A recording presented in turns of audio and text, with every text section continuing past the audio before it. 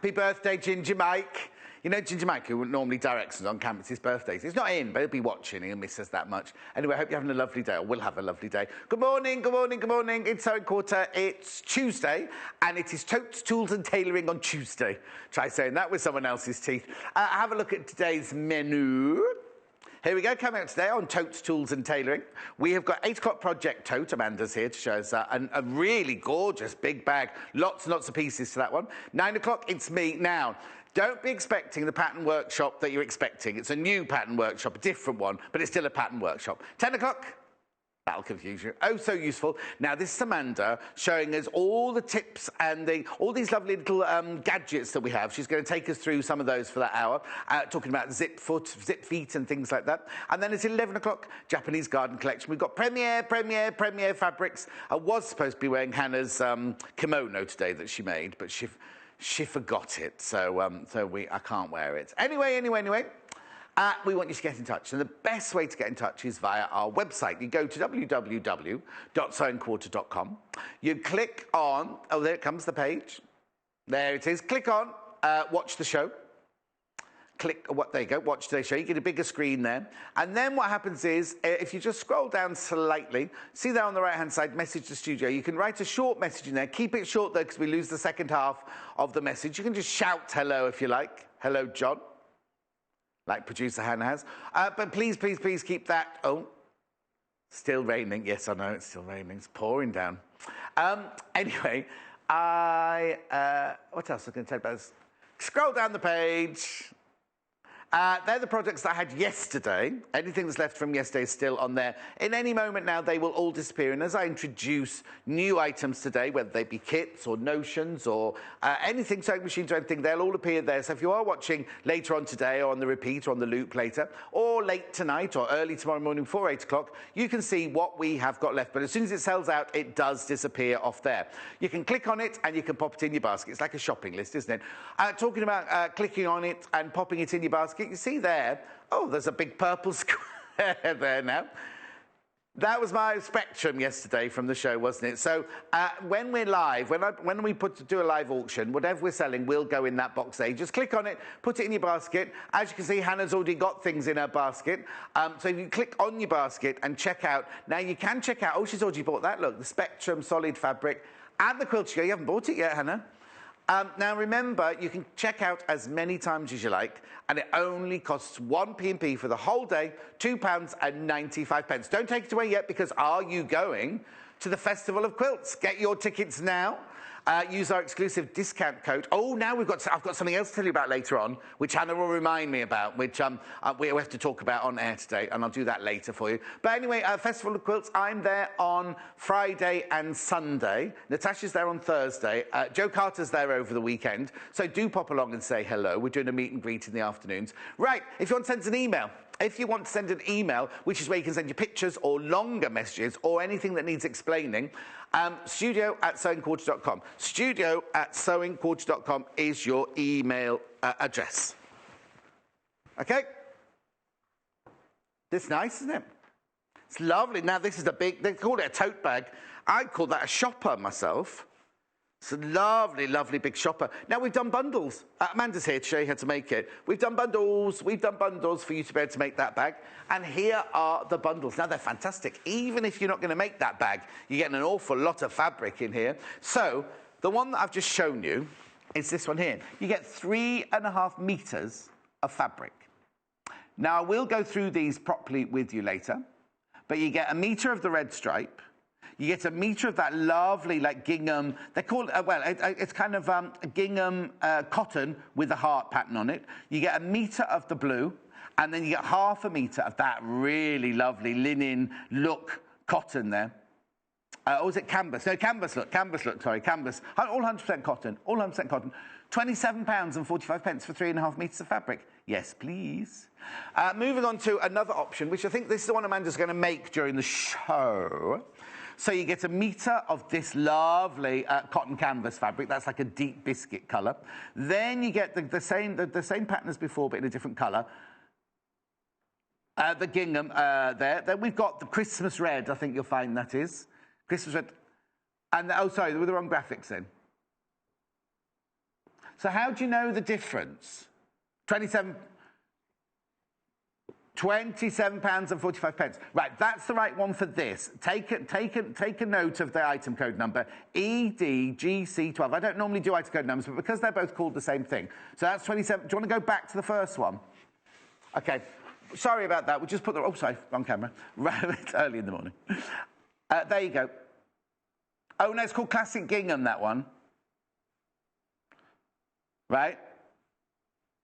£27.95. You've already seen that one. That was called Classic Gingham. That one's called Classic Country. Now, this one, and I have to say, I know I'm not allowed favourites. This is my favourite.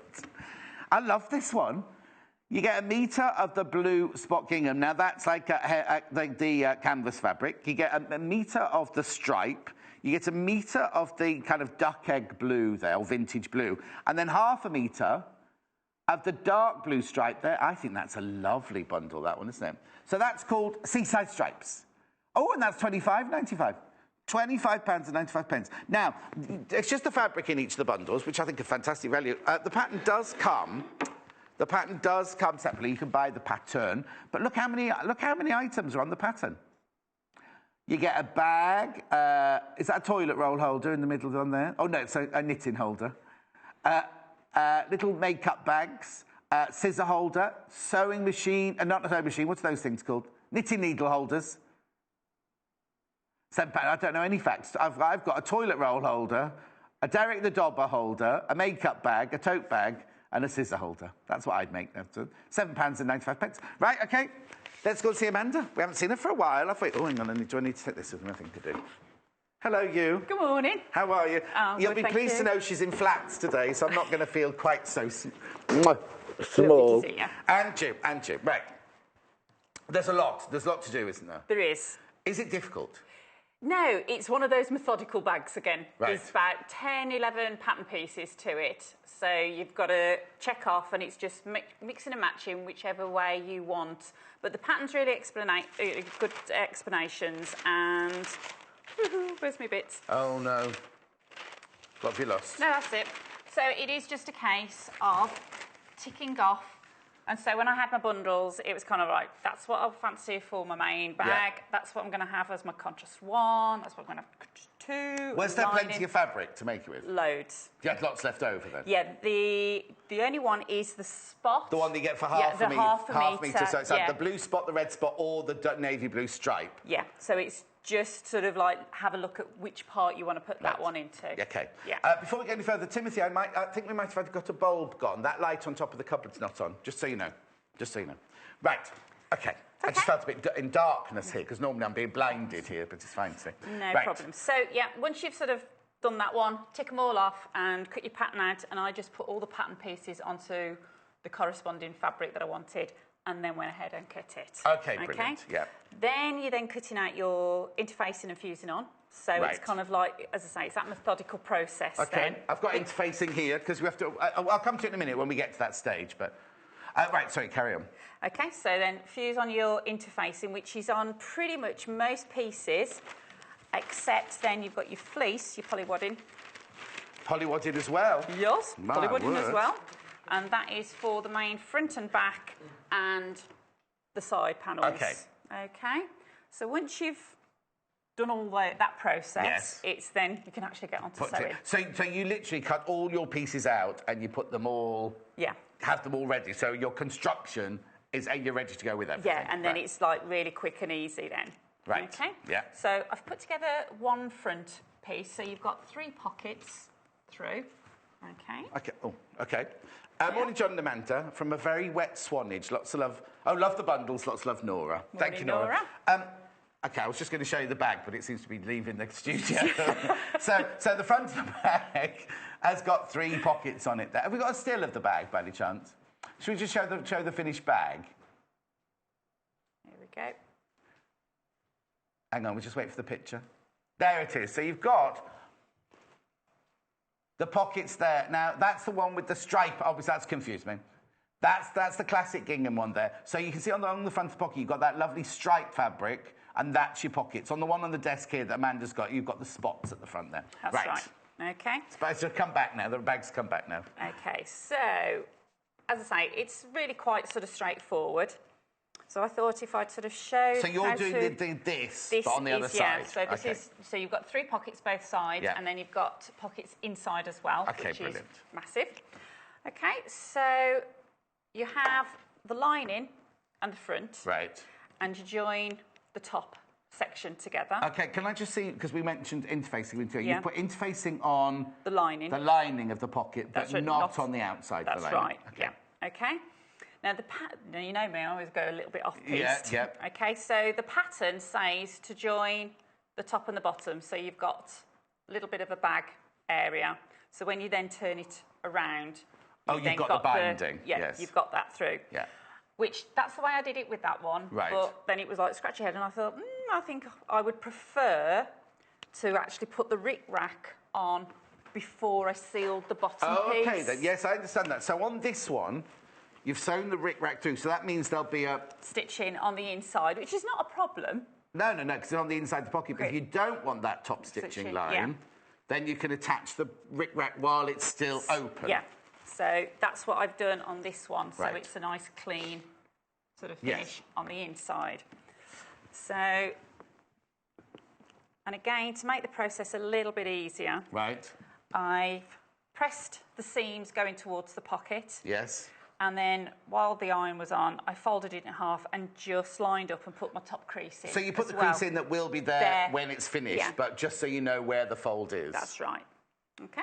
And then just literally going to lay the rick-rack along that seam line. Right. And just pin it into place. And it is just a case, because it's nice and wide, it is just a case of stitching right the way through the centre. Right. Do you do it with a straight stitch or a zigzag? I do it with a straight stitch. Oh, okay. A straight stitch, just in case you do wobble off. If you're doing a zigzag, you may just go off on one of the dips. So, straight stitch, slightly longer. If you wanted, now it's going to be you going off piece, me going off piece. If you just wanted to see half of, because we've used that, I've used that rick-rack before. Yeah. Now, before you stitch that seam, could you sew the rick-rack into that seam? Or would it be too awkward? No, that'd be nice. Because then, instead of having full rick-rack, you just get half rick-rack. Yeah. Ooh, I like wobble, Hannah's saying. There was, right, now, while we're on this, the rick-rack that you're using is the white rick-rack on there. Others are available. So this is the white rick-rack here. This is fantastic value. Right, so Country Cottage bundle is the bundle we're making. And then this is the white rick-rack here. Look at that, you get 25 metres for £12.95. So that's the white. I've also got it in other colours. Should I see those now? Right, the dark blue is the one on this bag here. Look, that's on the classic gingham bundle. I know it gets confusing, doesn't it? But there's the blue that she's used on, actually, Amanda's used on the classic gingham. And I've also got red, if you wanted to use red. Well, I think I'd use that on the seaside one. I think I'd use that on the seaside one, the red one, because that'd be quite nice, wouldn't it? On the whole blue bag. We'll look later. I'll just show you the red rick-rack now. I mean, they really do all interchange, so... Are you... Right, hang on a sec. Let's get to this... Oh, sorry, is the graphic... Don't you sew anything yet? God, honestly. It's racing ahead. Oh, I just sew. I know you love to get on. There's the red rick-rack. There's the red rick-rack. £12.95 for 25 metres. Right, now you're just sewing a straight stitch straight through the middle of the rick-rack, of the rick-rack, yeah. I've lengthened up the stitch length to a stitch length of 3, okay? Right. Just because it's going through quite a few layers. And I'm just literally going through the centre. Right. Through there. And because I've actually sort of already lined it up over the seam, and then you can just keep it into position as you're sewing. Nice and steady. And I generally tend to sort of just take it from the pack, and I never sort of cut it just to length, just in case you get a little bit of slippage or a little bit of stretch in your fabric. Yeah. Just in case the fabric, because the rick-rack looks like it might be stretchy, but it's not. It's a solid rick-rack. It's not the bias rick-rack. So as long as you don't pull either of them, the rick-rack or the fabric, really, you're right. Okay. And then we can then just snip off. There was a message there a minute ago. Somebody bought some fabric yesterday. What was that one, Hannah? That's right. Okay, so this is still the pocket, but that's the fold of the line. top of the pocket there, and this is the rick-rack bit here. So instead of the stitching going right through the stitches are going to be hidden, isn't it? Yeah. Oh, it was Leslie. Bought the Seaside fabric yesterday, making some bathroom curtains. Lots of love, Leslie. Let's see them when they're done, Leslie. Let's have a look at them when they're done. Okay, so you're then going to put right sides together. Yeah. Okay, matching up the lower edge. Just pin into place. All the seam allowances are 1/2 inch. Oh, okay. Does it say that on the pattern? It does, yeah. Again, it's because it's a craft sort of project. Oh, okay. They generally tend to be sort of Now, 1/2 inch. you're putting your pins in diagonally. Is that for a reason, or is that just... It's just my personal... Yeah, because they're going to come out before you go along, aren't That's right, yeah. Oh, yeah, never go over a pin. Oh, don't. Even if they are sort of horizontally. Yeah. And I've had people sort of go, well, you can do that. I'm like, I'd rather you didn't. If you want to do it on your machine, fine, not on mine. Not on my machine, yeah, exactly. Bundles are very, very popular today.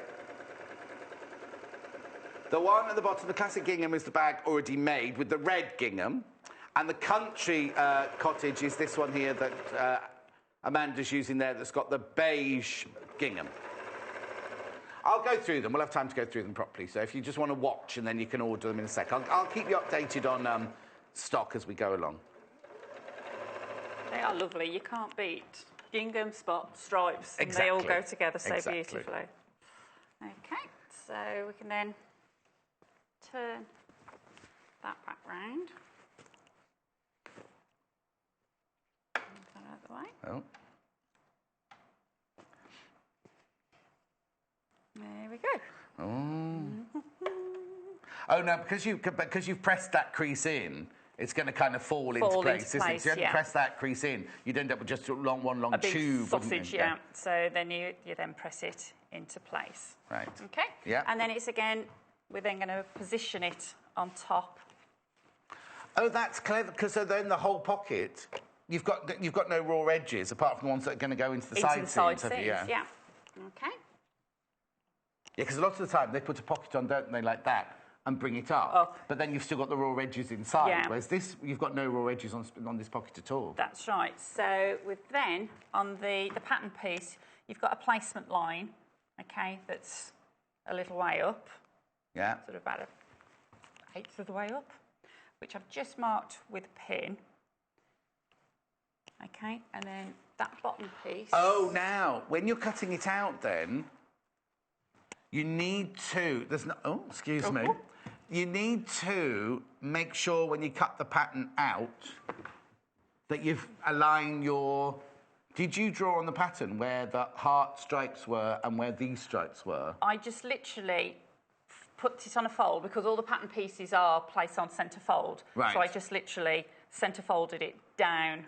Oh, with heart. one of those, one of those on the centre fold. Oh, okay, yeah. so it automatically does it. But if you're doing it on a different fabric, this is where it's important, because if you were just doing a striped fabric, the stripe slightly missed, it would look messy, wouldn't it? Quite sort of, yeah. And you know me and my pattern matching. Yeah, exactly. That's why I asked. Pattern match. Oh, I hadn't even noticed. Oh, all right, showing off now. You didn't see any of that. She's showing off all the pattern matching on a blouse. I'll show you in a minute. Mandy says, great show. Would love to see how to make the pin cushion. Oh, this pin cushion that we're making. What, the clips? There's no C on clips. Right, and so the reason I stopped, Mandy, it says, would love to see how to make the pin cushion for Wonder Lips. And I was like, is Wonder Lips a boyfriend? I don't know who Wonder Lips is. For the Wonder Kids, yeah, one day we will do that. We haven't done it yet. There we go.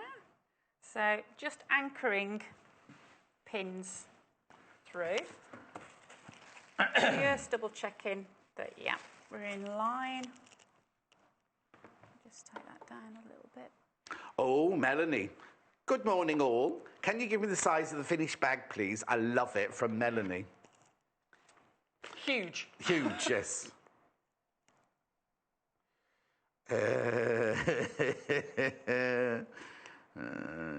Project.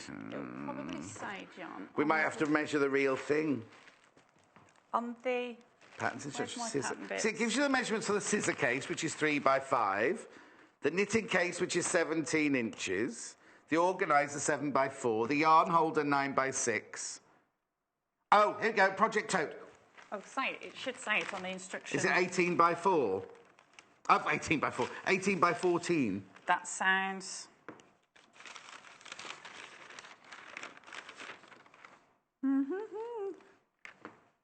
Yeah, I think it's 18x14.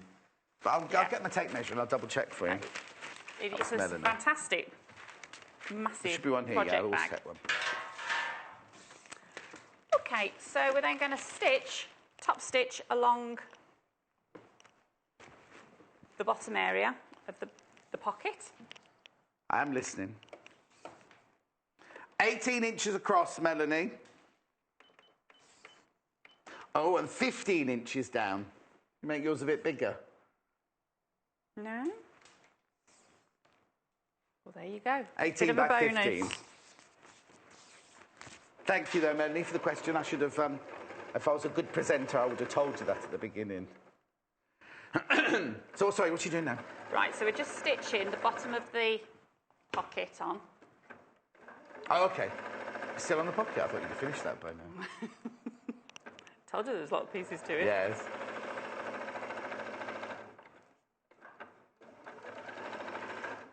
There we go. And then we're going to then put in the actual pockets, because at the moment we've just got one.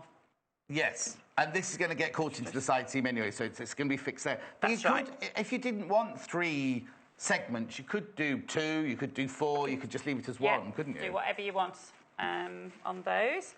Now, a tip that I think is better is always start from the bottom and work up, because again you're going through quite a few layers. You've got your wadding, you've got your fabric, then you've got double and your interfacing. So you've got about 5 layers that you're going through. If you go start at the top and go towards the bottom, you may get a little bit of creepage, and then you just get a bit of a pucker. So if you start from the bottom and work up, then it'll work its way out once at the top. It will. Yeah. Did you use a walking foot going through all those layers? Because I haven't got a walking foot on my machine, so I would do it with a normal foot like you have. Half and half. I tend to leave a walking foot on my machine at home, so I did half of this at the studio and half at home. So OK. So the half that's done with the walking foot and half it isn't? Yeah. I just need to ask about the this hasn't got any wadding in. Oh, yes. On the actual bag there. Back. You can get the wadding on the website. Yeah. OK.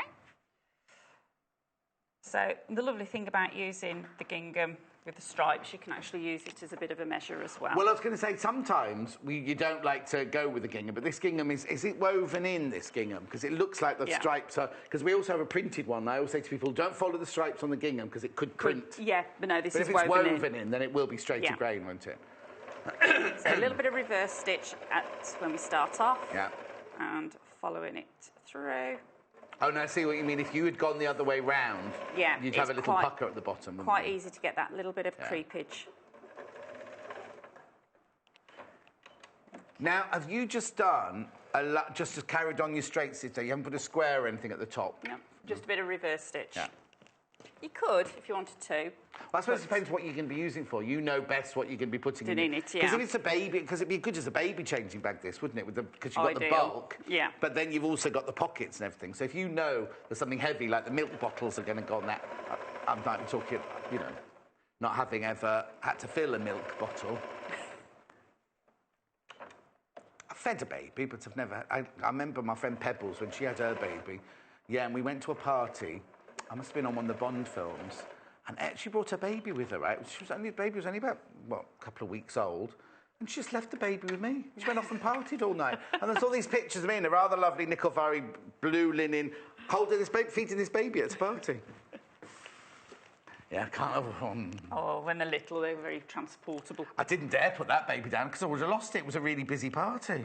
OK, so next bit is to actually join the back and the front together. OK, before you go to that, can I just ask about the handles? OK. Only because all of this, that's attached, that top lip we just attached as the pattern and everything. When did the handles go on? OK. Sorry, I don't mean to... No, I've jumped a couple of pieces. So you've got your main front, done your front pocket. Yeah.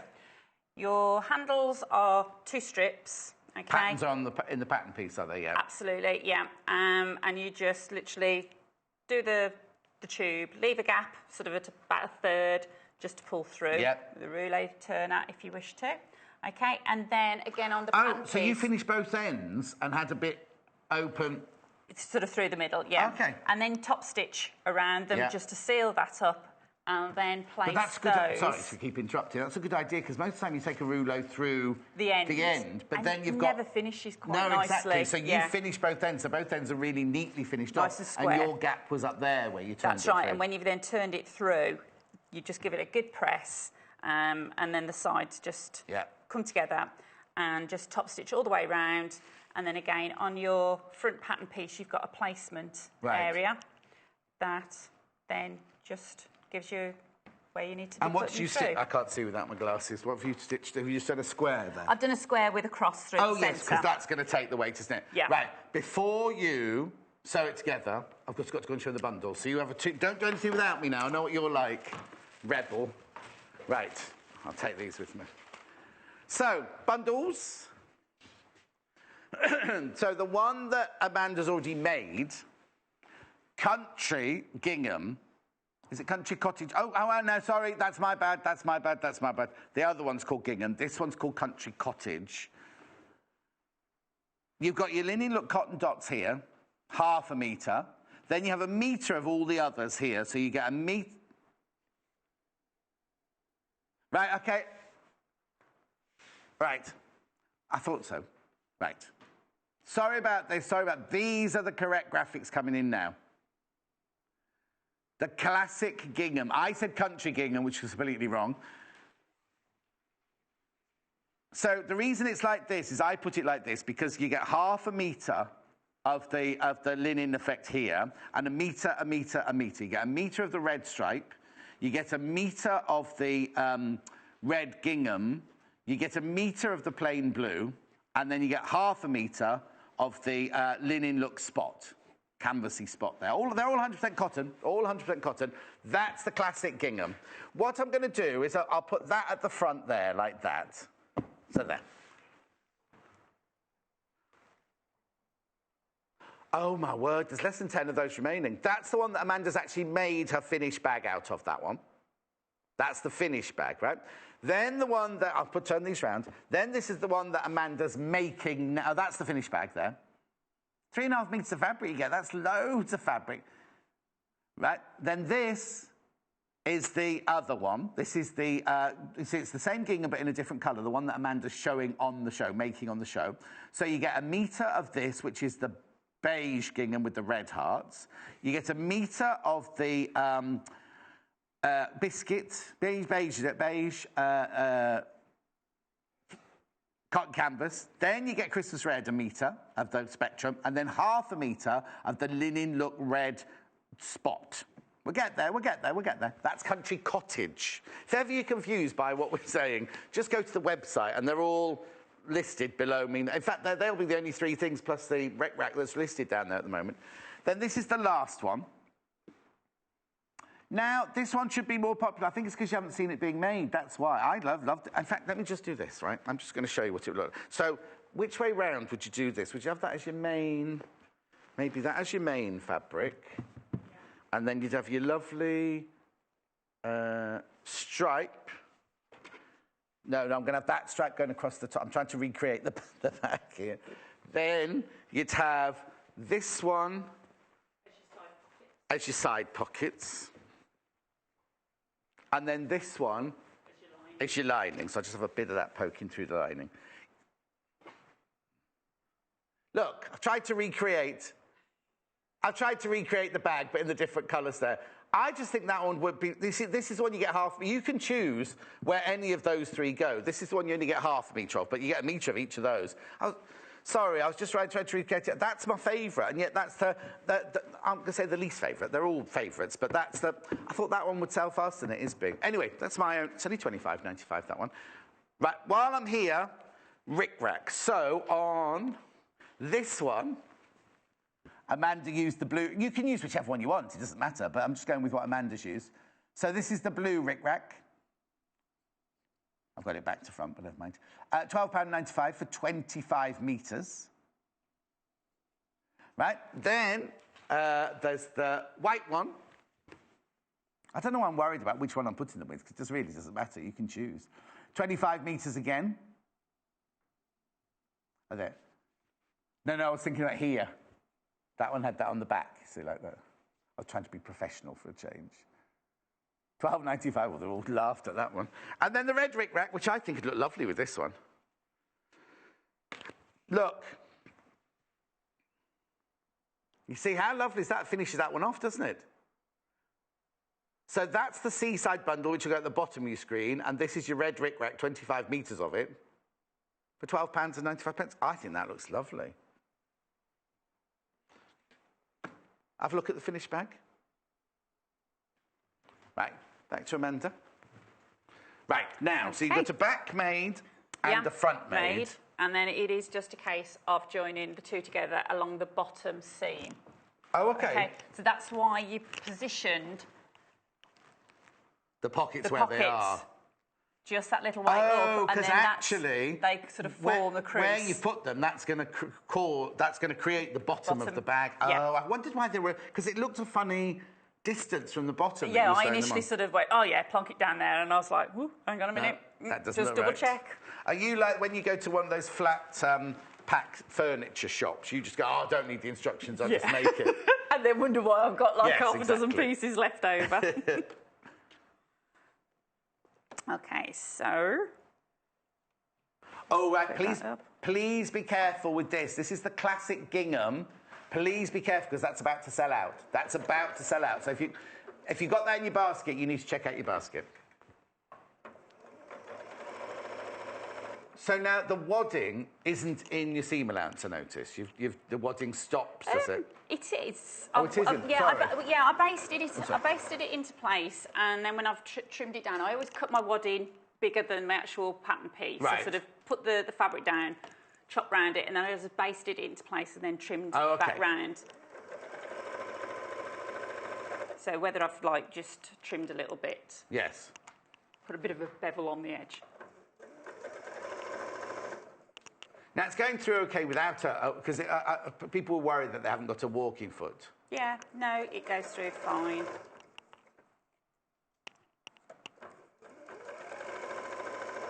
Okay, now, I just need to warn you about this one here that Amanda's already made.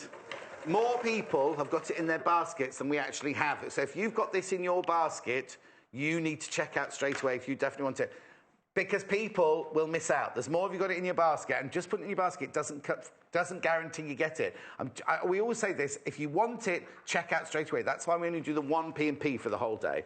That's the last time you'll see the graphics in that, because that one will have gone. Okay. Right, so you've done your bottom seam. That's right. Okay, so we've got the main piece of the bag, and then we've got the side pieces to put in, which I've prepared. Right, okay, so the side pieces are... Whoops. Literally only go on the side, doesn't go round underneath. There's no box bottom underneath or anything like that. No, that's right. So it's almost like a pair of running gloves. Pair of what? Like a pair of running gloves. Okay, so I've sort of prepared the one.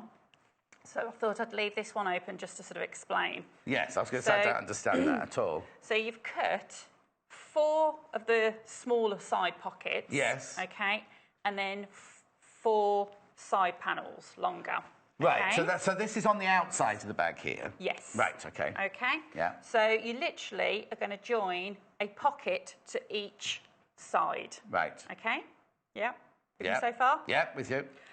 You then put one long side, so your right sides together, and you're going to join across the top. Yeah. Okay? Got that, right? Yeah. So you've just got fleece on one side. Okay, you've got interfacing on all of the inside of the pockets. Right. Fleece on the one.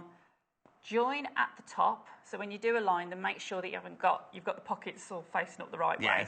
Okay. Join across, and then whichever's going to be on the inside. Right. Understitch right. through. Yeah. Okay, so the understitching, you can use a quilting stitch in the ditch foot, or just work really closely to the seam allowance. So it should be sort of about 2 to 3 millimetres away from the seam allowance. Right. And that then just helps to force the back piece to sit under. Yes, like you do with the facing on a dress and things like that, just to hold it in place. Yeah. Okay, and then you can then fold them over, and I've just basted those together just to keep those in place. So, what you've done on this one is it's all. It'll be all in one. All in the beige on that side like that. It'll look like that if it goes into the bag. Yeah, right. Or that way. I did think about having the red. Yeah, I did think about having the red on the outside. But you can really, you can go to town with these and you can have whatever combination you want to. Oh, hang on. Right. Paul says the description of them on the website says each fabric 1/2 metre, not 1 metre of 3 of them.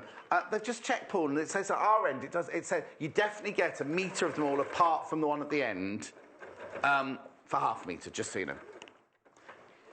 So just basting down the sides. It does say apparently which one's 1/2 metre and which one's a 1 metre, but thank you. Please, can you do a programme on sergers? Carol from Kent. What's a serger? It's an overlocker. Oh. Well, she's brilliant at overlockers. Yes, we'll definitely get her back in to do an overlocker. I can't wait. I love them. June, morning, John and Amanda. I love this bag. Would you say it's a project for a confident beginner? Lots of love, June. Yes. What it is you've got to be methodical, haven't you? It's just on the cutting out. And it's just, if you I just need to concentrate when I'm cutting out. And when I keep getting people to I'm like, have I cut that one? Have I done that one? So yes, yeah. Right, apparently we found... what is it? Oh, Paul, on the one it sold out, it's saying you are right. Take it back. You are getting the right amount. You are getting 1 metre of each apart from 1/2 metre of the 4th one. And you're right, on the website, that one has got the description wrong. The others are right, but this one... Was it this one that was wrong? Yeah. You're getting all the right fabrics. You will get it, I promise, I promise, I promise. Okay, so we're ready now to put the sides in. Right. So whichever combination you want on the outside, put that face down. So you say yes, yeah. Yeah. And then the bottom is going to fit into this section through the centre and in between the pockets. Can you switch me off, Hannah, please? Sorry. Yes, carry on, carry on. Okay. Again, the diagonal pin in there. Small. So there's a pocket on the inside and a pocket on the outside. That's what was confusing me, I think. And then we can then turn it. Oh, okay. Okay. To come up the side edge.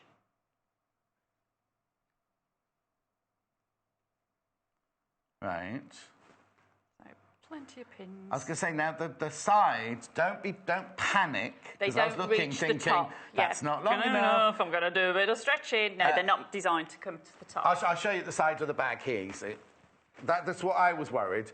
Was I was expecting the pocket panel to carry on right the way up to the top here, but obviously it doesn't. It stops there, and then you've got this lovely. That gives it more kind of an, when you've got look. I'd be tempted. You could put some to put like a stud or a magnetic popper on the corner there as well. Get your I've hammer got snaps. I'll show you in a second. Hammer in your piece of wood out with the snaps. Yes, exactly. Did you bring yours? No. Oh. Anna's got one. She's always got one in her handbag. She has to where she lives. Yeah. And a bit of wood. I have got Simon on to customising me a hammer, though, in pink. Simon? Yeah. Is that why we haven't had a cake? Because he's been too busy making you a hammer? I think he's too busy. We're expanding the shop. We're knocking through next door. What, you got next... What, sideways? Yeah. Oh. We're at the end of a row of 6 shops, and the guy next door has moved out, so we were offered it. And so we'd always joked in the last 2 years that big hole through those two. And you're doing it? Through, yeah. Are the builders in now, then? They are. Well, Simon's done most of it, bless him. He's quite versatile, Simon, isn't he? Very, Builder, cake, wrestler. You know what I mean? It's kind of like... We could quite be interested to read his life story, really. I'm sure... Well, I always say, I'm sure he's 105. Does he look it? No, he doesn't, actually. Yeah, I think that's what's made you do, Simon. Well, he should be 105, the amount of jobs he reckons he's had in his lifetime. Oh. But, yeah, so the electrics are going in at the moment. So when's it due to open, then? We're hoping sort of for the end of sort of September to get round the sort of the snagging pieces. Yeah. And then...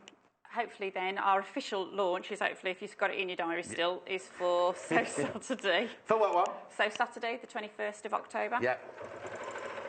So that'll be our official launch of it. And what's going in the second half? Is that going to be classes, or is that going to be more stock? It's more stock. It's more fabric. We're going to have it more for the quilting side. Oh, nice. So, yeah, all the quilting is going to go through. I just need to ask you a quick question there. At the corner, you've just put the needle down and pivoted round. Yeah. OK, so if the camera can pick this up, I've taken it through. Yeah. I've stopped at the 1/2 inch seam allowance point. Yeah. Left the needle in. Yeah. Press the foot up. And then I push the bag underneath. Right. Yeah.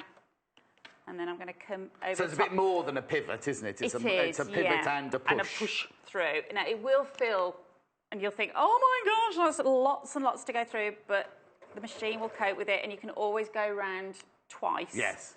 Just to reinforce the bottom piece if you think you may have missed a little bit. Which I think I'm about to here. So again, I'm working to the 1/2 inch, stopping, needles down, pivot, push, pull it round. Oh, pull that one. That wasn't to pull. That wasn't to push. That's a pull. That one. Okay. And then at the other side. If you were worried about it, could you do one seam at a time? Would you maybe do the bottom seam first? And then just do the side seam, then pin the other side seam, if you're not confident enough to go all the way around. If you are a confident beginner, like June was saying earlier.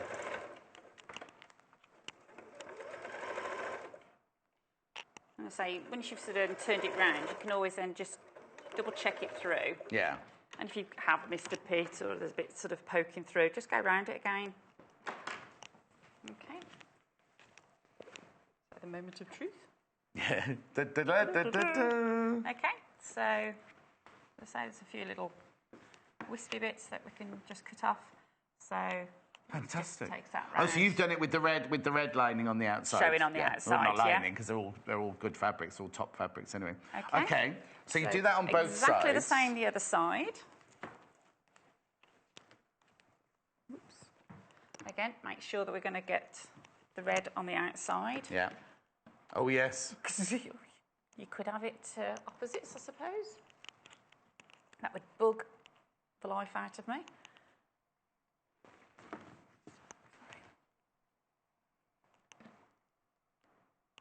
You see, I'd be tempted, if you're beginning, to sew that one, then you know you've done that, and then pin that side, then do that, and then do that one. Yeah. If you're a beginner. If you are going to do that, again, make sure that you just mark in your 1/2 inch seam allowance, that you start and stop with the 1/2 inch. Yes. Okay. Oh, yes, because you run off to the edge. Just so that you've got that turning point. Yeah. But you're right, it does look like a lot to get through, but it's... Yeah, people do sort of panic and sort of think, oh, you know, will it cope with it? It's ever so thick. But the machines are designed... Well, the Elna machines definitely, aren't they? Yes. They will go through them. Yeah. I always say, if I can get a skirt of an Irish dance dress through them, it will go through. Oh, they're quite hefty then? Yeah, real heavy, like Pellon interfacing that goes into them to make the skirts. Like, you know, like Pellon, like really heavy... duty interfacing that really sort of sticks out.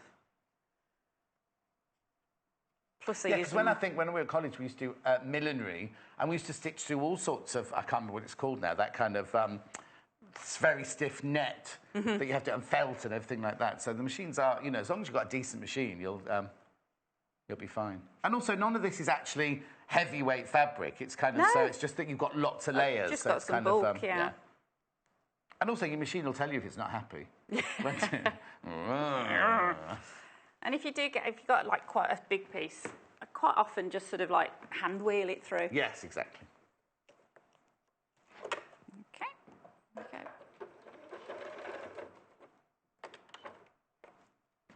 How long have we got? Oh, about. We're all right. We're all right. Yeah. Yeah, we're fine. Oh yeah, where are they then? Hang on. Where are they then?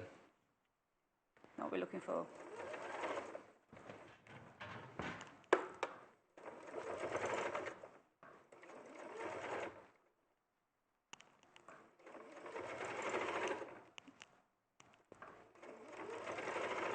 What are you looking for?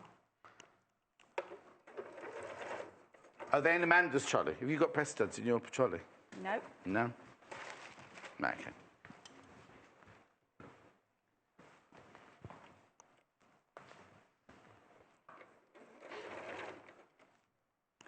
Okay, so just working around the bottom edge again.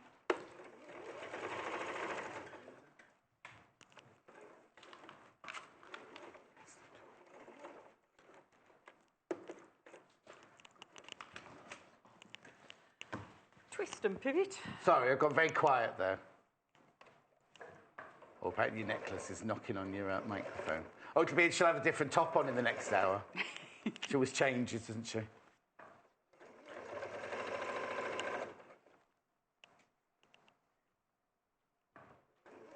I feel the pressure now, the need to change. What? I feel the pressure now, the need to change. Well, yeah, but that's your unique selling point. What's she going to wear in the next hour? There we go, right. So it's going to start looking more like a bag now. So right. Don't worry about all the rough edges and the layers. That will all get hidden inside with the lining. So that's our second edge. Okay, lovely. Okay. Yeah. So that's your basic bag shape made, isn't it? Yeah, the base of the bag. So then do you make your lining exactly the same shape as that? Obviously the pattern pieces will be in there. Does the lining have this seam in and everything like that? No. Right. Okay. Oh no, because you've already done that seam, haven't you? Yeah. So the lining then. Okay. So it's 2 big squares. Yeah. These patterns are in the pattern, aren't they? Oh, sorry. The same. I've just left that piece on there. So 2 squares, interfacing, fused on. Yeah. Okay. Then you've got your pocket, inside pocket, either side. Right. Okay. Blimey, there's a lot of pockets, this bag, isn't I know, it? it's great. You don't have to put them in on both sides if you don't want them. If you think I only need the one, you can just put it on one side. It's not going to matter, is it? If you've got the pockets, you'll fill them. Yes, exactly. Okay. So, and then you've got the little tabs that you just centralise on the top. Now, notice on the one you made at home, you put some one-touch fastening on there. That's right, You could put snap fasteners. Now, we haven't got a packet to show you, but Hannah's got a still of what you will get now, because it has a little tool inside. Don't be thinking, oh, I can't buy those because I can't. It's called the starter kit. There it is. And so inside, on the back of the packet, I'm afraid I can't show you because I haven't got the packet here, there's instructions of how you attach the 2 sides of a popper, but that's where you put them on those little tabs there. Yeah. I also have a refill packet. Am I showing this one? We sell a refill packet. Yours won't look like this. I thought there was going to be a... But anyway, if you want more, they're the refills. They're the ones without the beginner, you know, the hammery thing in it, that's all. Right, sorry. Okay, right. So, pocket line, the inside pocket. the inside pocket. Yeah, I've gone dead then. Okay, so what it asks you to do is press under 1/2 inch seam allowance. Yeah. And then you've got a fold line on your pattern. Yeah. And you fold that back. Right sides together. Okay. Right. And then you stitch down on your 1/2 inch seam allowance. Yes. So when you then flick it back over, you've got a beautifully finished you've got edge, a nice, haven't you? square edge to it. Right. Okay. And what I tend to do, another little tip, it doesn't say it on the pattern, is as I stitch down that 1/2 inch, I actually just continue all the way around. On the 1/2 inch? On the 1/2 inch on the seam allowance. Right. Okay. Because? Because then that will then give me a nice edge to fold over. To fold into and to stitch on in place. Okay. So you can then top stitch that into place. Right. Okay. So would you then fold does all of that get folded under? That will then all get folded under. Before you top stitch it onto the actual lining. And pressed in. And then we can then okay. Press Brilliant. that in. Yeah. All right. Lovely. Okay. So I can either put that in No, we'll pretend we've done that on both sides, so I'll fold that one. So that will be there and there. Yeah. Because I'm more interested in how this goes into the bag. Okay. So on the pattern, you'll have a little marker. I think I'll just put the pattern piece away. Okay, so you'll have a little circle on the pattern. Okay. Just coming in. Sorry, just coming in there. Yeah. Little circle on the pattern. Yep. So you can mark that in. Okay. Right. Just to give you a little bit of a guide. And then what you're going to do...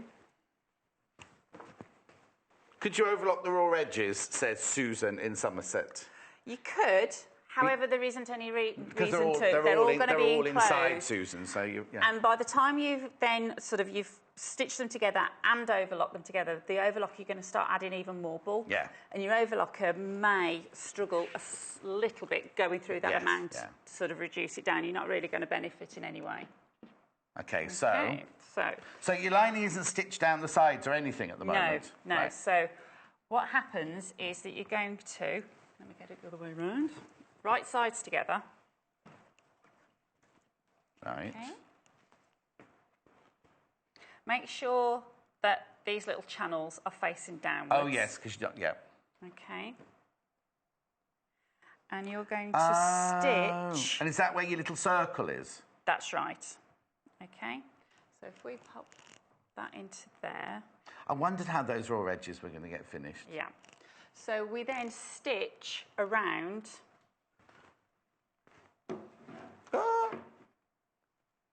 This side edge from one of these edges through all the way atop. Because this is tucked inside, isn't it? When you're stitching it, this bit, this striped bit, is inside there. Yeah. Right. Okay. So, and again, make sure the little tab is all facing down and inwards.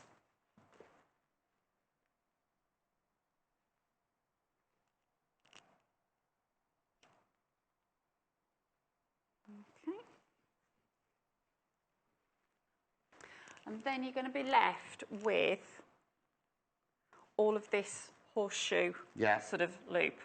You'll press that, you can press it in to make life easier on the next bit. And then you get yourself a nice big cup of coffee, a cup of tea, something on the telly, and you're going to slip stitch and hand stitch it into place. Oh, you don't machine this at all then? No, it's a slip stitch, hand stitch. But I quite enjoy... So all this is slip stitched in? No, that's all sewn from this lower point up and across and down. Okay, it's down. But inside... this bit... Oh, I've got you. So the inside's as nice as the outside is. So you've slip stitched down... Through right the way around there. And that's why this one isn't done. I've got it now. Yeah. So I was trying to hide that, thinking you hadn't finished it. No, I've left this one because I didn't think we'd probably get this one done, and then I'm going to show you how to do slip stitch on the next section. In the next section, yeah. But this is how it is, that you've just literally pressed under the 1/2 inch, and again, you'll see that I've actually just basted a 1/2 inch seam allowance through. Like you did on the inside pocket. That's right, just literally, so I've got something to actually press against, so you haven't got to keep sort of guessing it, because all of a sudden you can sort of wander in and out. Yeah. And then that edge will then cover all of your rough seam edges. So there's no raw edges anywhere, because sometimes on these tote bags it's suddenly, the inside's got a raw edge, doesn't matter, nobody sees, but there's no raw edge whatsoever. Now, Amanda's going to be back in an hour's time doing useful tips and tools around your workroom, and which will show you how to finish that lining. But if you've got any questions about this bag, then send them in, and what we can do is Amanda can always, because you have this bag out in that hour, Amanda can always answer your questions about the bag. If you've had time to sit down and think about it, going, oh, where did she put that bit? What did she do that? You can just ask her in now's time. Thank you for that. I'm going to leave you for now. Okay. Because I'm going to go and do the fabrics, but you'll be back in now's time with more tips and hints and useful gadgets for around the workroom. Thank you very much, Amanda. Thank you. Right now, I've only got 2 bundles left, because the bundle of the one that Amanda had already made has sold out. So I have this one. This is the one that Amanda's been creating. So this is the Country Cottage fabric bundle. Now you get 1 metre of this, you get 1 metre of this, you get 1 metre of this, the Christmas red, and you get 1/2 metre of the spot. And if everyone wanted to check out their basket right now, there'd be 5 left, and that would be it. That's it, okay? And then this one, which I love, which is my fave. Oh, hang on, it's gone the wrong way around. Let's just put them in there. So you get a metre of the stripe, a metre of the antique blue, a metre of the blue spot, and then half a metre of the blue and, oh, it's not white, it's blue and ecru stripe. It's really, really lovely, this fabric. So that's only £25.95 for all of that. Then the rick-rack. So I've got 3 colours. Red's the most popular. You see, you could use red on any of them, really, couldn't you? Red is the most popular. 25 metres for £12.95. Then I've got the blue. They're all gorgeous colours, aren't they? Really, really lovely colours. There's the blue one. There we go. There's the blue rick-rack. 25 metres again for £12. I want to say more than £12.95, but you're only getting it for £12.95. Then we've got the white one, very quickly, which is bright white. Bright white. 25 metres for £12.95. All the interfacing and the wadding.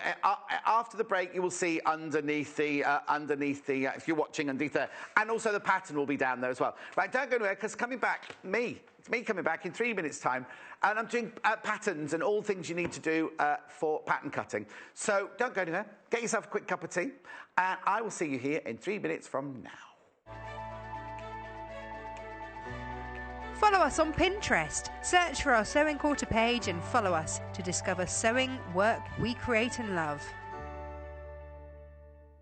The Sewing Quarter website is simple and easy to use. You can view a live broadcast of the show on our homepage. Get instant access to our online shop, which has a wide range of wonderful products for you to choose from. You can also enjoy a selection of projects and guides which we have on offer to help you enhance your skills and gain valuable tips. Watch the live shows and you can buy the product which is currently being shown on air. You can even message the studio to ask our presenters or team any questions you might have. Below, you'll find all the products from today's show for you to look at and purchase. On the right of the screen, next to today's products, you will find our simple program guide listing all upcoming shows. So, join us today at sewingquarter.com. So today I'm going to show you how to do a double stitch. Now you would use a double stitch at the start and the end of your sewing to secure your threads rather than using a really big knot. You're going to want to take your needle through the front of your fabric first and then come out back through the front. So I'm using really big stitches at the moment so I can see what I'm doing.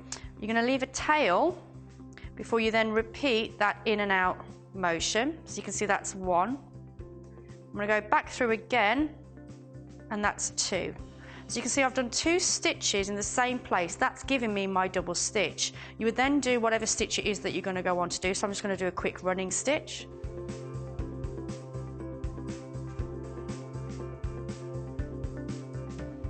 Okay, so now I'm going to do my double stitch at the very end of my stitch there. So it's repeating the process. So I'm going in, and then back out, in, and then back out, before clipping my threads. So obviously you would clip these closer when you get to finishing your garment. So there you have it. Join us on Thursday the 10th of August for a day like no other. The maestro of colour, Kay Fassett himself, will be visiting the Sewing Quarter studio. Kay Fassett has inspired people across the world with his colourful work in fabric, knitting, needlepoint, patchwork, painting and mosaic. And in these 2 unmissable programmes, we'll meet the man behind the fabric masterpieces that so often feature in our shows. So tune in on Thursday the 10th of August at 9 a.m. and 11 a.m. as we step into Kaif's world, exclusively on Sewing Quarter, Freeview Channel 78.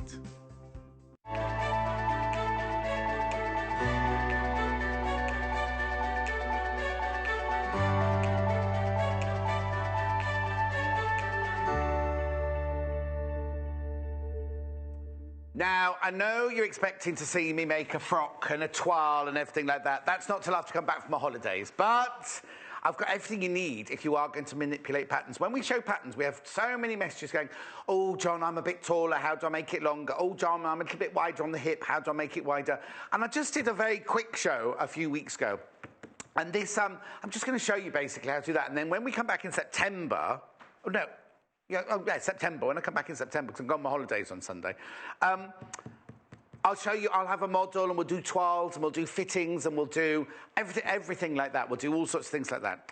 We haven't booked the model yet. Timothy wants to do it, but I said he doesn't look good in a frock, so we'll have to see who's going to do that. His legs are rubbish, he says so. Anyway, I'm just rolling my sleeves up. I'm going to start with this book. It's fantastic. It's called Pattern Making Templates. Now, you'll hear when Jennifer Mills is on or people like that, they'll say, well, I took a basic block, right? And a basic block isn't like a quilting block. A basic block is, well, I'll show you in here what a basic block looks like. A basic block is basically, where is it? Here we go. Is basically your body, your exact body shape on the flat. So this, let me just see. Here we go. These are basic blocks, right? So this is a basic block. So what you do to get a basic block is you, if I was a pattern making or Jennifer Mills were pattern making, what we would normally do is take all of your measurements, and it's a huge array of measurements, and then we would create this that we know would fit your body.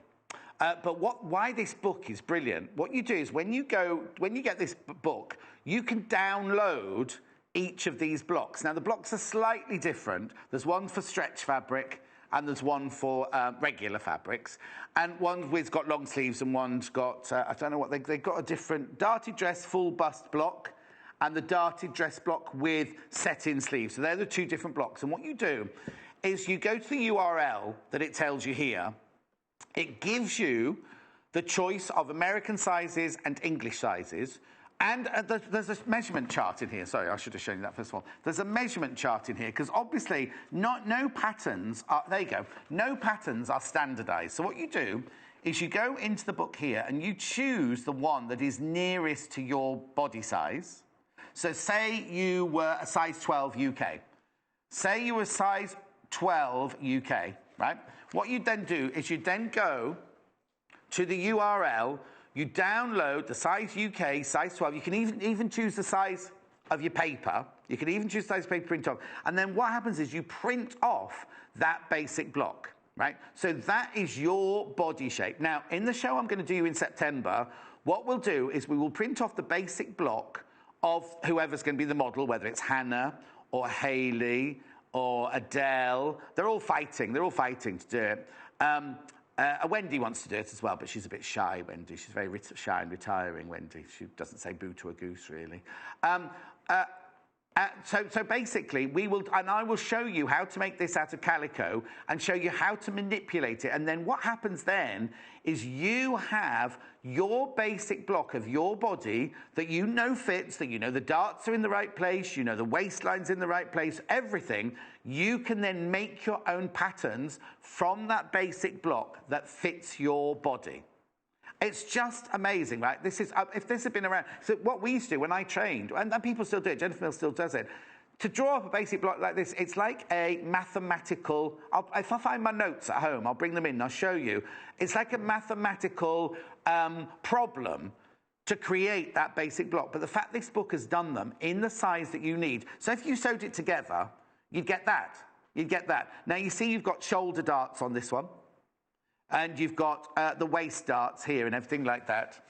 Tracy says, I've got this book, John. It's so easy to use and very useful for a good fit. Well, Tracy, that's what I'm going to show you how to do. Not today, when I come in September. Beverly says, can you use a real person or people, not someone who's perfect? Do you know what, Beverly? That's the point. Now, I'll just tell you, right? Because they said to me, use Laura, right? Now, no offence to Laura, but Laura is like a model. She's a stick-thin model, right? So I'm going to use somebody like Hannah, you see. Somebody with, but no, not body issues. Let me just, no, I don't mean that. Let me just explain, right? All the time I worked on This Morning, all the time I worked in films, right?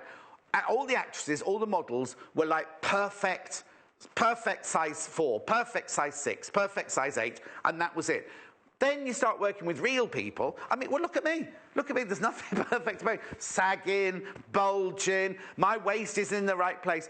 So nobody is exactly the same size. So, but what I'm trying, no, what I'm trying to say is real people have issues. Real people come to me. I still take people. I still style people in their own homes. They're going, why doesn't this work? Why doesn't that work? And I go, well, you're in apple shape and you're wearing a pear-shaped dress, or you've got, or you know, nature takes its toll, especially if you ladies, having babies. That immediately changes your body shape, doesn't it?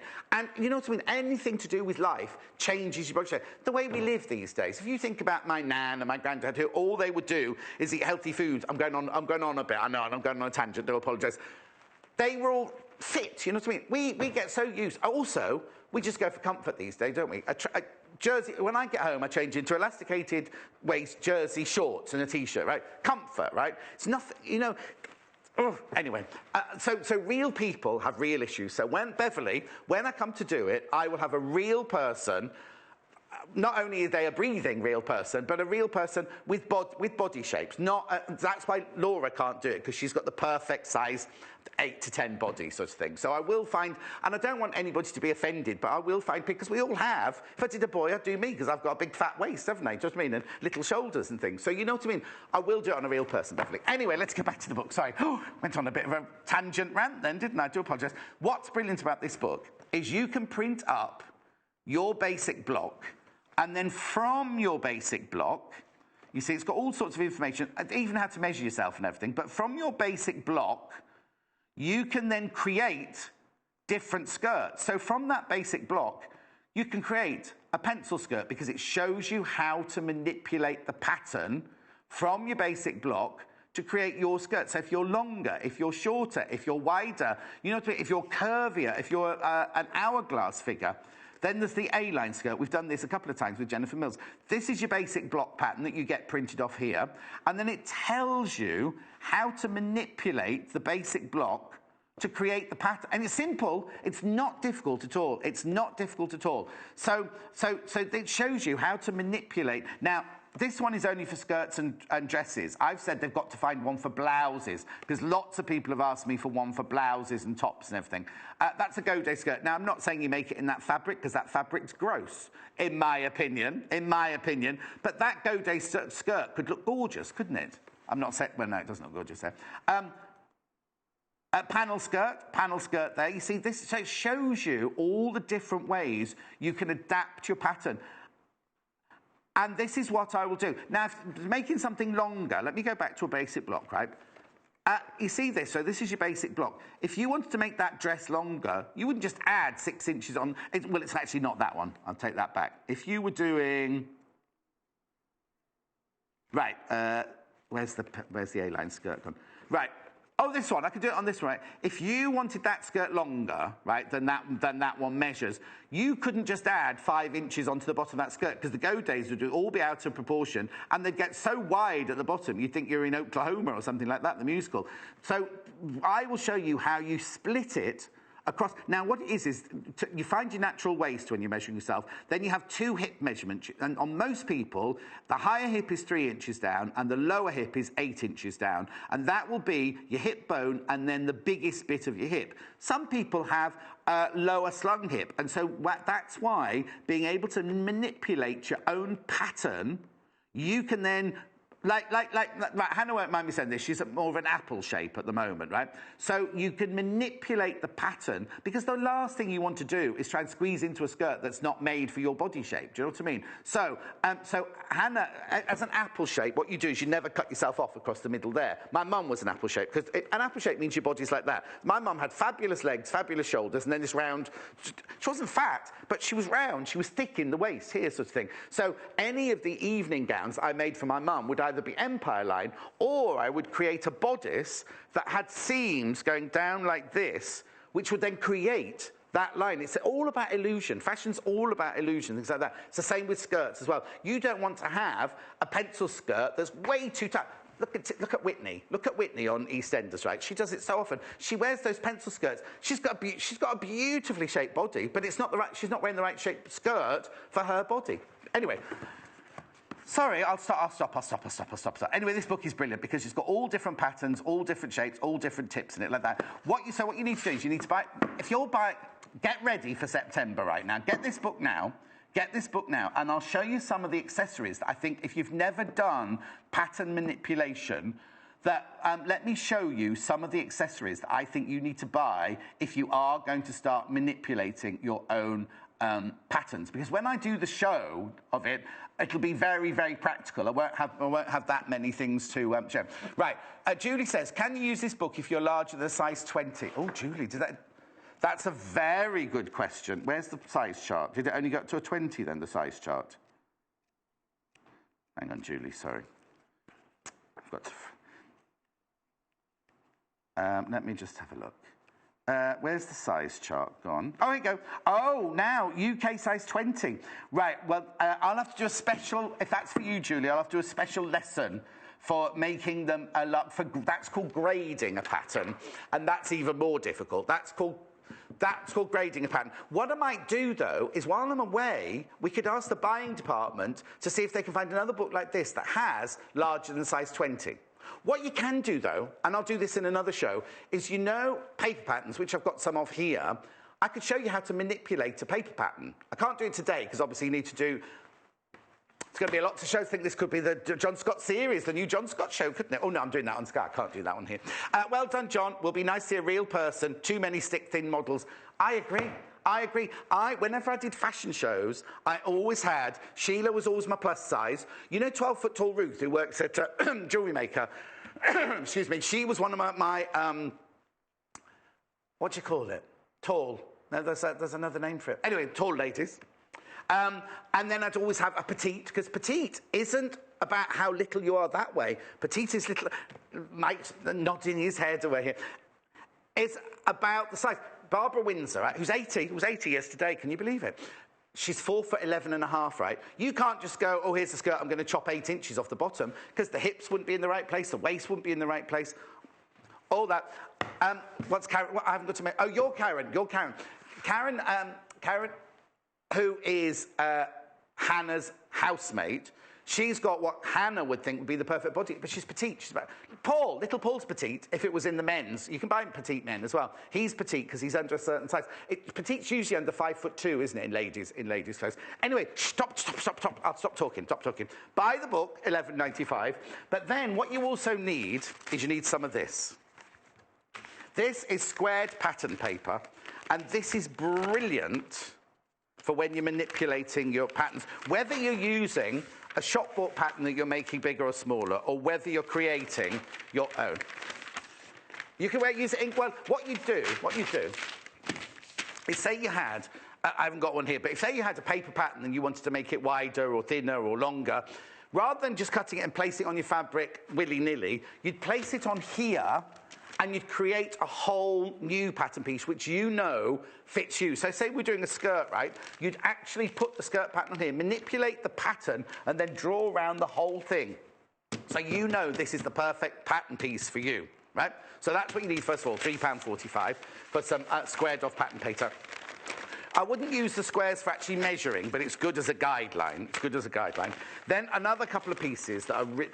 I wanted this, but I asked them to order this. Right? Looks nothing, does it? I've never seen one with measurements on before. If you are drawing a sleeve head, if you are drawing a curved... You know on a lady's skirt, the seam that goes down here, it's slightly curved, isn't it? You need one of these. You need a flexi ruler, because what you can do is you can just create whatever shape you want. So imagine that's the waist there, that's the hip, and then the skirt comes down like this. One's a bit bendy. You have to get it nice and warm so it bends a bit. Like that. Or if you're doing a waistline, waistline's not straight across. Waistline is normally, that's your centre front. It normally goes up like that at the side. It's just fantastic. But look, it's got measurements on it. It's got measurements on it. Inches on one side, centimetres on the other. It's the prim, you'll be amazed at how, for sleeve heads, right? How many times is it impossible to draw a sleeve head, right? This one, you can just use... Because on a sleeve head, the front is always different to the back. Remember? So if you want to draw a sleeve head, you could just create this. And rather than freehand draw it. Because you see people like Jennifer Mills who do it as a living, able to draw that freehand. If you want to, that's a bit of a shallow, there you go, sleeve head like that. So you then be able to draw around this and you get that perfect curve for your sleeve head. It's fantastic, it's fantastic. Just brilliant.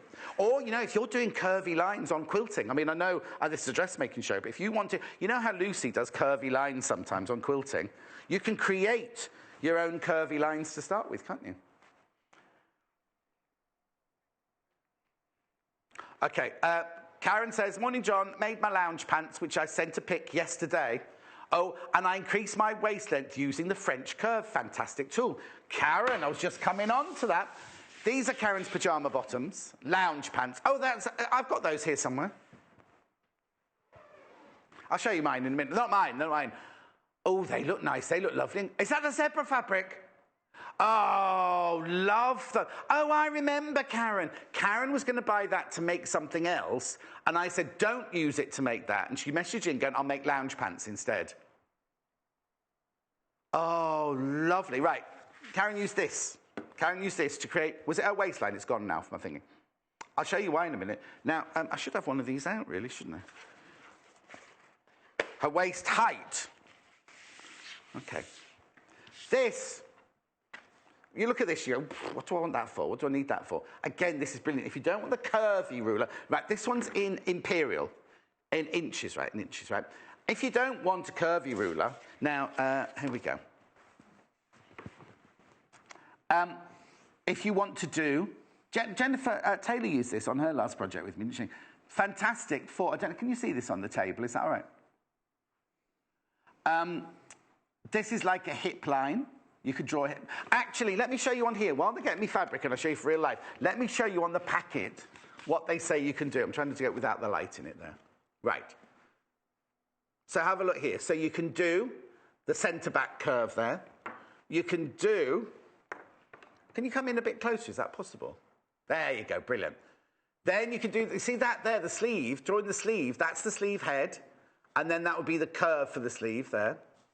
Then if we just drop down a little bit further, here's the waistline curves that Karen was just talking about, but this is on the top, because so you can create that lovely shape at the bottom bodice. Look at the armhole curve, it's so simple. And then the front of the neck hole, because the front neck hole is always deeper than the centre back, isn't it? So you can create that. Then if we move down to the next ones, now this is on a skirt, you see. So that's where I was just telling you, use the hip line to create that curved hip line, because nobody has a straight line down there, do they? Now, if you want to make them smaller on the hips, you can just move the ruler in a little bit and just create your pattern so it takes that little bit off. Now, this is for Hannah. Large abdomen alteration. Some of us, no, I'm not being rude, Hannah, but at the moment, your tummy is your issue. Everywhere else is fine. It's just your tummy that's the issue, isn't it? If you just need to have a little bit of extra space in your pattern for the tummy, then you can just lift the waistline, but you don't just lift it, you create that shape with using the French curve, and then down to the next one. You see, you can use to increase, the opposite to that, increase the waist size. You can sway back alteration. That's if you just want to give a bit more of a curve to the back of your skirt. And then this one here, you can draw in curved darts if you want curved darts. Banana darts, I call them, but curved darts. It's just brilliant for using. Oh, here's a piece of fabric. So, literally, I've got pencils in my next hour with Amanda. But if you imagine, you could use this edge here to create the curve of the hip.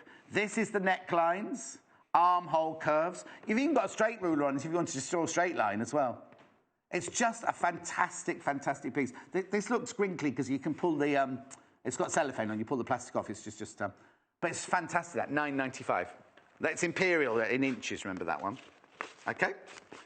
Then, oh, I don't know what else. So you need the book, you need the curve, either that or that. You don't need, I shouldn't really say this, but you don't need both of those. So you choose which one of those two you want. I like this. Snake. Right, and then I've done the pattern paper. You need good pins. You need good pins. I mean, all the pins we sell here are brilliant. These are just your regular dressmaking pins, these. $2.95. They're just your regular pins, those. There's no fancy end to them. They're just literally hardened and tempered in nickel-plated steel. Fine and long. Okay, now that's the only thing I'm going to talk about over here, because I'm then going to go over now and talk to you about patterns and those mannequins that should be on the set, really, which I'll have to get Jay to bring in just for you to see.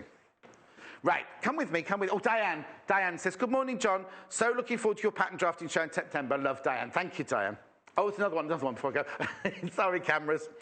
Yvonne, morning, John. Can't wait to see you show in September. We waited too long for you to share your knowledge. Lovely to have a presenter who...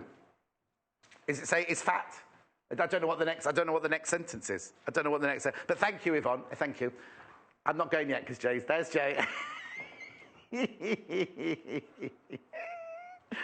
You see, the first thing they teach you at film school is just check your monitor. Right. Yeah, I quite enjoyed it too. Right. So, do you love this dress? Do you love this dress? Now I'll move it. Do you love this dress? I think it's gorgeous. It's a classic, beautiful afternoon dress, isn't it? Or early evening dress, I'd say. And that fabric, I adore this fabric. Now, if you want to know, and go and look at YouTube to see how it's made, 4th of July at one of the times, between 8 and 12, on the 4th of July, right? Now, I've got the pattern for that. I've got the pattern for that here. 2 different sizes. Right. Oh, it's a very easy Vogue pattern, which means it's very easy to follow. 6 to 14. 6 to 14. It's lovely. It's like, I'd call it a ballerina dress or an Audrey Hepburn dress. That drawing doesn't do it any favours whatsoever, because look at the shape behind here. Look at the shape behind. Isn't it lovely? Now, this is one you can adapt, because you could make bigger panels for the skirt if you wanted the skirt to be fuller. £11.95. So that is the 6 to 14, but it also comes in 14 to 22. 14 to 22. That's the 14 to 22 there. Now, I know a lot of you will go, oh, John, I'm a size 22 and I hate it. Well, no, any size. I've known size 10 ladies who hate the tops of their arms as well. £11.95 for that pattern. When I've got a real model, I'll show you all different techniques of how you can hide the tops of your arms, because I can't really do it on a mannequin, can I? Okay?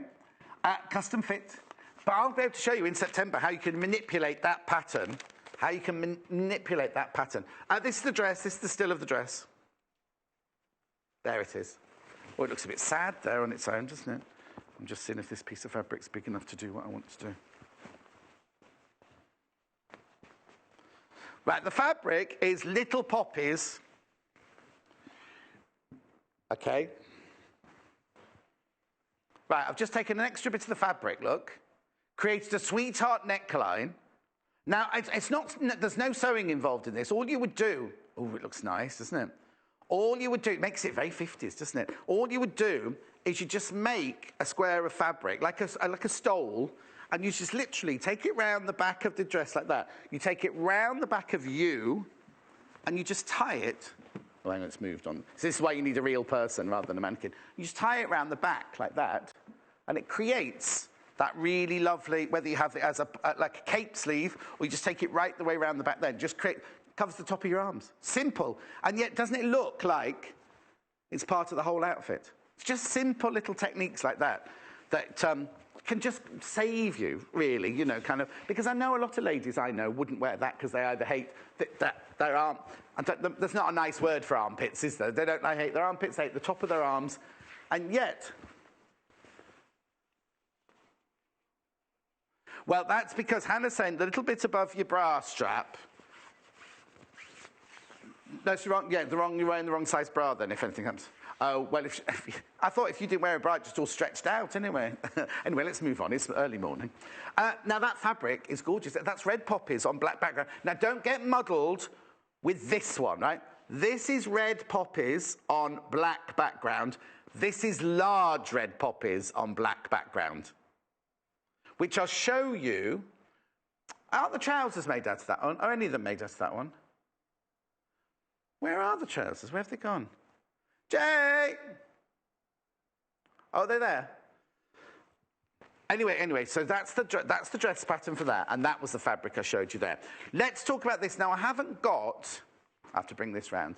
I haven't got this fabric in the small print, but this is a blouse that Amanda made. I'll just move Madam over a little bit. This is the blouse that Amanda made on the 30th of June. Where's the year going? This is lovely, this blouse here, isn't it? Now, I've got the pattern for that, again, in 2 sizes. Now, I haven't got this fabric. I've got the large on white, but I haven't got the small on white. But I have got the pattern. Let's have a look. So it goes 4 to 12 first. No, yeah, 4 to 12. Now, are they American sizes? They might be American sizes. I'll have to check for you. I haven't got my glasses. But that's the size, 4 to 12. 3 different options. This one's lovely. This one here has like a 40s tie around the front there. You can't really see it on that blouse there. Then you've got the infill one here that Amanda made. And then you've got the little sweetheart neckline sleeveless top there. Again, there's all the different shapes and sizes there. And then this is the other size here. Exactly the same, exactly. Now, this is the lady who designed it. If I can remember her name. Anyway, I'll just remember I call her Lady with Tattoos. Size 12 to 20. It's who? Gertie, that's it. Gertie, that's it. I haven't got my glasses on. I couldn't see that. If you want to know what the sizes go up to, let me know. Like if you're saying, oh, what size does their size 20 go up to? Let me know. Let me know, because it might be an American size 20. Because we started at 4, didn't we? Okay, so that's the pattern for that top there. Now, these are the trousers I was telling you about. Thank you, Jane. Right, now, was it Jennifer Taylor made these? She made them on 2 different dates. She's been very optimistic, thinking her waist will go in there, wouldn't she? 13th of July and the 27th of June. Right, so I only wanted to show you these because this is the poppies. This is the large poppy fabric we were just showing you. And now, obviously, it's not easy to show you wide-legged pants. So this is the large red poppy print on the black background. It's only $3.55, half a metre. I love it. This is the fabric I want a shirt made out of. And when I wear my tuxedo, when I do my award ceremony, when I host award ceremonies, wear a tuxedo and this shirt. It's going to look lovely. A fitted shirt in that'd be beautiful, wouldn't it? Don't know if I like the big poppies or the small poppies best. A friend of mine, Paul, who lives on the Wirral, he's got a shirt made out of the smaller poppies, right? So that's big poppies on black. But I also have big poppies on white as well, if you prefer the lighter way. This is big poppies on white, this one. Nice, isn't it lovely? $3.55 for half a metre. I think that's brilliant. 100% cotton, machine washable. Aren't they lovely? You see, you can team that with red, with black, with grey, with green. Now, have we got a picture, do you say, of you wearing these, Hannah? Oh, okay. Right, on the pattern, I've got the pattern here. This is the pattern here, sorry. Just show you the pattern first. It's got different versions, right? It's got long versions and short versions. And it also has some with like a wraparound bit around the front to make it look a bit like a culotte. Right, we only have size 4 to 14 in this for some reason. Oh, the larger one's out of stock, I'm afraid. Oh, that's a shame. Oh, I thought we were going to see a picture of Hannah. Look, this is Hannah's legs. You're quite slim on that one, Hannah. These are they. These are the ones that Hannah's got on there. Now, this fabric will be on the website in the sale, if there's any left, won't it, Hannah? I haven't got this fabric. This fabric, it's Town Centre, Amy Butler. Right, and if you look, you see, this is the version with the... like the flap on the front, to give you that extra, it's a bit like a Thai fisherman trouser, isn't it? So this fabric, I haven't got this fabric today because it's one of the ones that are in the sale and you'll never see them on air again, sold on air again. But they are on if you go to the website and look on go to shop, fabrics, and the first column, it's summer sale at the bottom. Go in there and you'll see that fabric there. Ooh. If you need information, obviously the pattern nose only goes up to a size 14 on this one. Yeah. But if you need any information about meterage or yardage for any of these, just let me know. Just message in and I'll keep the patterns here and I'll take them with me and I'll put my glasses on over there. Now, just to warn you, I've got 3 other fabrics here to show you. 2, now, when they made the long lounging trousers, or was it the shorter ones? The grey fabric was the shorter ones. This absolutely flew out. I wasn't here. It wasn't one of my shows. I didn't see it. Oh, it was when Derek was in. When Derek was in. That's the 27th of June. This fabric, apparently, making those short trousers, lounge pants, $4.95 for half a metre. On the pattern, you can make long, short, you can make the one with the wraparound and ones without the wraparound. There's lots going on there. But sadly, I've only got the pattern 4 to 14. Is that right, what you said? It hasn't got it written on my pattern. Yeah. £4.95. Then, if you wanted to make this, and you wanted to make the red infill, this was the red that matched the best with the poppies.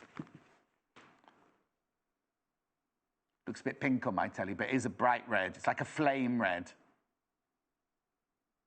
It's called bright red.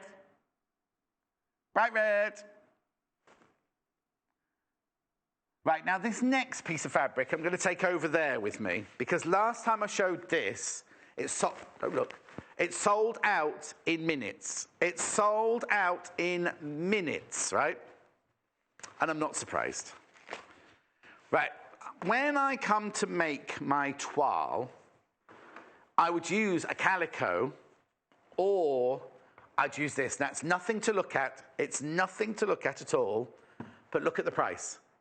It's natural seeded cotton Osnaburg. Now, if you watch Mandy Shaw's shows, she uses Osnaburg all the time.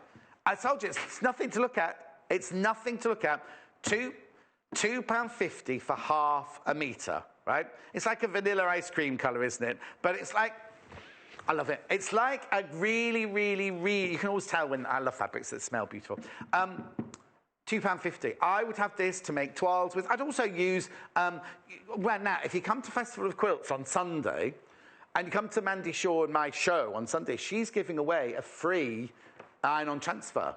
She always uses Osnaburg to put her iron-on transfers. You know when she makes her sewing boxes and her hearts? She uses it loads. She loves Osnaburg, right? Osnaburg. It's like a really, really gorgeous calico. Washes up beautifully as well. Make sure you buy that. Make sure you get that. Now, when I do my toile show in September, that's for half a metre, £2.50 half a metre. Now, this is where it's important, because I know people want more than 1.5 metres of this. If you want more than 1.5 metres, you have to ring the call centre. Ring the call centre, 800 112 44 33. We've still got that glitch. They say Dev's sorting it out. Apparently Dev's a department, not a person. Yes. No, we have Dev. Nev. That's Nev upstairs who does the microphones. But Dev is the development person. Because I kept saying, oh, yeah, Dev's doing that. Dev's doing that. I'm thinking, blimey, this Dev works hard. It's a department, development. They're working on that glitch that's on the computer there. So if you want more than 1.5 metres, which you might do at £2.50 for half a metre, ring the call centre. Ring the call centre, because that always flies out. Loads of you there. Loads of you there. Right, I've got loads of messages. Sorry, I've got loads of messages. Presenter who has skills and tips we need. I love your shows. Oh, Yvonne, thank you. That's really sweet of you. Lorraine. Lorraine, I don't know why I said it like that. Oh, I know, Lorraine Kelly. No, don't mean Lorraine Kelly. Who's the one who used to go, Luton Airport? There was the advert. Where are you going? Monte Carlo. Luton Airport. Lorraine Chase. I'm not size 10, but I'll be your model anytime, says Lorraine. Well, Lorraine, I'll see you on Sunday. I'll give you a quick measure up on Sunday, shall I? Oh, that's a bit rude. That came out a bit rude. Now, I'll be bringing this. I'll bring my tape measure with me. Is there another one? Oh, another one from Lorraine. Looking forward to the workshop on Sunday. I bet you are now. I've said I'm going to measure you up. What's the width of the small poppy fabric? I shall tell you now. Thank you, Jane. I imagine it's 44, but I'll just double check. Yeah. That also, see, it's flying out. I've already got my bundle. Adele's got it for me for my show in September, ready to do that. So here we go. I think it's 44, the width of this fabric. Excuse me.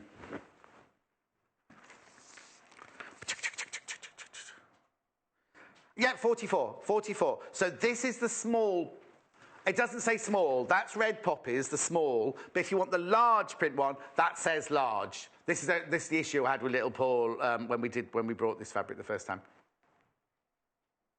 We haven't got that one with the white background at the moment. We are hoping to get it in again, but there's no guaranteeing.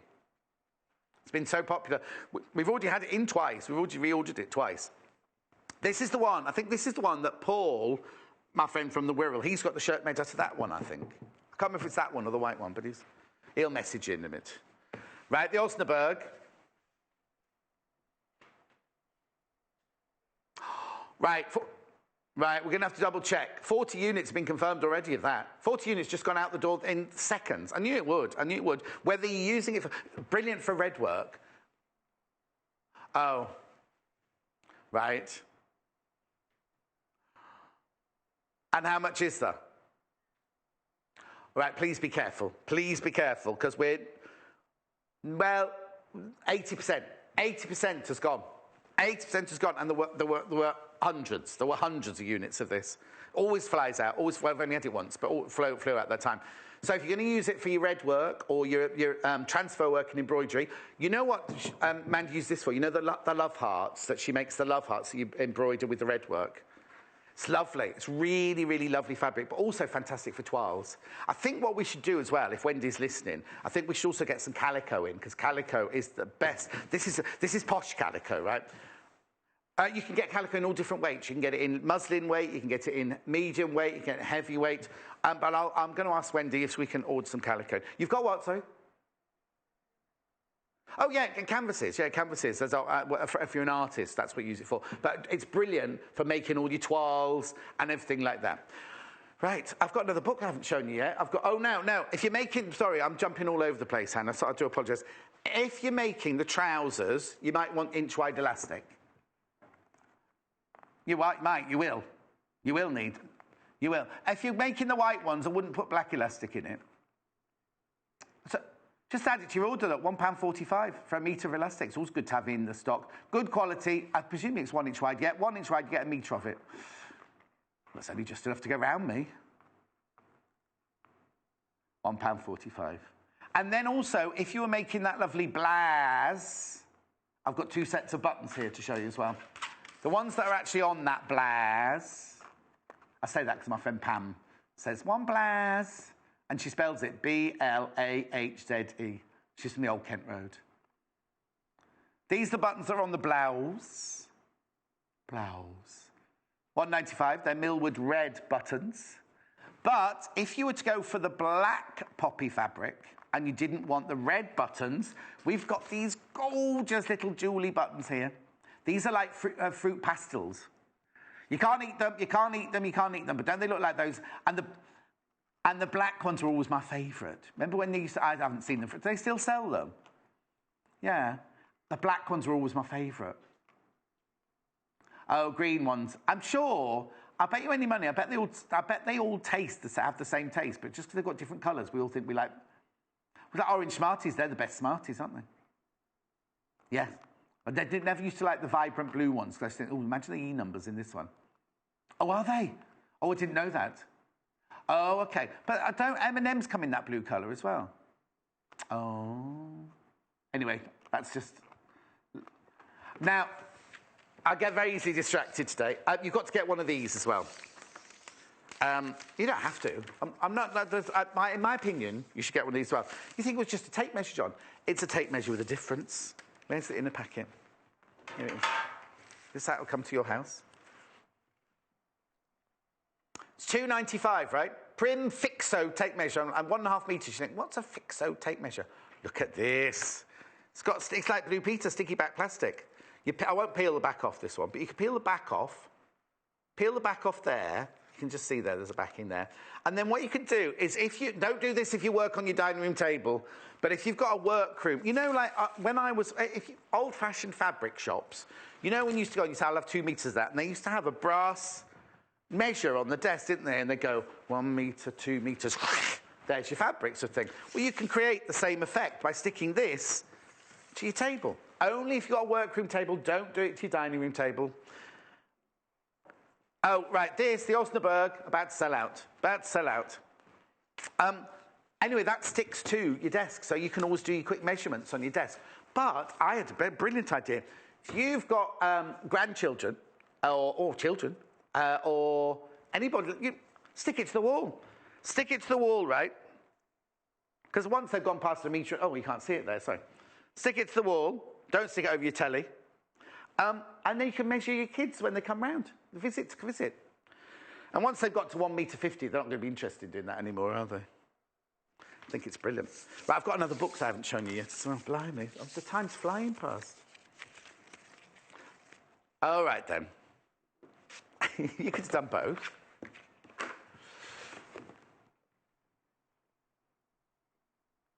Oh, okay. Simple tailoring and alterations. £14.95. I'll wait for it to go away. I think Hannah's turning into little Paul. I love this book. I love the fact that it looks like there's a herringbone, tweedy herringbone fabric on the cover there. These are lovely stands, which I've told them we've got to invest in really lovely stands there. No, really good stands, lovely. I won't mention the name. Look at this. You've got a history of a very potted history of brief. Look, you see, now that, remember I always talk about bias cut dresses? That's a dress cut on the bias there. So the fabric just falls so beautifully. Anyway, before you get started, all the different details you're going to need to know, even about your sewing machine, general equipment, and then this is lovely. How many books don't bother about this? Fabrics available in what weight they are, whether you can machine sew them, hand sew them, any difficulties, what you have to think about with all the different fabrics, what threads you should use to sew them with, and then you've got all the different weights of fabric there. Challenging fabrics, like challenging producers, types of hems. Oh, she's back. Little Paul's back. Types of seams, which is very, very important. All illustrated beautifully and described in words. Zips. Oh, we're doing zips in the next hour with Amanda. How to sew on a button, because a lot of people don't even know how to sew on a button. Would you know how to put on a button with a shank? No. Different stitches. Now, in our advert breaks, you see a lot of these stitches. Little masterclasses. How to measure yourself. Simple. How to measure yourself. Ladies and the men.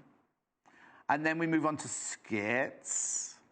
Shortening a hemline. This is different to manipulating a pattern. This is actually just altering something that you've got. Lengthening a hemline was a bit difficult. These are items of clothing that you might have to fix or alter. Elasticated waistband, how to alter elasticated waistband if you're doing those trousers over there. Replacing a drawstring. You see, it's got all fantastic little tips in it like that. That person in picture 4, they've got 2 quick unpicks, look. That's a bit posh. I think that would be impossible because you wouldn't be able to hold on to the fabric, would you? Making a waistband shorter. Dresses, little black dress, LBD. Rather than a G... Oh, what did I say you had this morning? GTI, no, not GTI. A glitter... Yeah, she's got glitter in her hair still. That was on. That's all you got to... They call it... Is it called a GTI? Glitter-related instant. GRI. Anyway, moving on. Altering a neckline. That's always very important to know how to do that. Then we're on to trousers. Lengthening trousers with the plain hem. We've got lengthening trousers with a cuff or a turn-up, as you call them. All the different, this is brilliant for alterations. Jackets, now little Paul needs this because every time he buys a new jacket, he has to have the body and the sleeve shortened. He doesn't have to do that though, he doesn't have to take it in down the back. It's very funny because when I was on this morning, I lost a lot of weight and I had all my shirts taken in like that down the back. And then of course, a year later, I was like, can you unpick it? Paring a hole in a pocket. I guess. Well, in real life you would, but there was a team of people there to do it, you see, so. Shortening sleeves with cuffs. I always need to do that. The cuffs are always too long because I've got little shoulders. All of that fantastic, making a granddad shirt. There's so many different tips and techniques in there. And then at the back here, and usually ties, bow ties, and waistcoats. I think ties are the most difficult things to make because it's all on the bias, all folded over. You have to get special lining and everything. Rather fancy. Moving on.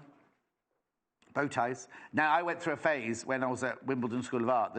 My friend Dulcie, used to make me bow ties in all the different fabrics of costumes that we'd made.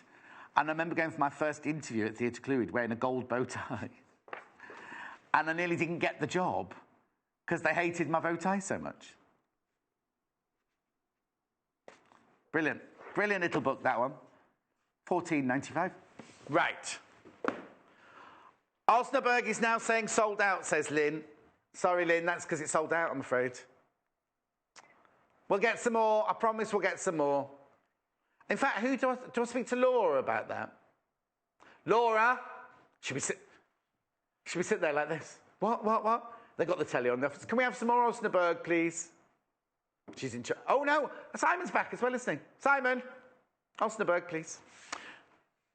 I missed out who? Oh, I don't like Toblerone. It's got nuts in. Simon's just come back from his holiday and brought Toblerone. From the airport. Which one? This one.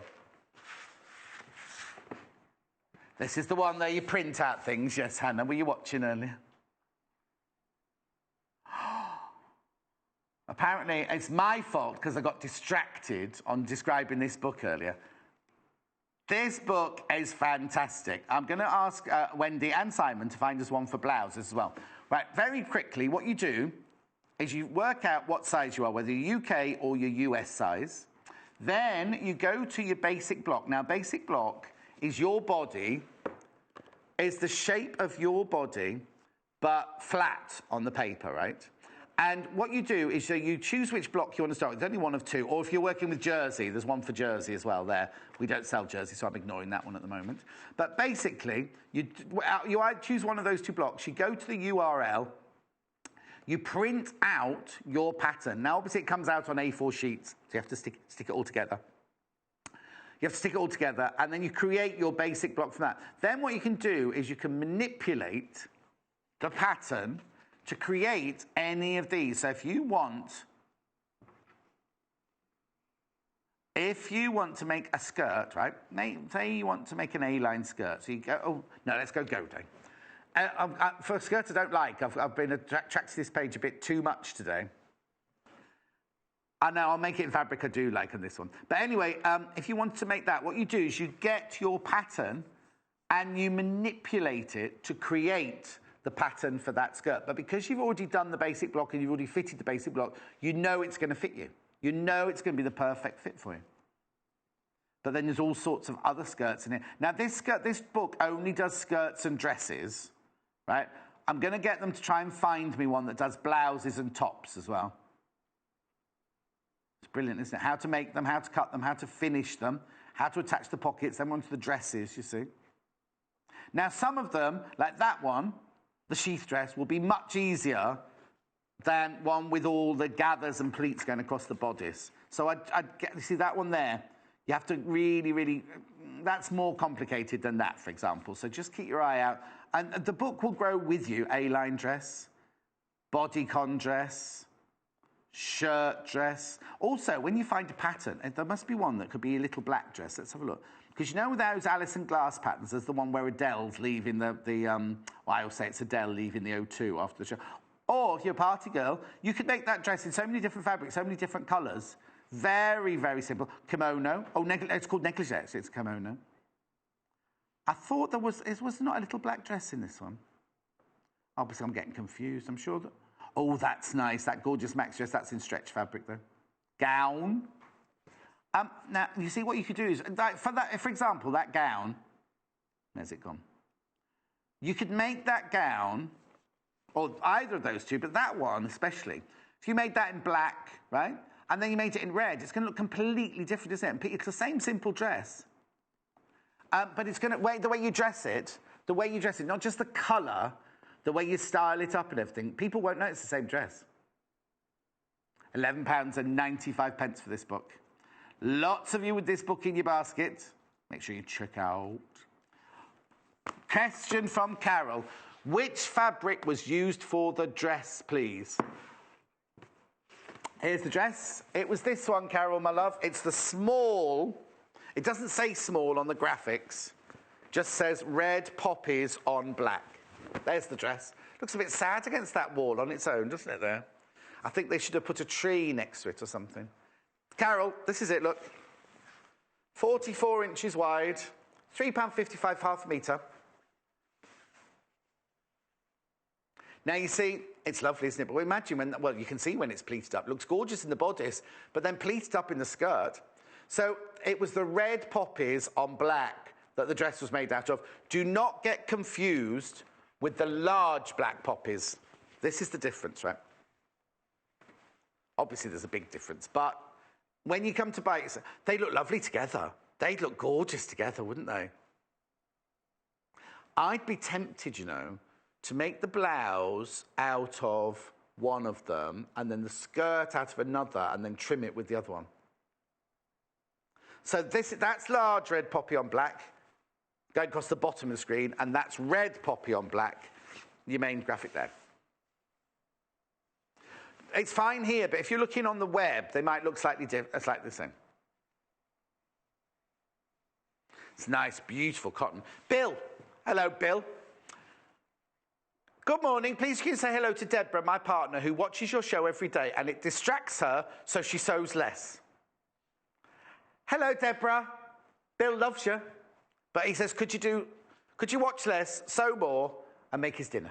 He didn't know. I did that bit. So don't be shouting at him now. Oh, Bill, that's nice. Bill and Deborah. Wonder where do they live? Oh, it doesn't say where they live. He's put love Bill, though. That's nice. Do you know what? When we worked at our last place, we had a boy, didn't really like him very much, but he worked on cameras on floor and everything, and he was a bit poorly. No, his girlfriend was a bit poorly and watching the show at home, and I can't remember his name now, and I was like, he said, could you do a shout-out for me? So I went, oh, Suzanne. I can't remember the name. Suzanne Peter says, oh, he loves you, and he hopes you get better soon, and will you marry him? I added on the end, right? And when she messaged me, going, yes, I will marry him. Of course, a bit of...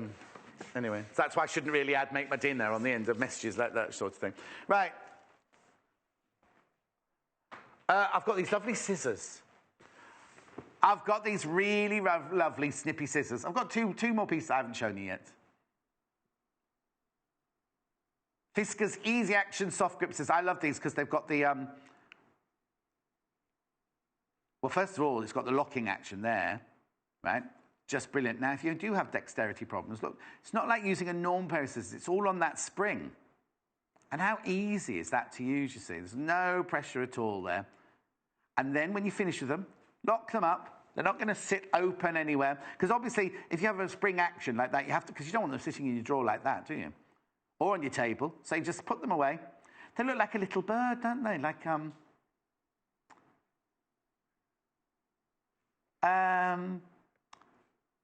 no, I don't think it's a woodpecker.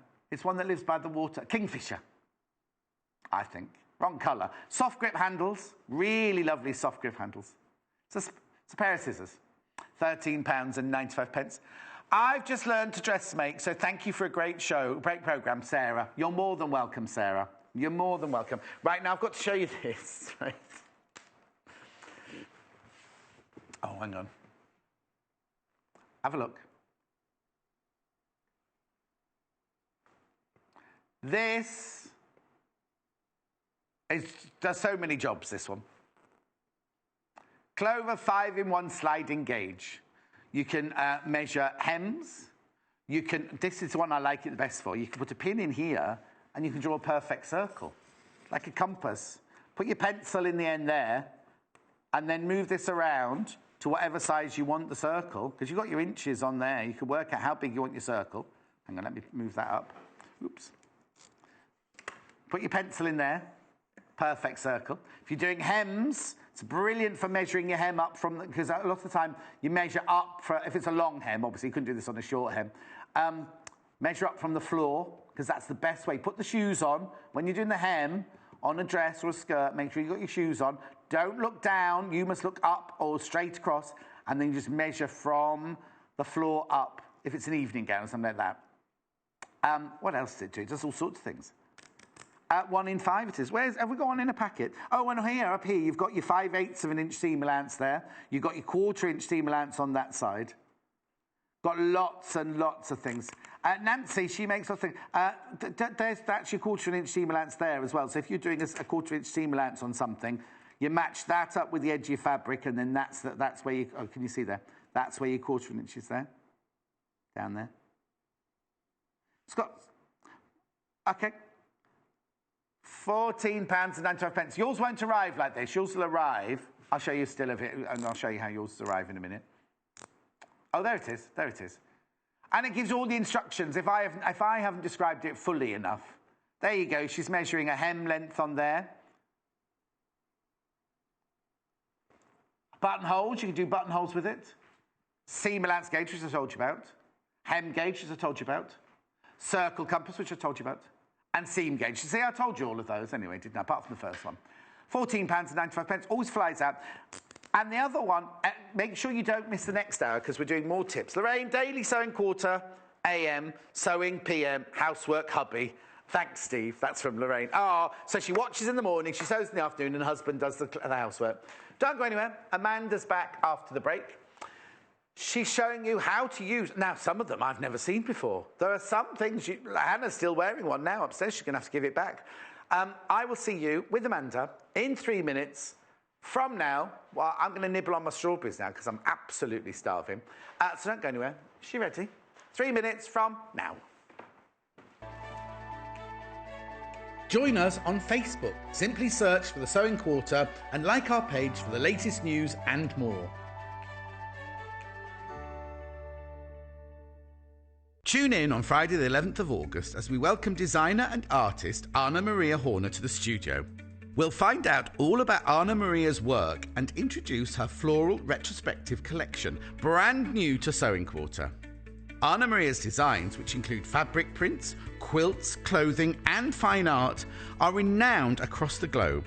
Her fabrics combine vintage and modern elements, which, along with the masterful use of colour, create a timeless, elegant style.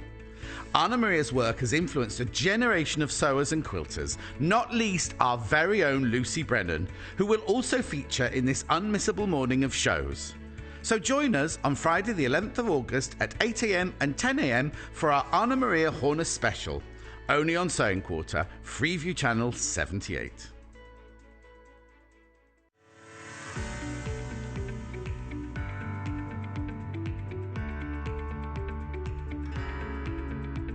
There are many different ways you can buy from us here at the Sewing Quarter. You can order from us by calling our free phone number at 0800 112 4433 and talk to the team at our UK-based call centre. Alternatively, there are other ways you can buy from us. You can go online and shop through our website at www.sewingquarter.com. You can even watch the show there and shop as you go. You can check out as many times as you like throughout the day and only pay a small fee of £2.95 postage and packaging for the whole day. We also offer a 30-day money-back guarantee on all products excluding custom-cut fabric. Our friendly UK-based team will help guide you through every step.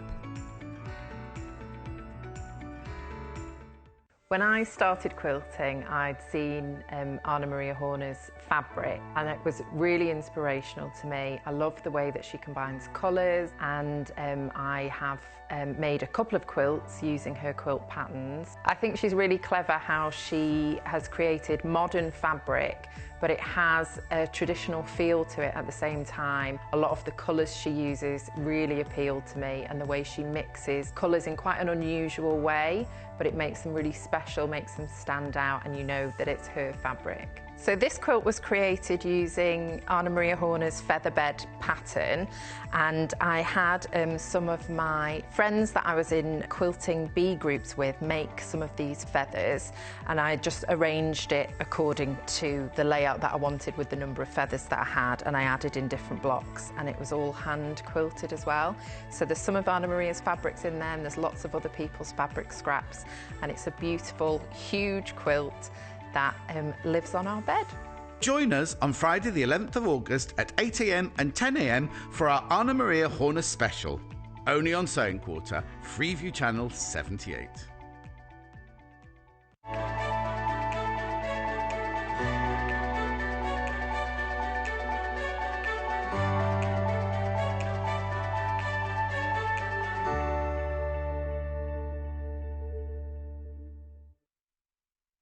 You might have to do this show on your own. I've just eaten a strawberry and all the pips are making me cough a bit. Amanda's back to show us. I don't normally start over here, do I? Hello. No, hello. Change of outfit. Oh, I was going to change mine. I had a second shirt. So I forgot all about it. Never mind. Just to show us some bits and bobs that you think are essential for just dressmaking, bag making, whatever in the workroom things. Yeah. Now, I always ask, not one of the experts that work here put a thimble on, right? And it was, what's the word I'm looking at? Doctrinated into us at college that you had to use a thimble. So I never pick up the same. And to start with, you kind of think, oh, this is so awkward, this is so awkward. But nobody seems to use them. They just all cut themselves. But these little things are incredible, They are aren't they? absolutely brilliant. Even the other night, I was like just putting the binding on a Halloween panel, and I'm like, yeah, I've got injury. Oh, no. And I kind of sort of thought, yeah, I really should have like put one of the pads on. Right, I've got a packet that's not been opened here. Under thimbles. Here we go. This is an under thimble. For those who don't know what an under thimble is. I know. Look.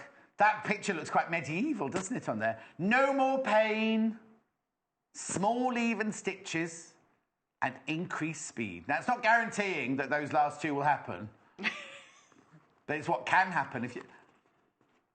Right, there's a piece of metal and the sticky pads in here. There's a piece of metal and sticky pads.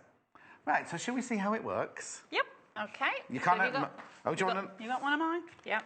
No, you've got yours. That's, right, Oh, yeah, that's yours, yeah. Yeah, so you've got the little metal... So it looks like the top of a press stud then, doesn't it, Yeah, really? it is, in essence. And then what you do is literally peel off one of the stickers. Right. OK. Yeah. And you just then insert that inside. What, that sticky thing There's a sticky then? inside, OK, which... Oh, it's in there I've already? Done, Yeah, sorry. Yeah, I've used these before, but I've not used these. Oh, OK, yes. So I just had a little go, play. yeah. And then you leave it in just for a minute, just so it adheres. And then these have got sort of like a little backing paper. You peel that off and you stick. Oh! Said finger. And it's really quite... Oh, no, I'd be afraid it wouldn't come off. So you can put it on anything, because my thimble finger is that one. Yeah. It's that one. But you can put... Right, there's only one in each package, isn't there? Yeah. Oh, can I get yours off? Let me try yours on. Okay. So you can re-stick it and everything. Oh, yeah. Oh, that's fantastic, because you know, if you have a thimble, my thimble is like quite solid metal, and it's quite heavy, but that's brilliant. Then you're stitching away, and you use that, thread through, needle through, push through the butt of the needle, push through the butt of the needle, push through the needle. So you're not going to get... Because remember when we did the hexie bag the other day, and Jane, her needle had, like, punctured her finger. Yeah, I feel really quite bruised. Yes, exactly. That is fantastic. How much is that? £9.45. So you get one of these, Colonial Needle Company under thimble, and then how many stickers do you get? 8. 8 stickers. But that's reusable, isn't it? You can stick it on and off and on and off and on and off. Isn't that brilliant? What a lovely little... When you do some stitching later, I might have to have another go at that one. Right, Pauline says, hello both. I cannot work without a thimble anymore. Mine stops the needle from slipping. Pauline. Yeah. I know, Pauline. Right, now, give this one a go. But if you want one maybe that stops your needle slipping, maybe the other one, the thimble pad, this is an under thimble, which I'll just take off and I'll put there. Right? Or you could go with the thimble pad, which is this one here. Which now, to me, they look like... Now, if you've got wooden floors at home and you've got little pads to put on your furniture to stop them scratching the floor, that's what these remind me of. Secure, no slipping or thread catching, reusable, use again and again. They hug your finger, you'll forget it's there. Well, I hope you don't forget it's there. Another medieval drawing there. It's the thimble pad. Works like a thimble, feels like a dream. Oh, blimey, if my dreams are anything to go by. Yes. Now... if you don't like using real leather, then don't buy these. I only say that because our Jennifer Mills is a vegan, so doesn't wear leather, doesn't use leather handles or anything like that. So if you don't like real leather, then don't buy these. But how do these work then? Oh, you've already used some of these. Well, yeah, Hannah tried one out this as well this morning. She's still got hers on. So yeah, literally peel off and place on whichever finger that you feel. And use it for the same. Oh no, I've ruined mine. Oh, there's always one. There's always one. No. I just have to peel the back of mine. And I haven't got my glasses on, I can't see. You just peeled yours straight off the paper. Yeah. Mine came on. Oh, I suppose if you're going to read. There we go. And then you can just peel off and pop it back on the paper when you've done. Sorry. So mine came off with the backing paper, which I just peeled off like you do with Bond Web or something like that. And there it is on my finger to use. What you will forget is there because you can't feel it, can you? So, yep. And then you can just literally go through and push through. Can I borrow your needle? No. Look, because that's where you push it through. You see, that's where you push your needle through when you're stitching, don't you? And how many of us know that how many times that blunt end gets... But with this, just push it through like that. It's fantastic. You can have that back now. I'm not doing any sewing. So, yeah. When you do, it does feel like a dream. How much are they? £9.45. So how many of those do you get? 1, 2, 3, 4. 12 of those. And it says you can use it over and over and over again. Yep. It doesn't say how many times, but... Yeah, they keep quite sticky. Anyway, they're fantastic. I don't know where we found those. But they are real leather. They are real leather. I'm going to keep that on. I'll wear that for the whole show. Right, that one's yours. Okay. And that one's yours. Mm-hmm. So, they are the under thimble and the thimble pad. Right, should we do some sewing now? Because we've got that on. Yeah. So, from this morning. Oh, yes. Remember, if you've got any questions, this bag, this one has sold out. This bundle has sold out. The other two bundles are still there if you want those. But we were showing you how, with the lining, how you're going to slip stitch the lining in. Okay. We've got our thimble pads on. Have you got a thimble pad or an under thimble? Thimble pad, and I've just lost my needle. You had it a minute ago. Here it is. There it is. Okay. So, yeah, we're just going to literally slip stitch the lining into place. So I have put a knot in the end. I don't always knot the end. No. I sometimes just sort of double catch it through. There we go. And you don't feel a thing. Oh, you're going backwards? Yeah. I do. I'm just caggy-handed. No, it's funny, isn't it? Because I would automatically start that end, and I wonder what she's going to do at that end. But you could do it both ways, can't you? Yeah, it just depends how I'm sort of, Nobody's ever wrong. They're asking upstairs, is she wrong? Is she wrong? You're not wrong. No, I always sort of say to my ladies, as long as you get your end result of whichever you want, yeah, exactly. Then whatever's easiest for you. You know. Oh, now Karen has used these things. I use these leather thimbles all the time when I'm hand sewing. They're so comfortable, I just forget it's there. Karen in Bristol. Isn't that funny? I've never seen them before. Yeah, they're absolutely great. Do you want to go?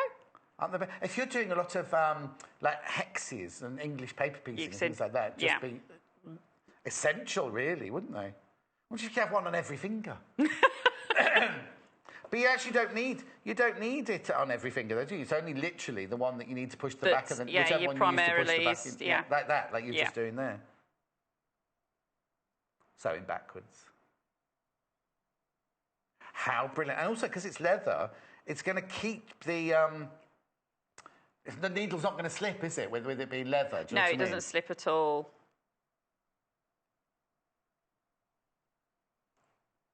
There we go. I'm just sitting watching now for an hour. Hand so stitching. I actually really, I know a lot of people don't like hand stitching, and I quite, as I say, sort of an evening when you just want to sort of sit. Yeah, but a lot of, I trained in period pattern cutting and dressmaking and everything, so everything had to be everything had to be finished by hand. You couldn't machine a hem or anything like that. So I had lots and lots of hand stitching. But you'd save it all for their last job to do and sit there in those days with a big mug of tea. I don't drink tea anymore. Put the telly on in the, big sofa. And our old costume department at the Mercury Theatre in Colchester was the vicarage next door. So we had a lounge with a sofa and everything like that. So you sit watching the telly doing the hand stitching and everything. And it really can be quite therapeutic. Yes, exactly. I say, when she's then really sort of like just get into a bit of your rhythm. Morning, John and Amanda. Loving today's show as always. Bag demo was great. Keep up the great work. Love, Trisha. Hi, Trish. Funny you should mention that because the bag, if you weren't watching earlier, first of all, where were you? Amanda made this bag in the 8 o'clock hour. You can also watch on YouTube or it'll be repeated on our website afterwards. But this was the pattern. Just a quick recap. This was the pattern. I mean, you get all of these. I thought this was a toilet roll holder, but that's a thread. Not thread, knitting needle. Very limited on the patterns. Now, £7.95, I'm not surprised. You get so many patterns in there for so many different pieces at £7.95. And if you're wondering about the fabric, the one that Amanda's working on now sold out. There were 2 other bundles. One is quite limited, I believe. There's this one, which is the one you saw. Oh, it's coming up now. Which is the one you saw Amanda making during the show. The one we've got here that Amanda's holding now is the one she made before the show. The one that was demonstrated during the show there. Now, what it is you get a metre of each of those fabrics apart from the red spot, and you get half a metre of the red spot. So you get 3.5 metres of fabric for £27.95. And the other one, which I thought would be so popular, but it got a little bit overshadowed by the other 2. Look at this. This is lovely, right? This is the blue one. It's called, I think they called it Seaside, didn't they call this one? Seaside Stripe. You get a metre of each of the fabrics, apart from the dark blue and ecru, of which you got half a metre, £25.95. All 100% cotton. All some are hand washed, some are, no, they're all a 30-degree wash, weren't they? Anyway, all 30-degree wash. £25. So even if you're not going to make the bag, they're really... Now, I need to tell you that there was a linen look in there, and there's also a soft canvas in there. I think we can stop sewing now, can't we? Yeah. Just loving it so much. All I need is my glass of wine now, but I suppose it's a bit early. Excuse me, it's 10:10 in the morning. Somewhere it's 5 o'clock in the world, I'm sure. Yes, exactly. Right. What next? What would you like to do next? Okay, right. Lots and lots of different gadgets. I'm going to take... Oh, no, I'll leave that on. I'll leave that on to make... Because I get really, really clammy hands when I'm working. So it'll be interesting to see if that stays on. Yeah. So that's the thimble pad I've got on, not the under thimble. The under thimble is the metal. This is the thimble pad. I'll just show you the packet there. Beautifully modelled.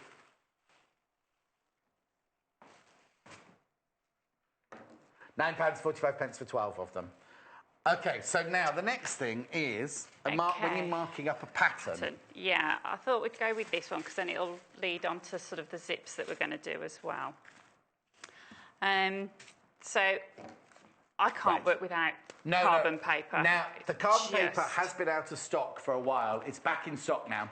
It's back in stock now. You get 4 sheets, apparently. Is that right? You get 4 sheets. You get orange, yellow, blue... And white. And white as well, yeah. Right.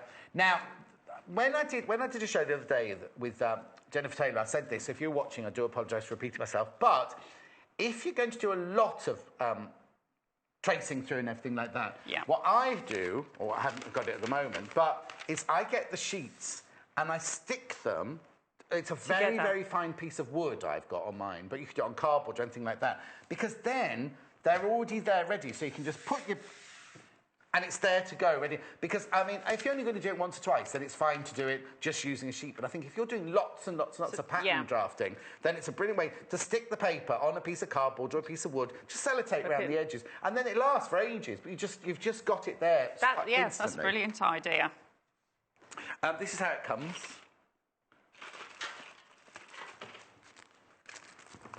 It's a bit strange to put the white one on the top, but there's the one. So you get 4 sheets at 28 by 23 millimetres. Oh, it's £1 a sheet, really, isn't it? Like £1 a sheet. So...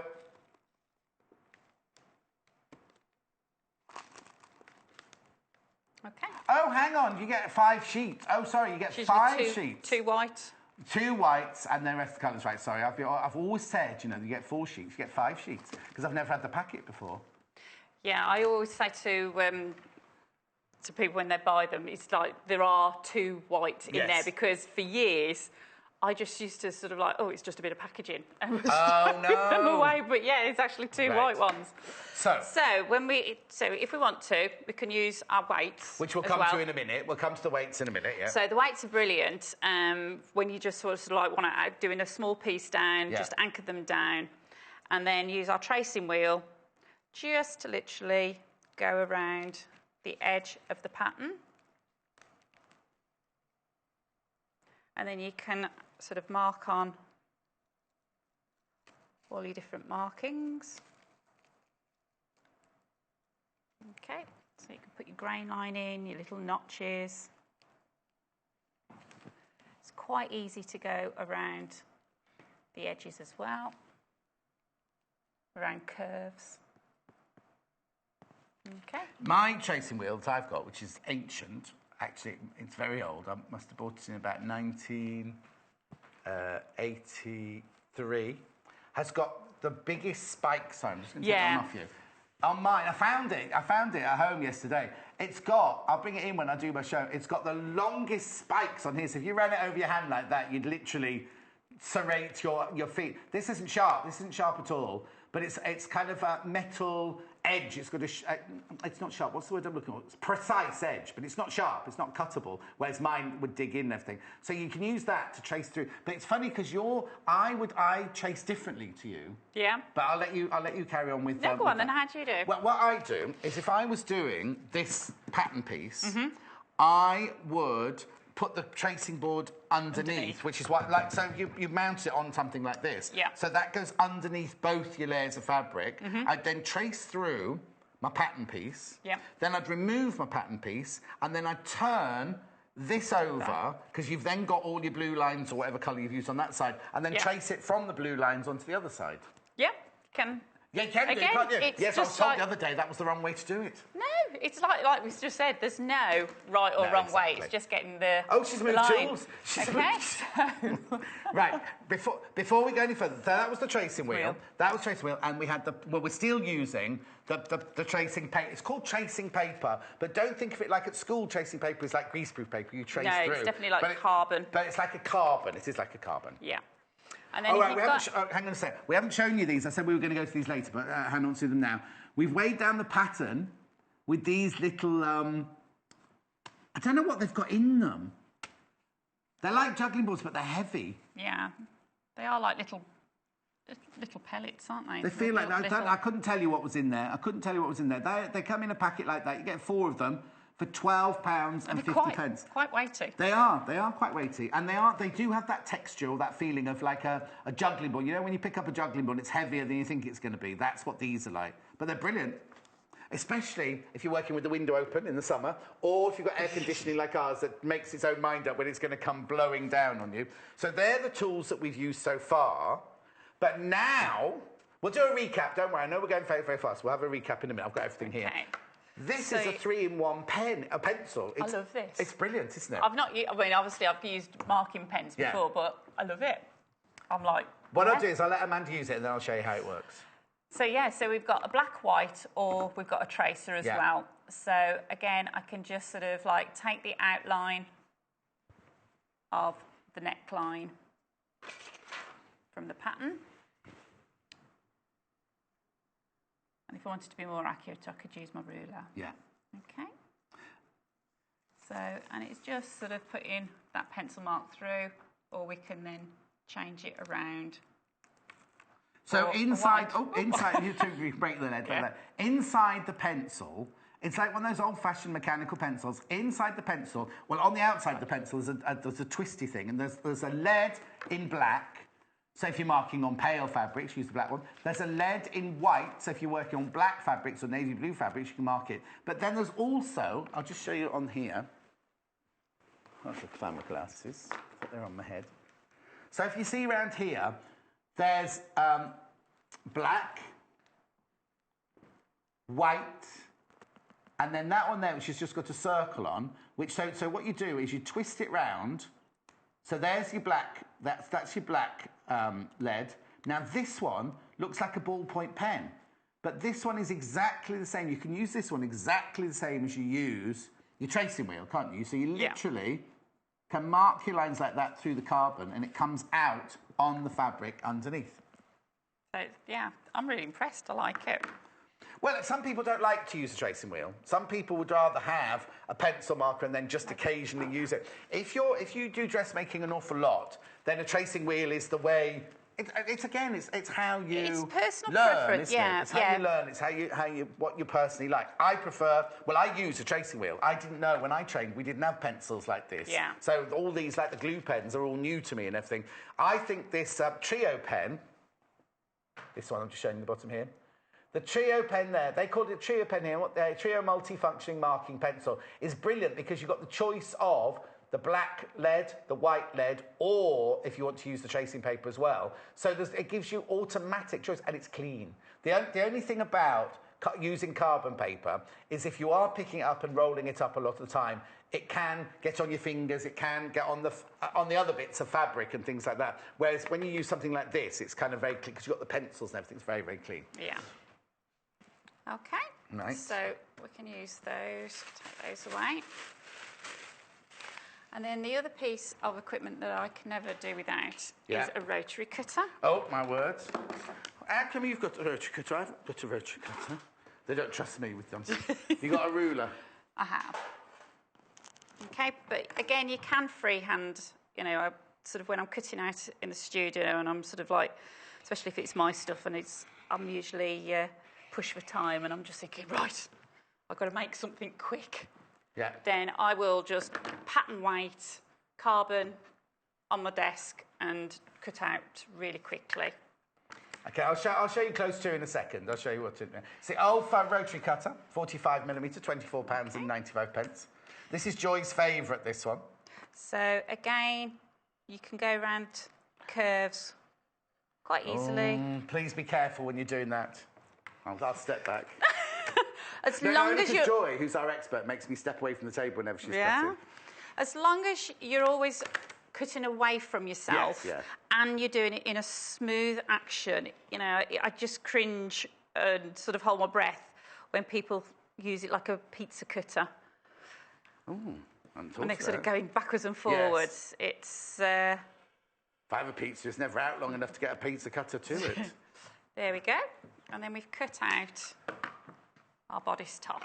Oh, now, when Jo Avery was in, she used that, a rotary cutter like that, cutting round and round and round like that. More freehand. I wasn't in that day. So can I'll just point this one out to you, right? This has got a lock on it here, right? So when that lock is on, you can't move anything at all. You can't move anything whatsoever. So what you do is you unlock it like that, unlock your blade, and then the blade only comes out when you press that in, you see. So now this is brilliant, because if you dropped a normal rotary cutter while you were using it, it would fall onto you like that. Whereas this one, as soon as you let go of it, the blade has bounced back into its space there.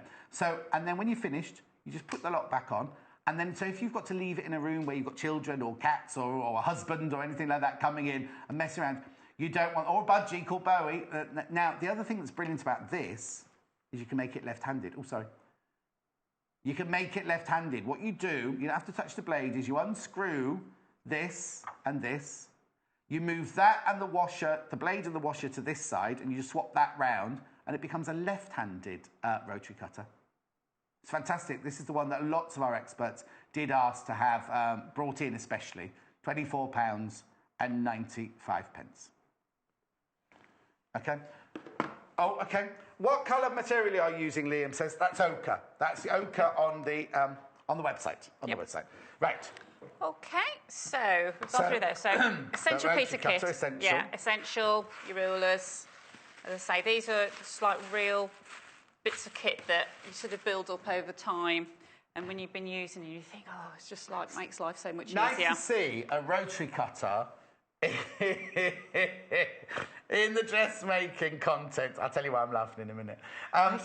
Because I would always use scissors here, and we use rotary cutters in Patchwork. Patchwork. Quilting, yeah. The reason I was laughing is because I inadvertently used the rotary cutter with my sticky suede pad, leather pad. And I was thinking, it's come off, where's it going? And then I just looked up and it was stuck on the rotary cutter over there. It's back now, and it's still as sticky. Still got mine on. Yeah. Yeah.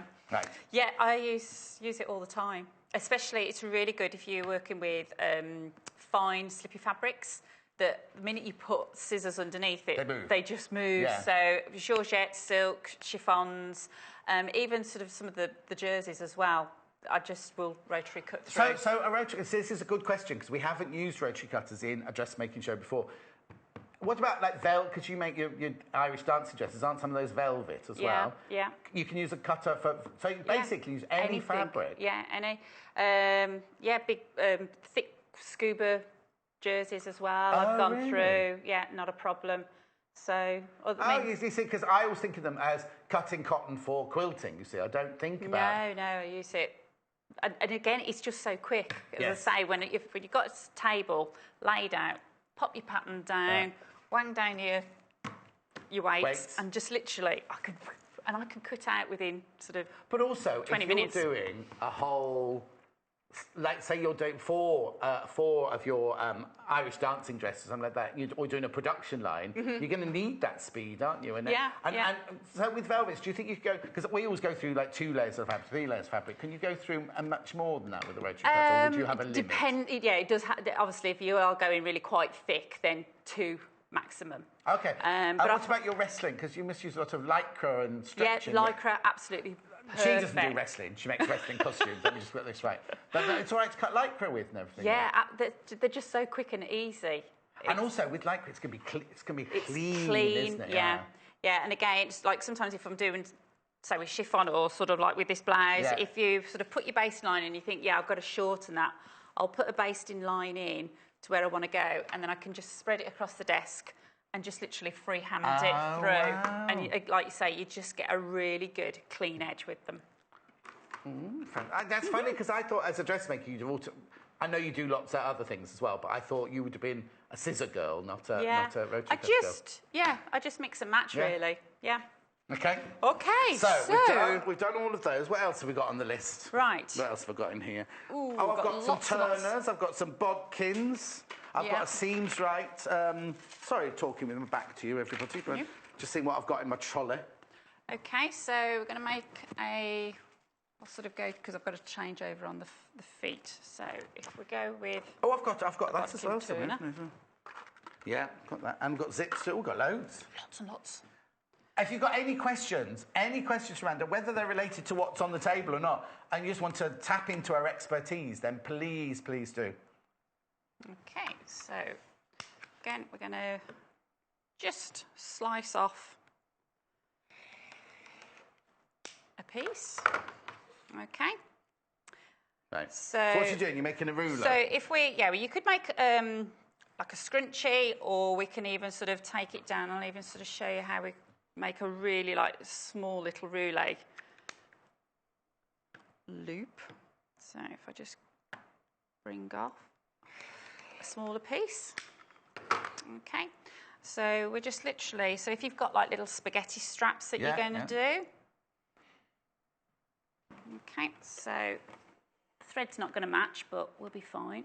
Oh, Susan says she can't cut straight, so she always uses a rotary cutter. I suppose that's brilliant, yeah. Because I have to admit, when you are cutting out long lengths or long straight strips, the rotary cutter is better than scissors, really, isn't it? Because if you think automatically you're going to do that, aren't you? Which means it's going to not be in a straight line. But... Yeah. Oh, Lorraine's bought the clippers and the Olga cutters. They're great and safe. Olga or Alpha, do you mean? You mean Alpha. Not Olga, Lorraine. Olga's well, we won't go into what Olga is. This is very good as well for when you know those wedding dresses that have like little covered buttons from the top to the bottom at the back, and they take forever to get the bride ready. But you'd make a rouleau loop to make all of those, but do that one on the bias, so you've got a bit of stretch to go around the buttons. I always used to hate it when I used to make wedding dresses, and they say, "Oh, I want loads of buttons all down the back," and I'd be like, Let's work out. Oh, now I think laces would look so much nicer, or a decorative this, or never have a zip. Never have a zip in the back of a wedding dress. That's what I say. But if they want, I mean, if they wanted it, I'd do it. But it was just think, oh, it's going to take me forever. I mean, you can cheat now, and obviously Right. you can get the elastic bits, can't you? That Yes. sort of like to get sewn in. Yeah. So all we've done is Amanda's cut a straight strip of the fabric. Yeah, 1 inch. Stitched 1 inch, stitched it down. So this is to make, if we were to make tiny, tiny spaghetti straps for a little camisole top or something like that. And then how would you turn that through? You see, it's almost impossible to turn that through, yeah. What I tend to do is actually just trim down the seam allowance a smidge. You see, yes, as well, that I hadn't thought about that, cutting off seam allowances, because I trimmed that with a little pair of scissors and I'd be there for ages trimming it down. And like again, that, it still goes a little bit skew with. width. Okay, and we got one open. Got one here. You got one? Right. Got one. This is the Prim loop turner. Invaluable. Yeah. Right. And so we just insert through. Okay. You see what's happening? And then we can just crease down. Oh! Okay. Blimey, mate, that was live. And then the little hook, so you've got sort of like a little catch that closes. So that's going to be open. Right. Oh, you need to move around, Mike. That's it. Yeah. Catches onto the end as you pull back. Yeah. And then as you pull back, they can be a little bit fiddly. So I know we've done this I was live going to say, you're before. very brave doing this on telly. I know. And so it is just a case of twisting it and just trying to pull the end over the top. Once they go, they're Once you've started, it's fine, isn't it? Great. And you can do, you know, relatively good long strips as well. So I use these on the one of these on the bag handles that are this morning's tote bag. Yes. For turning that would have been through. slightly easier than this minute. Yeah. Is it catching? It is just catching on the fabric 'cause it's quite fine. Won't be any of that rouleau loop left by the time you finish. Okay. Come in, this is where you just need some. I can see this, but there you go. No, it's just using. If you've got nails, I've lost half my nails. Oh. Because of the building work. What, you're helping them do building work? Yeah, I had to shovel a load of rubble. Oh. So my hands are like not sewer's hands. It's not going. I use the loop turner, save so much time on small strips. Another great tool from Lorraine. Well, Lorraine, do you want to come and do this, Lorraine? Come and do this one, Lorraine. Oh, I keep getting caught. The thing is, it's one of those things, when you've got it, it'll just whiz straight through, won't it? And it's just catching the end the first time. Also, you are very brave doing a very, very narrow one like that. Oh. Oh, fiddles. I wouldn't swear. I don't swear. Just take off some of these frilly bits now.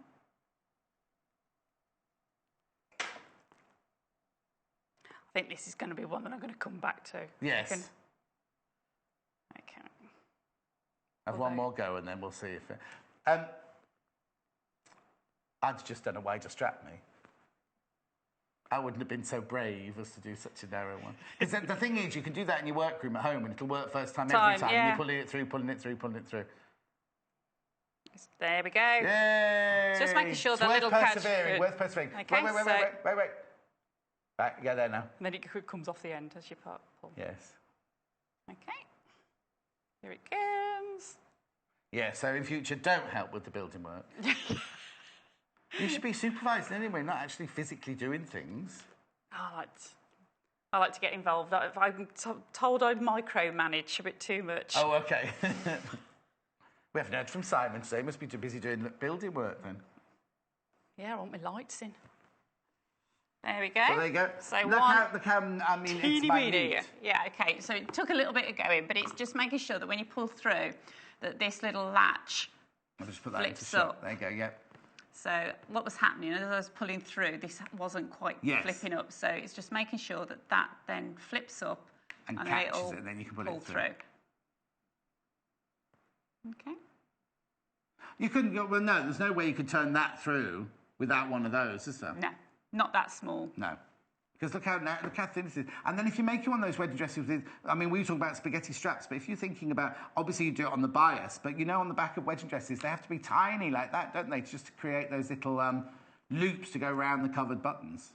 It doesn't have to be on a wedding dress. You can put down the front of blouses and all sorts of things like that. But... Yeah, sort of on the back of the catch. Yes. Oh, yeah, so, the back there. Have you got the back there? So you just literally, to make an arrowhead, you just bring the edges in at a 45-degree angle, and then you've got a perfect little... Oh, I never used to do that. I just literally used to turn them around like I just did then. I didn't have arrowheads on mine. If you got married wearing one of my dresses, you just got it looped around to get an arrowhead. And then you can then... If that didn't work, you'd make them wear a heavy veil. Oh, yes, this veil would go lovely with that dress. I'll just bead it a little bit for you. Yeah, and then your button will then just poke through. Oh, well, I've learnt something else new today as well then. Yeah, I always like doing like the little heads, and then at least then when you're then going to anchor them on and stitch through, you can they're nice and flat when they stitch through, and then they'll all look perfectly even. All right. Well, anyway, you know what they've on the front of. Remember, it's the other day we had the sewing boxes.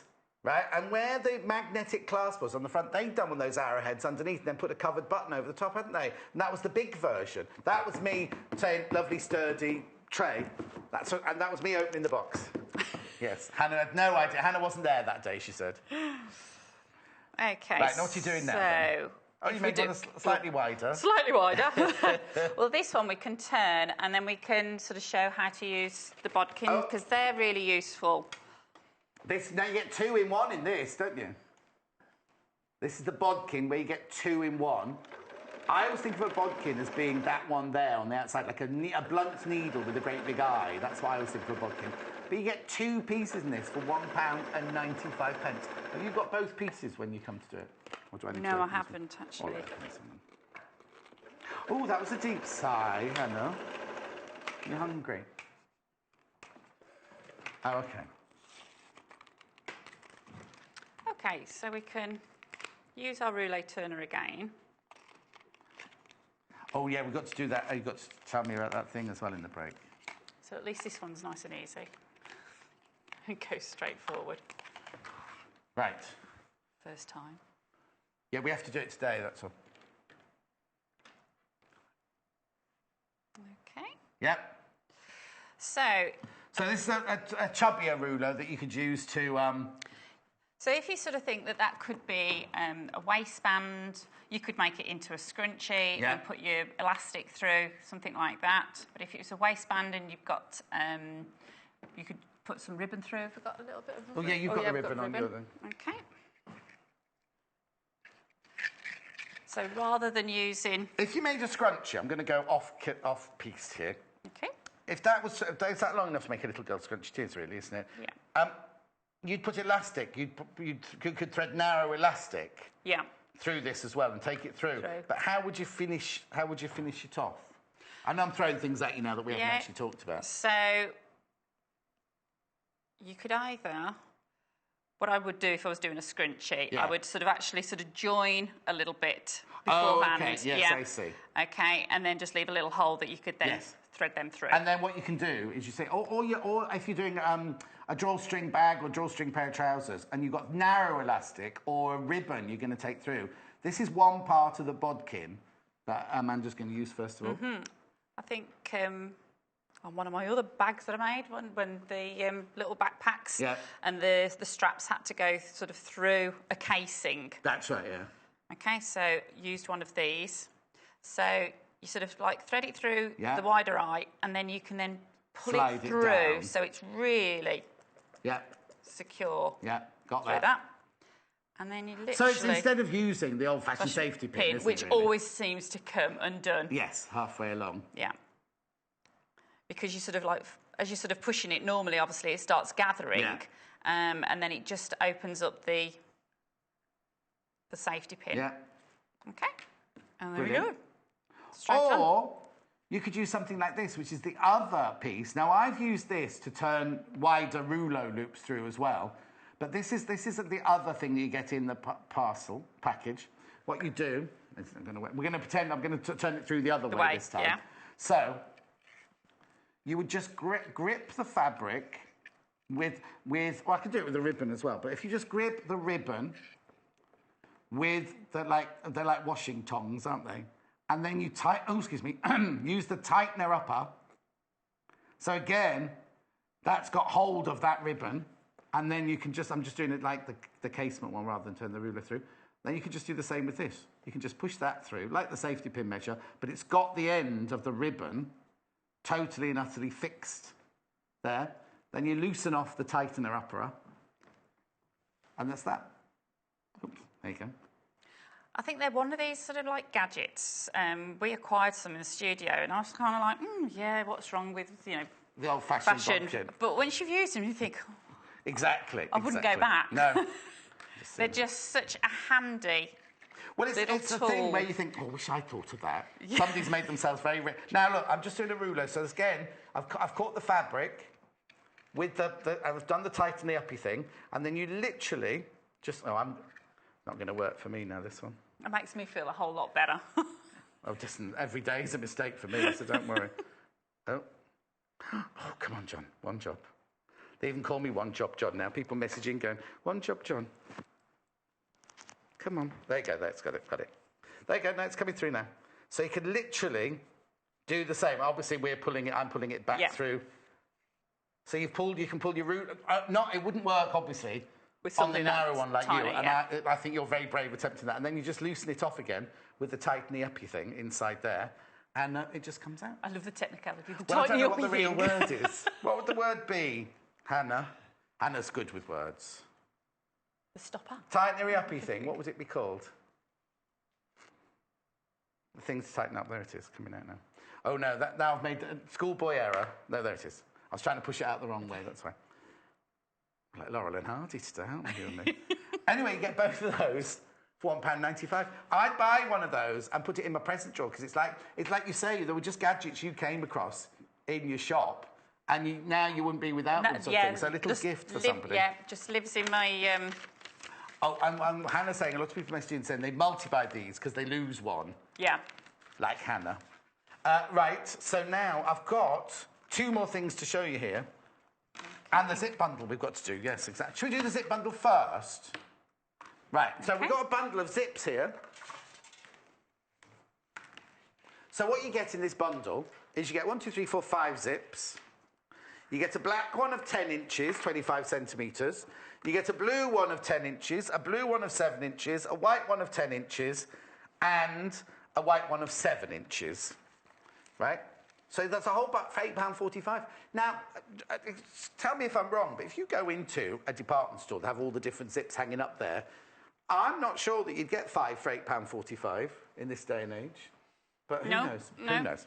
OK, so zips. People like me are terrified of zips. Oh? No need to be. No? No way. Yeah, they still sometimes you sort of like, you just have to take your time with them. Yes. OK? So this is one that I prepared, and we'll do one on the top that we actually sort of come out. So this is a lapped zip. A what zip? A lapped zip. Lapped? Yeah, As in... OK, because it is just literally that over, it's just lapping over the top of it. And where would you use a lapped zip? So a lapped zip you could use on your cushions, OK, sort of on the bottom. Oh, yes. Yeah. You could use it in dressmaking, so on the side of a skirt. But make sure the lap goes that way. That way, yeah. You can do it through the centre back of a dress as well.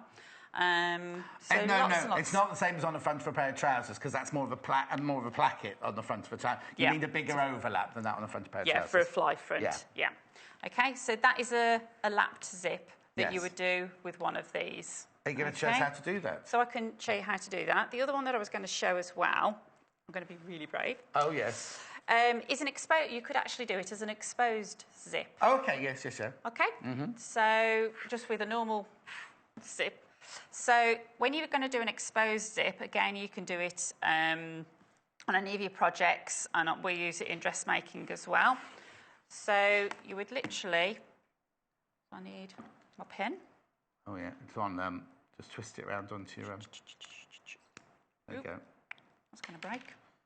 Oh. You've broken it? No, that's got the rubber underneath it. That's what that is. Okay, so I'm going to the length of the zip. Now, when people say the length of the zip, do they mean from that stopper or the actual length of the zip of the fabric? Yeah, so when the way that they all sort of like come, you should measure from the stopper to the stopper, from And the that pulley should to be the the stopper. length That of is the the zip. length of the zip. It doesn't go from tape end to tape end. Right. Okay.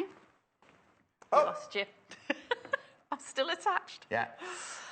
Okay, so I've drawn myself a line down, okay, and depending on how wide you'd like, how much exposure that you want on your zip, sort of going to do about 3/8, I think, on here. So just using my grid on the original line. Okay.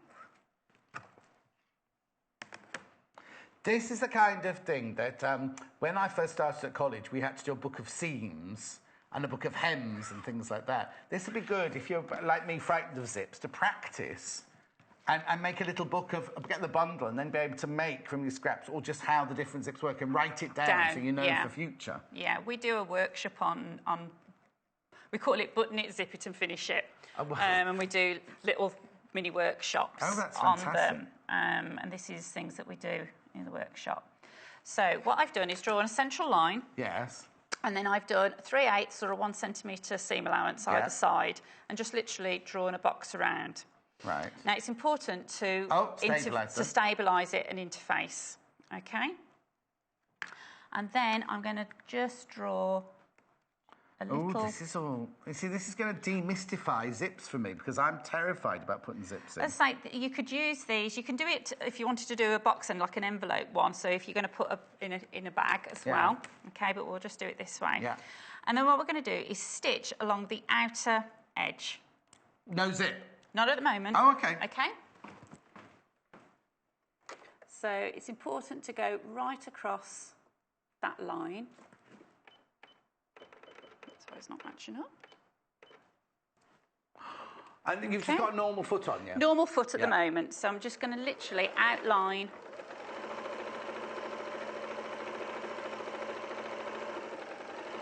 Is the sticker still on? Oh, it is.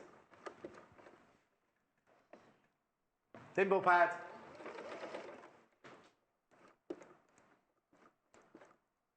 Okay. So your hands are still okay. We've only got a few minutes left for it to stay on.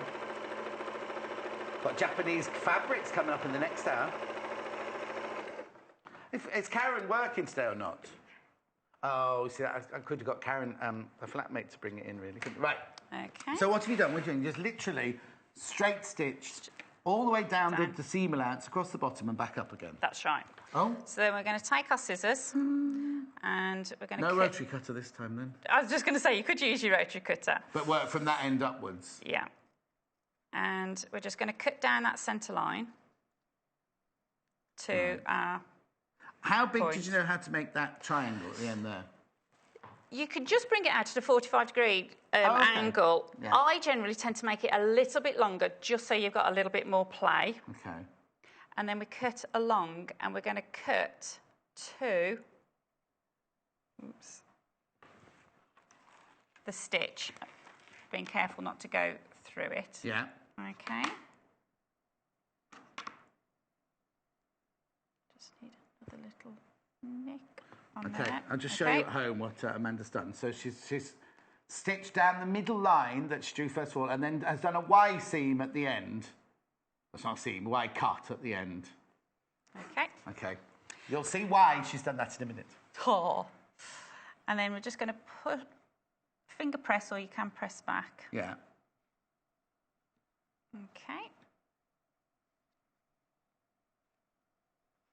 Along. This is where you could do that lovely line I had yesterday. It's come off. We're going to take that off. It's just because I'm using a finger pressing it. Okay. So you've literally just pressed all the seam allowance about, and that's why you had the Y cut at the end, so you could get into the corner. That's right. And then we're then going to sit this on top and just section it through. Okay. Because you've been very brave putting a navy blue zip in a turquoise fabric. But it's really nice to have an exposed zip. If you're going to make a feature of it, yes. Yeah. So I'm just literally going to just pin through, just to make sure that I've got enough exposure.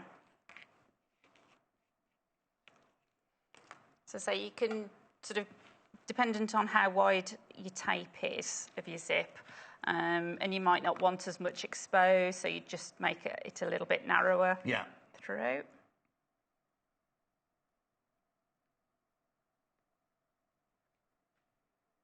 That's a really neat way of finishing off, isn't it? Doing that stick, push, because a lot of time you sew zip on, then turn the fabric, don't you? And then it's not always such a straight, clean line. Okay. So once you're happy that you've got it nice and even, I mean, I'm not going to waste too much time, you then flip that open, okay, back on itself. Oh, I see. Okay, so that was just literally just to anchor it. Yes. And what you're going to do now is literally retrace down over the original stitching. Okay. Okay. And with a normal foot, or do you need a zipper foot? With a zipper foot, and this is where I'm going to change over into our... Somebody just asked what size zips a bundle. I just need to go through this. Yeah. Don't change it yet. Somebody just asked about... Sorry, I didn't mean to shout at her. That's because they shout, I shout. Right, so these are the zip bundles right here. There you go. So you get a 7-inch blue, a 10-inch blue, a 10-inch white, a 7-inch white, and a 10-inch black.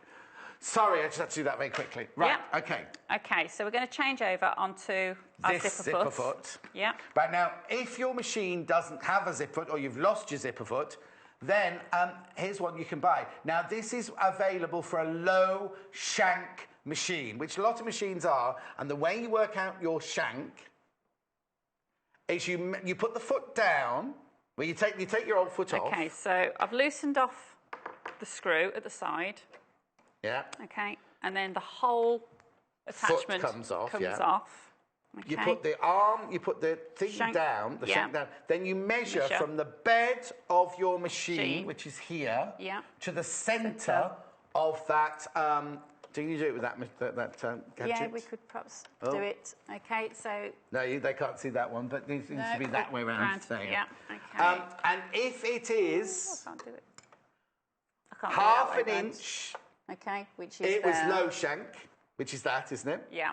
And then if it's 3/4 of an inch or an inch, it's a high shank. Yep. So this is a low shank machine, which is what this foot is for. So you just need to check your machine. Sorry, I didn't write it all down. I remembered it. Right, okay, so how do you put this back on then? Okay, so it just goes on exactly the same as your attachment for your normal one. Yeah. So these just hook around the shank area. Yeah. Just need to lift the press foot up. Just line that through, and then the screw then goes in just to hold it into position.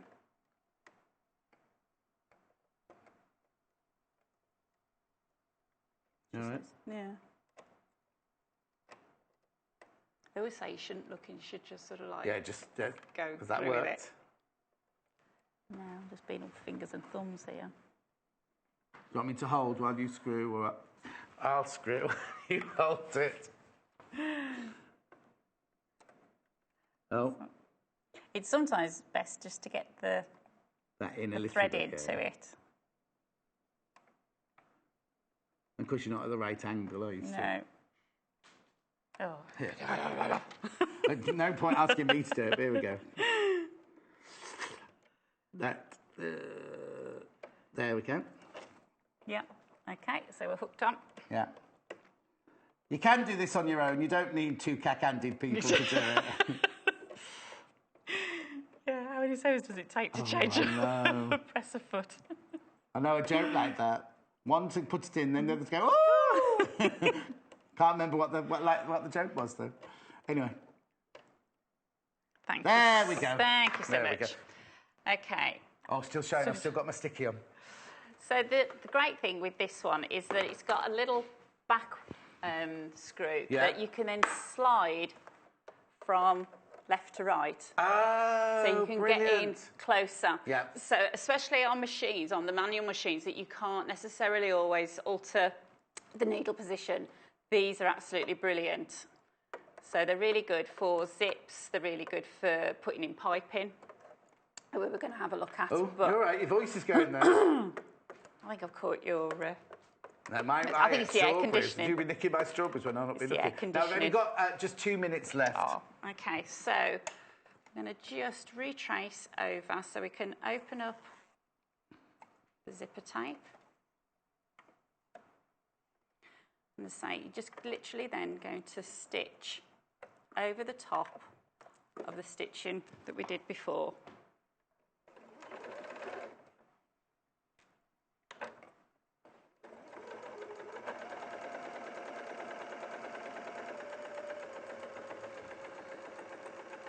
We're staying quiet because we're concentrating.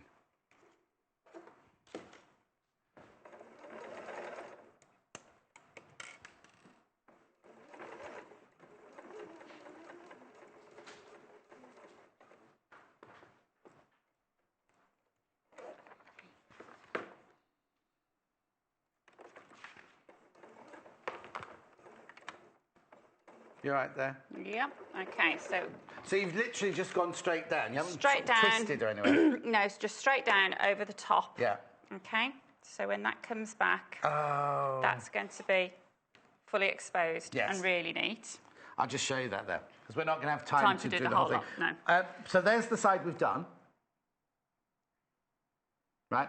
Then what, do you just tip that bit inside Underneath, there like yeah. that? There's me using this for a job it's not meant for, but there you go. So you then do the same at the end. So would you you do like the that? other side. Oh, you do the other side first. You do the other side first, and then you then fold that back and stitch across the line, Yep. the original line, and then that will then fold down neatly. So if you've got it right on the line or even just slightly above it, Yeah. you'll get a really good flat, neat Brilliant. edge. 10 seconds left. When are you back in? Couple of weeks. 8, Couple 7, of weeks. 6. 20 something Next first. time, should be back there. I won't help you on the holidays. I'll see you in 3 minutes for brand new Japanese print fabrics. Go nowhere. Thank you. Follow us on Instagram. Search for our Sewing Quarter page and follow us to get our latest posts.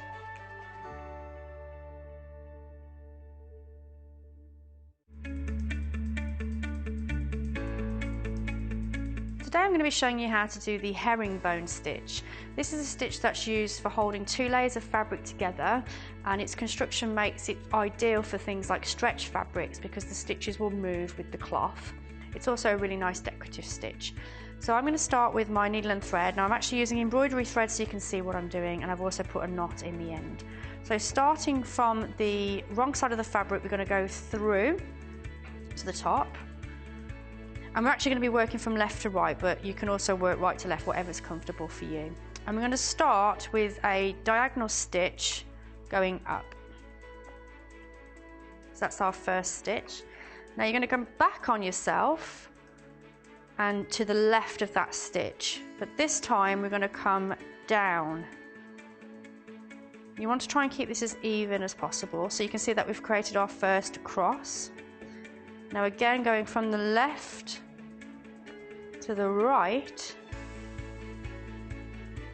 we're going to create our stitch. So you can see we've got a cross there and a cross there.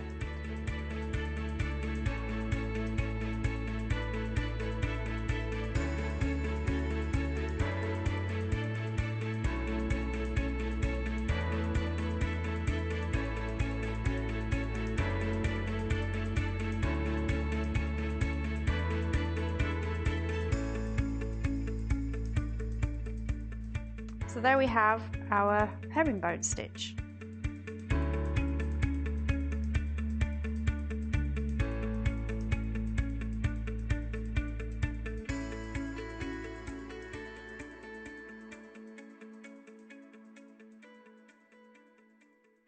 Britain's favourite sewing show is coming to London and we'll be there with bells on.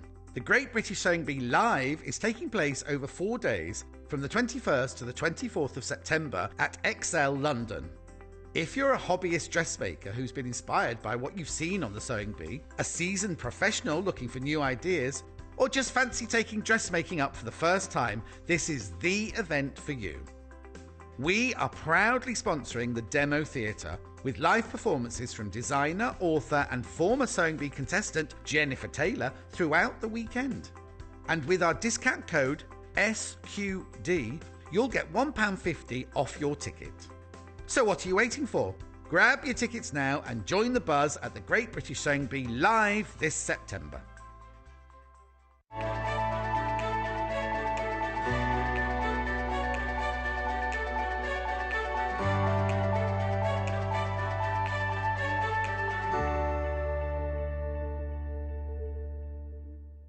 So much to look forward to, isn't there? There's the on this week Festival of Quilts, and then that. What dates was that? I've got it written down. 21st to the 24th of September, Great British Sewing Bee. I've not been invited to that one. It's the XL in London, that one. Now, if you saw the advert then, we've got a special discount code, SQD, £1.50 off your tickets. Do you know what? If you go to our website, on the front page, you know the bit that goes like that? It's one of those, isn't it, that goes round like that on the scrolling. Just click on it and you get all the details about how to buy tickets, who's going to be there, when it is, where it is, everything like that. It's going to be a fantastic show. My friend Ciel's bound to be there as well. Jennifer Taylor's going to be there. I don't know if I am. I've not been invited. Anyway. Have we had a break? I don't feel like I had a break then. Okay. Now I've got five fabrics?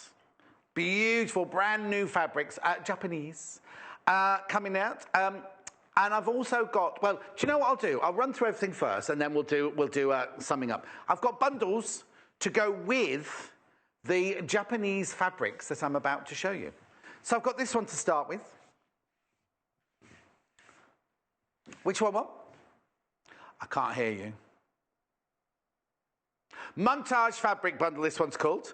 So you get 2 blues and a red in this one. You get pearl blue, bright blue, and, bright red and ocean. Pearl, bright red, and ocean you get in this one.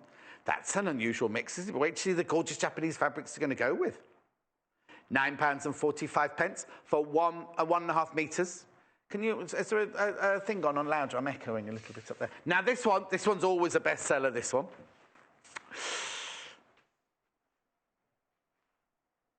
It's when I talk. No, it's when I talk. It's when I talk.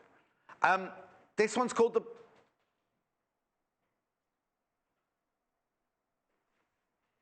This one's called the Butterfly Fabric Bundle. 1.5 metres, £9.45. You'll see when you see the fabrics why they're called these. You'll see when you see the Japanese fabrics, you'll see these. Okay? And then look at this one. This is a very eclectic mix, this one. This is Vienna. Christmas, Vienna, Christmas, and the last one was black, beige, and vanilla, by the way. This one's Christmas, dark blue, and Vienna. That's called Maple Fabric Bundle. They've obviously been named after the fabrics that I'm about to show you. My premier Japanese styly fabrics. Right. Ooh. Right, let's start with this one. There we go, yeah, this one's first. Now, these have been sold, but it's lovely. The quality is beautiful. It's Macao. Look. 100% cotton, machine washable at 30 degrees. Shall I get it the right way up? That would be a good idea, one job. This is a metre. Obviously, you're buying by the half metre. Isn't that beautiful? Isn't that just gorgeous? This is called Japanese Garden Montage. We love that. I love that. You've got the Chinese chrysanthemums in there. I'm going to sneeze.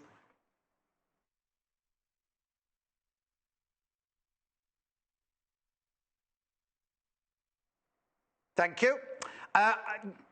Now, you automatically think it's going to be silk when you see a pattern like that, don't you? But no, it's 100% cotton. It is gorgeous. I'm not going to linger because I've got all the... I think it's 6 fabrics I've got to show you, not 5, actually. Is it 6? Yeah, 6 fabrics to show you, not 5. So that's the montage on ivory. And that's always a giveaway, isn't it? Because there's bound to be another colour if it's telling you it's ivory. Well, I've got the same fabrica. Oh, I'm not surprised people put them in the basket. Right? Look at the blue. Look at the blue.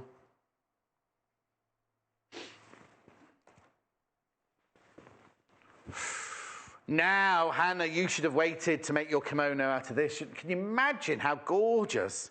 Well, we'll talk about what you can make out of it afterwards, but look. Isn't that a delight? Japanese garden montage on blue. Now, isn't that gorgeous? Look at the detailing. Because look, maple leaves, butterflies, Chinese chrysanthemums, all ties in, all ties in. Oh, now that's clamshell. If you're making a clamshell quilt out of it, look, you've got the clamshells already in there. I think it's lovely. And what's that white blossom, that Chinese or Japanese white blossom plant? Not an orchid, what are they called? I'll think of it in a minute. I love that. Love that. Oof, that is gorgeous, isn't it? Really, really lovely. So that fabric comes in those two colourways. My next fabric, now if you love the butterflies on that print, you're going to love these. You're going to absolutely love these. This is butterflies. Look. Butterflies. I'm presuming it's on ivory, is it? Because it'll go with the ivory background. Oh, butterfly red fabric, this is called. So you've got the Japanese garden butterfly red fabric by Macao. Isn't it lovely? Now, those butterflies match the butterflies on the last fabric. But I'll do mixing and matching in a minute. I'll do mixing and matching in a minute. You want to see them all. Lots of you putting these in your baskets already. Congratulations. But make sure you check out. Obviously, you want to see all of them before you start checking out.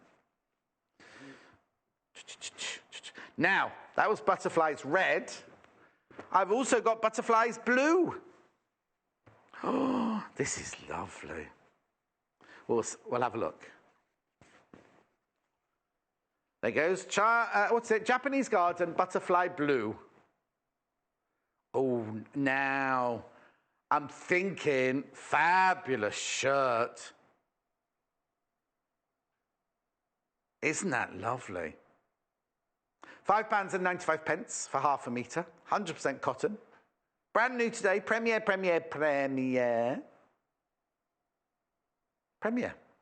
Lovely, right, two more. Now you can guess, if you've been listening carefully, you'll be able to guess what the next one's called. Timothy, have you guessed? Go on then.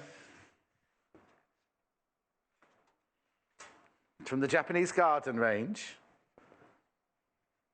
No, but the words, you better guess from the words.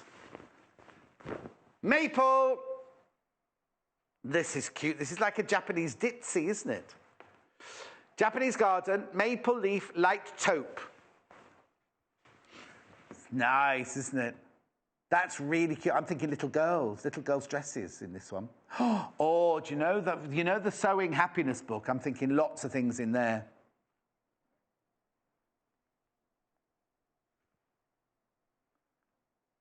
£5.95 for half a metre.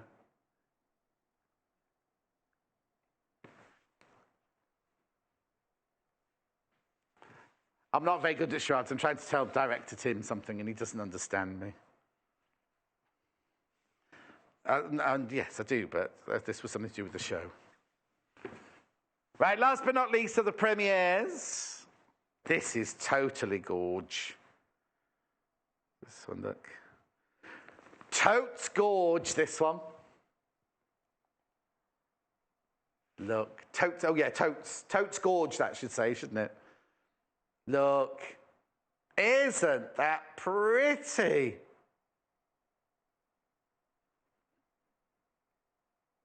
Japanese garden, maple leaf blue. £5.95 for half a metre. Aren't they just adorable? Now, this is where I want you to message in and tell me what you will make or you would make out of these fabrics. Right, so Timothy's favourite was the butterflies. I love the first one, the garden. Was it called garden, the first one? I mean, they're all lovely. They're all absolutely... Let me just give you a little resume. That's the wrong word. Summary of all 6 fabrics, look. Now, Japanese quilt, I'm thinking. Look. Oh, don't they look lovely? This is my favourite. They're Timothy's favourite.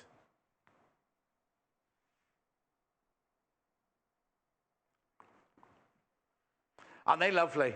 Absolutely gorgeous. Do you know what? I wish I had more than 6 of these to show you. Wouldn't it have been lovely to do a whole range of these?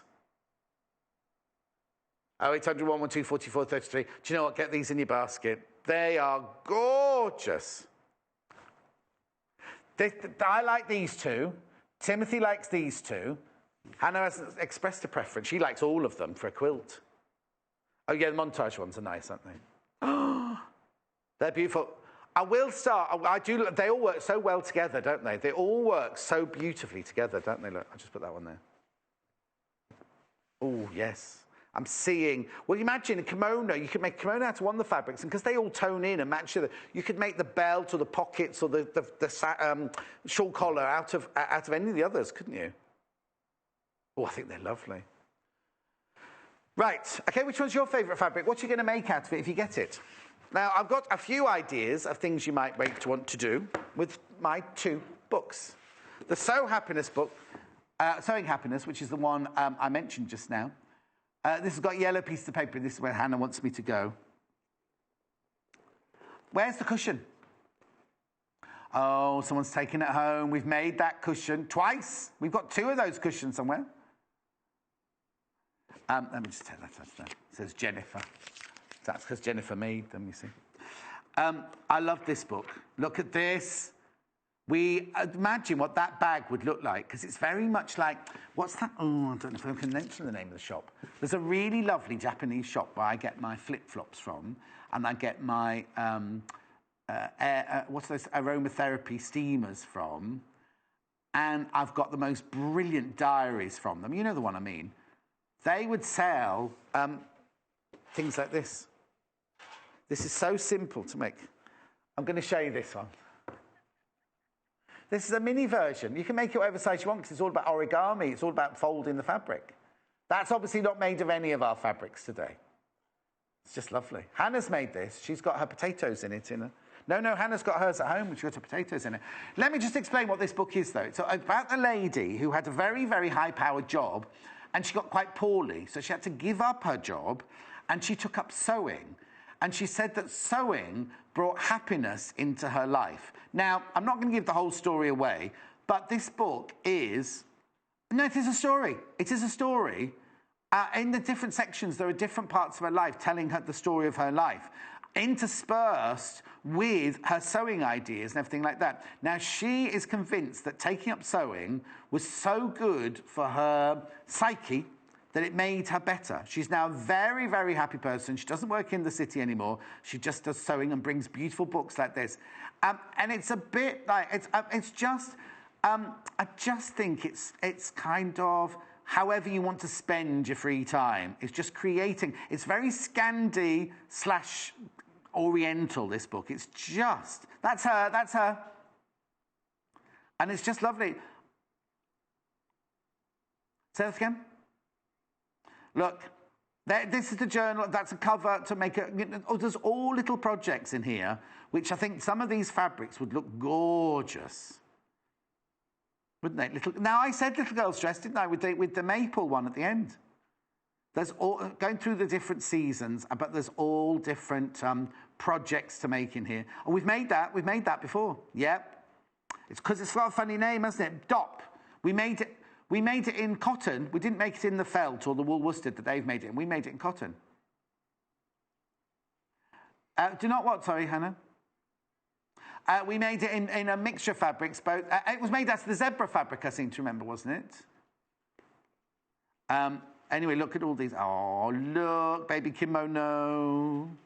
I just think the book is fabulous. But you see, it's not just about stitching. It's all about her life. It's a lovely, uplifting story. Oh, they look nice, don't they?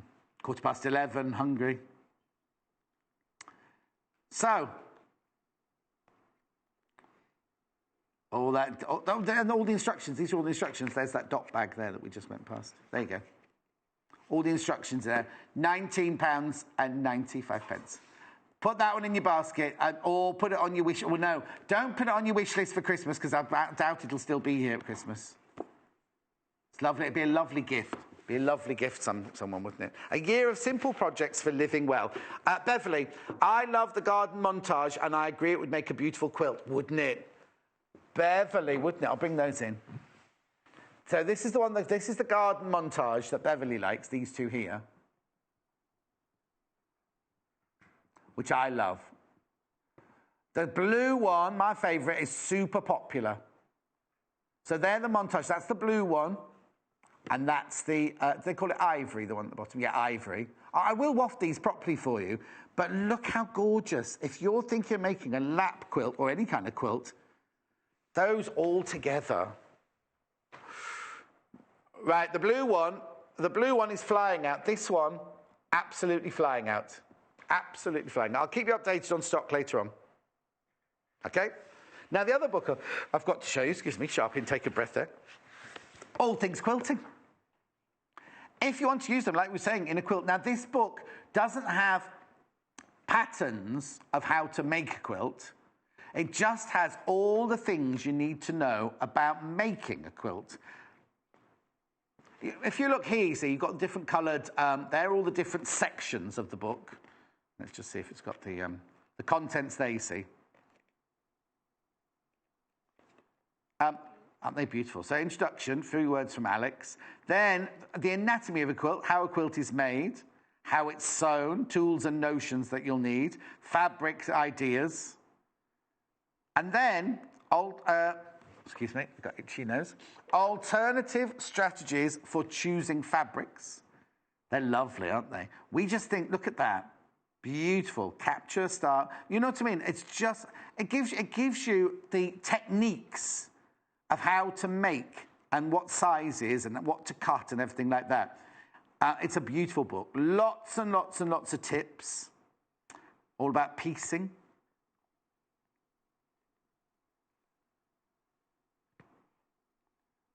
And then you carry on. Look, all the different details. So as I say, it's not one of those quilts where it's a picture of a quilt and these are the pieces you need to make it. It's all the, oh look, a plique. It's all the different techniques you need to create, and so beautifully illustrated.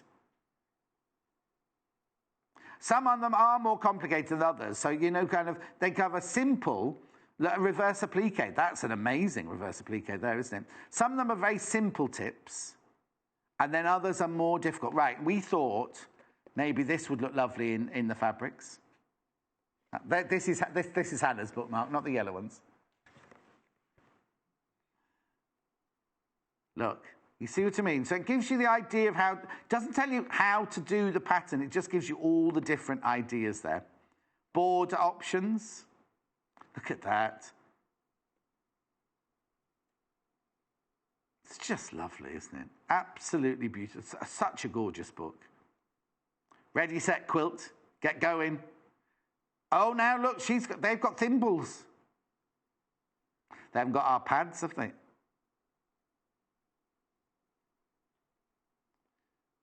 Starting and stopping. You see, it's good little tips because some people don't know when to start and stop.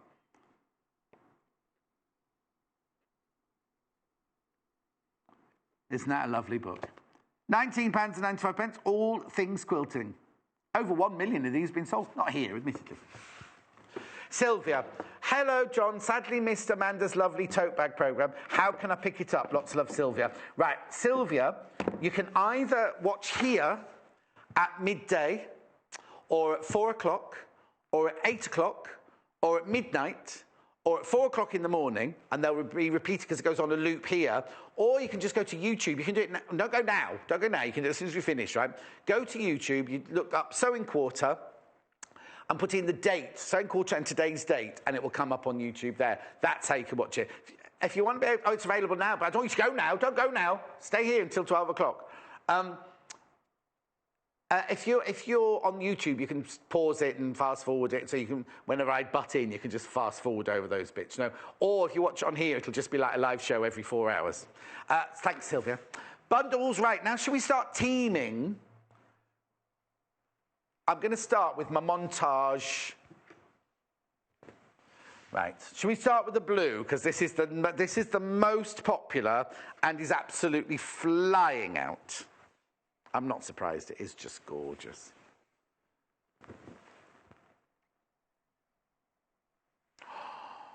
Right, I've got 20 metres left. I'm just telling you, to be honest, I'm being upfront with it. Look, it's only 20 past. I've got, as I said again, 20 metres left. But there are 10 people already got it in their baskets. Not the ones that checked out. These 10 people who've just got it in their baskets, right? We don't know how much those 10 people have got. So if they all took, say, the maximum, 1.5 metres that you can do on the web, that's 15 metres gone. That would leave 5 metres if those people all want 1.5 metres. Or even if they want 0.5 metre each, that's still half of it gone, isn't it? Or quarter it gone, sorry, if they have 0.5 metre. It's $5.95 for 0.5 metre. So now, the bundles, the thing is, these fabrics are so beautiful. But if you are looking for some solid fabrics to go with, let's have a look if what they've teamed up for you for this.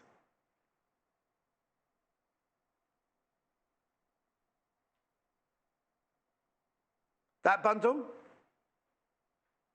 You see, I'd be tempted to go with one of the others, to be honest. Have you switched me off? Oh, now Amanda said, hello, John, can you tell me the weight of the fabric, please? Amanda, it's like, I haven't got a weight, but I can tell you it's like a shirting, like a very soft shirting. Yeah, like a very, very soft shirting it is. So it'd make a lovely, that dress, it would look gorgeous in that dress we had in the 9 o'clock show. Can I show the picture? Right, this is the dress, right? Imagine how beautiful it'd be in that fabric. That's the fabric we had earlier in the 9 o'clock show. Had the pattern in the 9 o'clock show. Imagine this is the same weight as that fabric. So to make a shirt or a blouse or a dress like that would be absolutely gorgeous. It's got the most fabulous feel to it. So I can't, sorry Amanda, I can't actually tell you the weight. It's 100% cotton. It's made by Macauer, so it's a good quality cotton. Well, you see, I don't know, you see. I think, isn't this the bundle that's the montage bundle that the scheduling team have put together, but I think that's a bit obvious myself. Right, so that's the montage bundle there. And then that's the montage fabric bundle there for £9.45. Me personally, I will whip that one out. And I would think I would go with that one. Yes, this is the maple one, this one. I like the maple one with this best. So this here is your montage blue, $5.95 for 0.5 metre. This here is the maple fabric bundle, £9.45. Get Jay to it, I need the box, that's all. So that's $5.95 and this is $9.45. Don't they look lovely together? Don't they look gorgeous together? You've got the maple leaves in there, you see. You've got the maple leaves and you've got the Chinese... do you know what else would look absolutely stunning with this? Is the ochre, Hannah's favourite ochre. Could you get me the ochre fabric as well, please, from earlier? That's lovely, isn't it? Really, really lovely.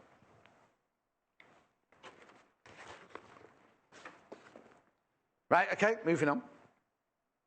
The ochre was what Amanda was making the bodice out of in the last hour. Might still be in the trolley. I think the ochre would look lovely with that. Please be careful. Please, please, please be careful. I don't want anyone to miss out on that. So that is the montage in blue. This is the montage in ivory.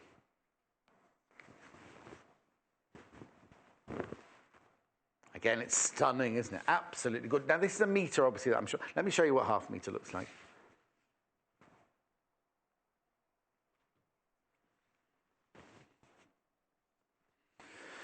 There's 0.5 metre. We could do so much with that, couldn't it? It's beautiful. You see, I'm thinking dressmaking or quilting. You could use it for soft furnishings as well. But I think it's lovely. Blind, really beautiful. But not a hard blind, a soft drapey blind would look lovely in that. Oh, do you know what? I'm tempted to get some of the blue for my bathroom. I just want to swag some fabric over the window. That's all I want to do. I don't want to make a blind, a formal blind. Just want a piece of, as though it's been there by accident, but I've draped it perfectly. Oh, there won't be enough, apparently. Oh, no, there won't be enough. By the time the show goes out, there won't be. Show goes out. By the time the show finishes, there won't be enough. This is lovely. Japanese garden in the ivory. Now, let's have a look at what the montage, that one looks like. No. You see, I want to mix the bundles a little bit. This is the butterfly bundle. You see, I've taken the black out because the black's too heavy. Oh, is it though? Yeah, I'll take the black out. They're nice, aren't they? They're soft and gentle, like a frothy coffee. Beverly, it's 44 inches, my love. I'll just check. It's Makawa. I'm sure it's 44 inches. Let me just check. 44 inches wide.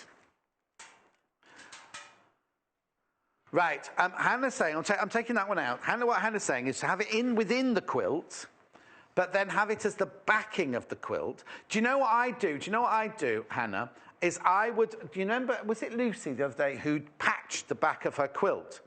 So I'd have this in the quilt, and then I'd maybe have a big stripe, 2 big stripes of that, and, you know, a stripe of another fabric going across the back, so the back isn't all that. And then you do gorgeous quilting, which will come through on the front and the back.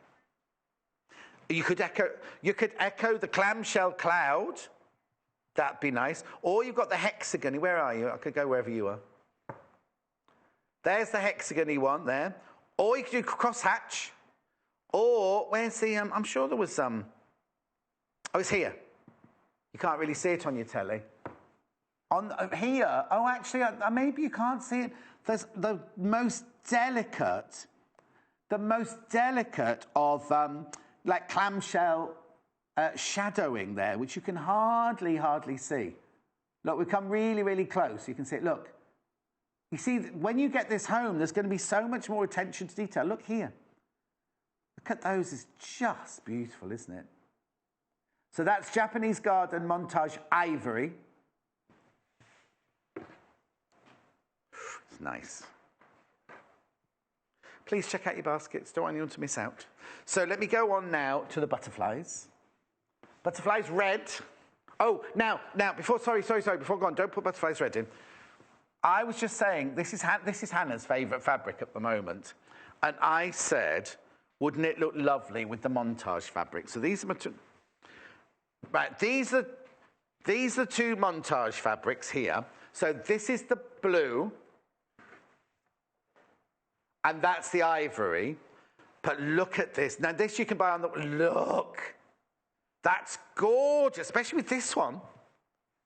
Because it picks up the flower of the Chinese... now, on the telly, in real life, they look closer together. On the telly, they look very different. But doesn't that look lovely? Wouldn't that be beautiful? That's Hannah's ochre. You can find, it's not called Hannah's ochre. It's ochre. You can find it on the website. Right, now I'll move on to butterflies. Butterflies red. Or not. Oh. Now, Sandra, montage in ivory must be a lovely 50s dress. Wouldn't that be gorgeous? Wouldn't that be stunning? Oh, I'm seeing it. Now, you know what I'm seeing? I'm seeing like a Marilyn Monroe type dress. Not the white one, not that one. And then she would have worn a fur stole with it. I'm not saying wear real fur, but you know what I mean? Like a off-the-shoulder little stole that just came round like in gold, in a gold brocade. Ooh, that'd be nice, wouldn't it? And gold shoes. Anyway, let's move on. Get carried away now. Back in the films there I am. This is Butterflies Red. £5.95 for half a metre. Now, which was the butterfly bundle? Okay. No. I'm breaking all the rules today. You see, this maple one, I think, is the best one for all of them. Look. Doesn't that look nice? Look. I'm thinking. Vienna, is there any ochre in there? I don't think the ochre would work. The ochre might drown those butterflies. Oh, no. I'll tell you in a minute when we do the blue butterfly in a minute. You got little dragonflies. No, where are we? Little dragonflies. Beautifully ornate butterflies with little antennae, everything. So this here is the maple fabric bundle. This here is the Japanese garden red. Let me just mix this in as well.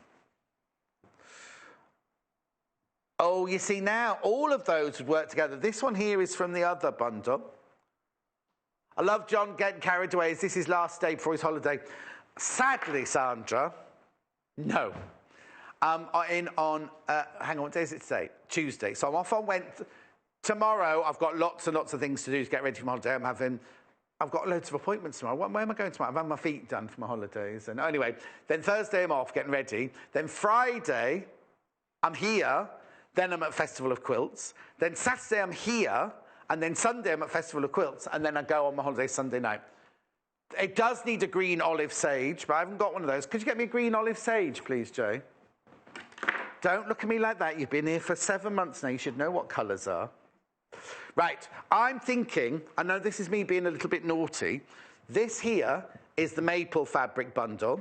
This here is the Japanese garden. But I'm adding, from the butterfly bundle, the biscuit. Look, I haven't put the black in. I haven't put the black in because the black might be a bit too... Let me just show you. Let's have a look. There's... Oh, I don't know, though. You'd only want a tinge of the black, wouldn't you, really? So this is the butterfly bundle. That's the maple bundle. That's the butterfly red. Isn't it lovely?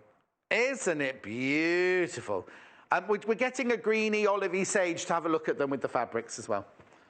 And now let's move on to the butterfly blue. Oh, they're lovely. It's really good quality, this. I'd love a shirt made out of this. In fact, you know what? The blue butterflies is my second favourite. This is my second favourite. Oh, actually, you know, this is butterflies. Look. These are baby butterflies. Look. I nearly wore... Because you...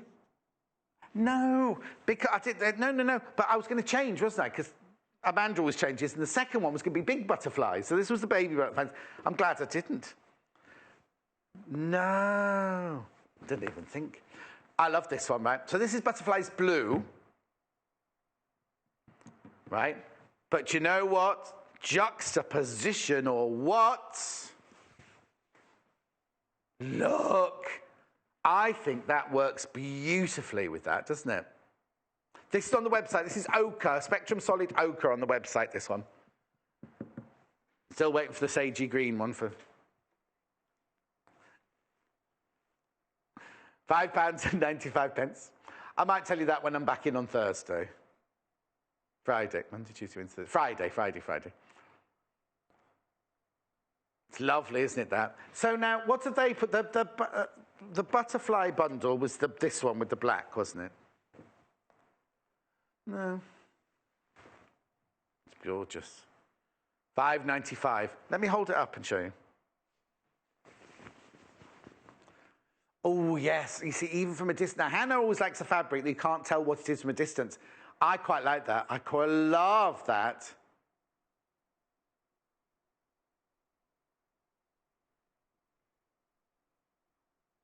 At £5.95 for half a metre. Oh, OK. Which one was it to go with? Never mind. OK, well, if I'll do, you know what I'll do. Right, last but not least, the maples. Oh, no. Yeah, the maples. I thought I had more than 6 fabrics then. What a shame. I'd love to have some more of these. No. No, the greens would look nice with that, though, when they come through. So this is maple in light taupe. Maple in light taupe. Now, yes, here we go. The maple with the maple. That's very autumnal, isn't it, that one? Very autumnal. So this is the maple bundle. You get half a metre of each of those. It's Vienna orange, Christmas red, and dark blue. They are £9.45. And the Japanese garden maple leaf light taupe fabric from Macau. It's £5.95 for half a metre.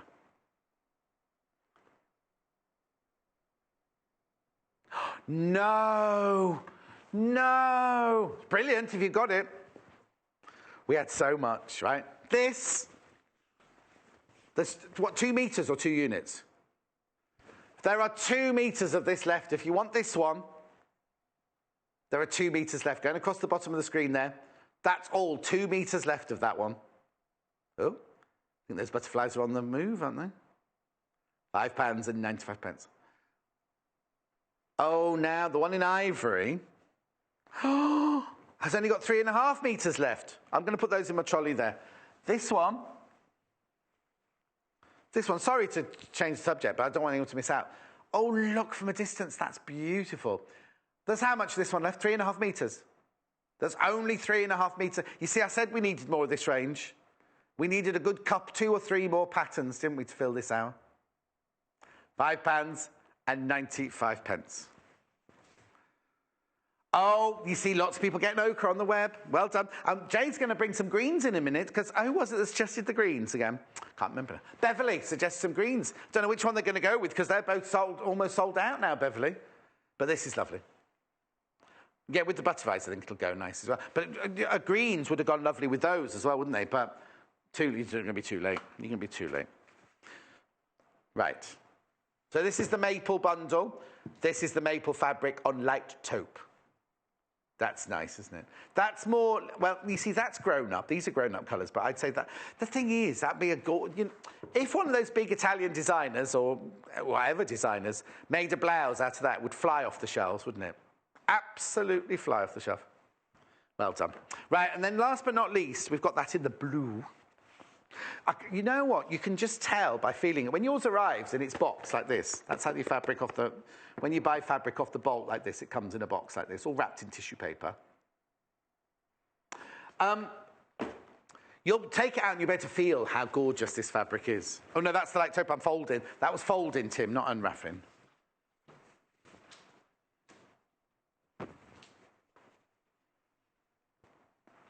Okay, so that can go there. Then this is the blue in the maple. Now I'm thinking, let's have a look. So this is blue maple. It's a nice blue. It's like a dark Wedgwood blue, this one. So now that's the maple. What they've done is they've put, oh yeah, that would work. Did not have sage. There were no other greens. No sage. Okay. So they look gorgeous together, don't they? That's the maple bundle.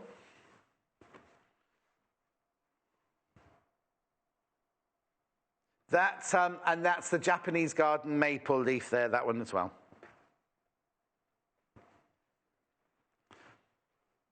No sagey one, no bluey green one. No. £5.95 for this, £9.45 for this. It's lovely. But do you know what? Let me just have a look at this bundle with it. You see, I quite like that bundle with it as well. This is the montage bundle. Kind of lifts it slightly, doesn't it?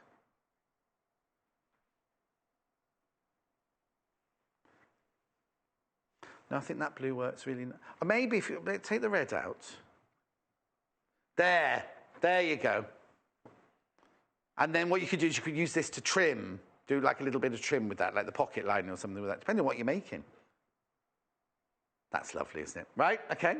Now, Beverly said earlier that she thought the butterfly fabrics might look nice with a bit of sage green, olive green, or green. Well, I haven't got sage green, I haven't got olive green. I've got grass, pistachio, and... is it citrus? Right, so this is the butterfly fabric here, which we adore, which absolutely adore. Beverly said, wouldn't they look nice with green? So I've got 3 greens here. This is grass. So on the website, have a look. I'm just showing you so... It's nice, isn't it, grass? That works nicely. Let's have a look at it with the red as well. Oh, yes, yes, yes. Beverly, what I found, I'll do that in a second. Let me do all the ones with the blue first of all. So that's grass. This'll be pistachio. Oh, Beverly's messaged in. Oh, she's on her feet with excitement, but sadly it's not payday. Oh, no. That's nice as well. Look at that one. That's grass. No, no, no, no. That's pistachio. That's pistachio, sorry. That one was grass. Right? Or citrus. Let's have a look if this one will work. It might be a bit too... No, that doesn't work. That doesn't work. I'll move that. But looks gorgeous with Hannah Ochre. They're all available on the website. All these solid colours are available on the website. Right, let's have a look at it with the red. Let's look at the red butterflies. We'll better watch the time. Right, more than half of our whole stock. Now, remember, when we said we were going to bring new fabrics like this, we were going to have a fabric show, then put them into a project for you. Not going to be able to, are we? Because those two, montage, right? More than half of that, no, more than half of the blue one of those. Oh, yeah, that is the blue one. More than half of those have gone. More than half of that's gone. Right, let's have quickly look at the butterflies red with the greens that Jay very kindly found for us. So, green. That's with the grass. No. Yeah, the green makes it completely different, doesn't it? I'm not sure if that would work. It's nice. Right, pistachio coming up next. Nice, that's nice. I won't be mean. I won't get Jay to go and find these colours. But they'd look nice with those colours as well, wouldn't they? Okay, and then of course, you know what? Hannah's Ochre. That's the best. The best, isn't it? That's just gorgeous. Okay. My desk's a bit of a mess now, I'm afraid. Now. I've just got to show you something else I've got in this hour. Let me just push that to one side. Might be a bit late to tell you this. I'll get to the happiness book in a minute, but there was something that we wanted to show you. Oh, dear. I pulled a little piece of paper out, right? Right. Is that all right being flat on the desk there? This book doesn't show you how to do this, but these are fans. These are lovely fans, right? This book's all things quilting. This one here is fans. And what we thought, this was brand new this week, we did it with Lucy. If you were to make, it's called the fan block, right? And it's like a quarter of a Dresden. So this was, oh. No, I'm just going to, it's only this side here, yeah. Yeah. This is on the 3rd of August, right? This is a Dresden. This isn't a finished one. This is, she did, the finished one was on a cushion, I think, wasn't it? So this is the Dresden. This isn't finished. That middle bit won't fall off. There you go. But what you could do is you could use a Dresden, but to make a fan,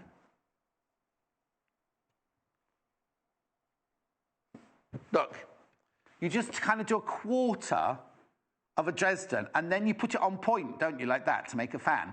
Now, how gorgeous does it look with the pointy bit, right? So you could do a pointy bit, you can do a scallopy bit, or you could do them like this. But how do I do that, John? How do I do that, John? Well, you buy this. Comes in 2 pieces, you get both pieces. It's the Dresden 9-inch, and that goes up to 9 inches. It goes up to 9 inches. You get this to do the fan sections, and then this one here is to do the middle. So obviously you'd only need a quarter of that for the middle of the fan, and then you can do this. And if you want to see Lucy making it, it was what day, say? 4th of August. 3rd of August, see it on YouTube. It's called the fan block. It's called, if you Google the fan block, but the instructions you get with these are brilliant, look. There, see, there it is. There's the fan block there, look. But with this ruler, you can also do Dresden that way, or those fabulous triangles there. It's amazing, this ruler. Absolutely amazing. Now, it's very limited. It absolutely flew out. Is it what, sorry? We just took inspiration from the book, which is there. And now I've got to talk to you about Sewing Happiness as well, very quickly. Very popular book. It always is. Every time we bring it on air, this one's always very, very popular. Sewing Happiness. It's a lovely book because it's a good read as well. Jennifer Mills loves this book. Jennifer Mills, yes, because it's got a lovely story to it. She's sensitive soul. She'll be watching now. She'll be shouting at the telly going, I'm not blooming sensitive, me, with her big boffer boots on, non-leather boffer boots. £19.95. Lots of you got this in your basket. Lots of you got this in your basket. Make sure you check out if you want it. It's just gorgeous, really, isn't it? It's got all the different... It's got the seasons, it's got the story, it's got all sorts of things that are a part of her life, for her, her husband, her children. It's got patterns, it's got templates, it's got lovely designs, it's got beautiful photography and lovely words as well. What more could you want for £19.95? Lovely gift. Nice. Okay. Right, yes, that was a fortune cookie advent calendar in there. I'll just put that in the drawer. Right, that in the drawer. So, I haven't got much left, have I, to show you, really? They're all selling out so quickly. So, back to the butterflies. Right, I'll just recap with the amount you've got to these. Remember, this is a metre I'm showing you here. You're getting half a metre. Oh, in fact, I'll show you half a metre. That's the best thing to do. There we go. Japanese Garden, Butterfly Blue, £5.95 for half a metre. Right, okay, 10 metres left. 10 metres of that one left. I know, it's lovely, isn't it? Japanese Garden, Butterfly Blue, £5.95. Oh, if you heard that funny noise, that was Jay's knees. Yes, boy of his age shouldn't be cracking knees like that, should he? I don't mean cracking as in, cracking. I mean cracking as in old man cracking. Mind you, he did spend Sunday crocheting in front of the telly, didn't he? Anyway, butterflies in red. Now, this one isn't going as quickly as the butterflies blues, and I'm not quite sure why, because it's rather gorgeous. This is butterflies in red. Oh, Heather's emailed in. She would like to see the butterflies in red with the maple bundle. By all means, your wish, my command. So this is the maple bundle, Vienna orange, Christmas red, and dark blue. Oh. £9.45. And then this is the... butterfly red. Oh, I wonder what she's going to make out of it. Nice, isn't it? But if you want to go a bit crazy. Oh no, that's not ochre. Oh. Yeah, Hannah ochre would look lovely as well. That's on the website. Can't buy that. It's just on the website. Oh yeah, it's not called Hannah's ochre. It's just called ochre. But look, you see that lifts it, doesn't it? That just lifts it completely. I'll put that away though. Okay, so that's the butterflies red. We've done the butterflies in blue. So I've just got the maple left. Oh, do you know what I could have done with 2 more fabrics, really? I'll tell them. I'll tell the buying department next time. Right. Maples. Maple light taupe first.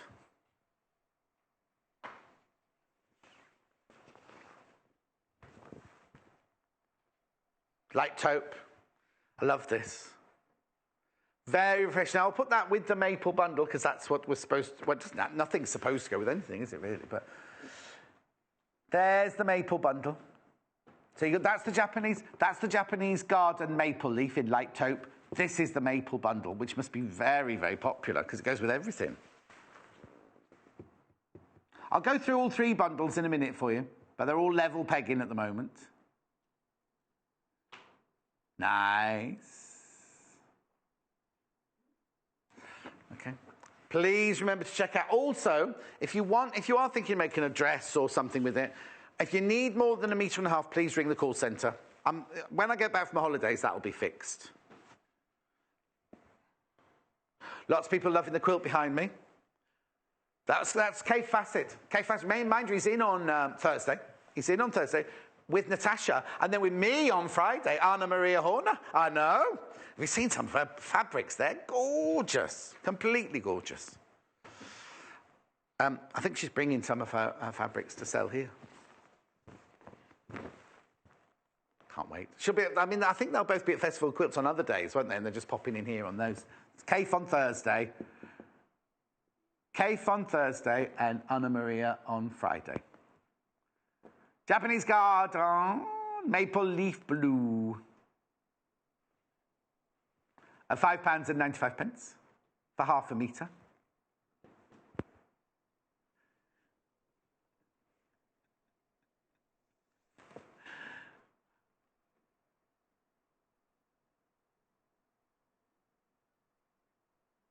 Isn't that lovely? £5.95. Blimey, am I allowed to say anything or not? I won't say names.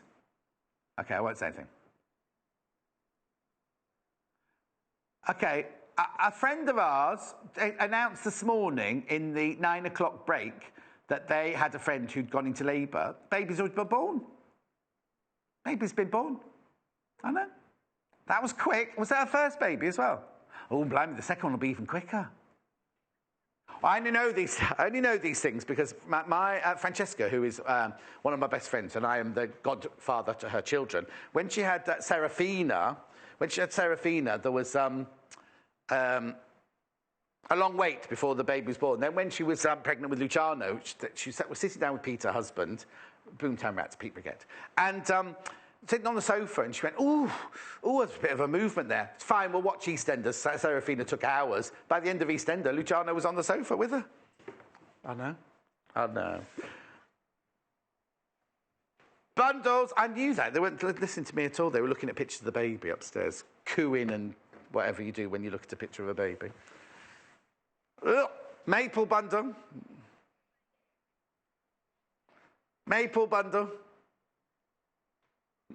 Was it still sitting there? Or... Just you wait, Jay. You've got all that in store, hasn't he, Michael? Michael, cameraman's got about 11 children already. He's got another one on the way, haven't you?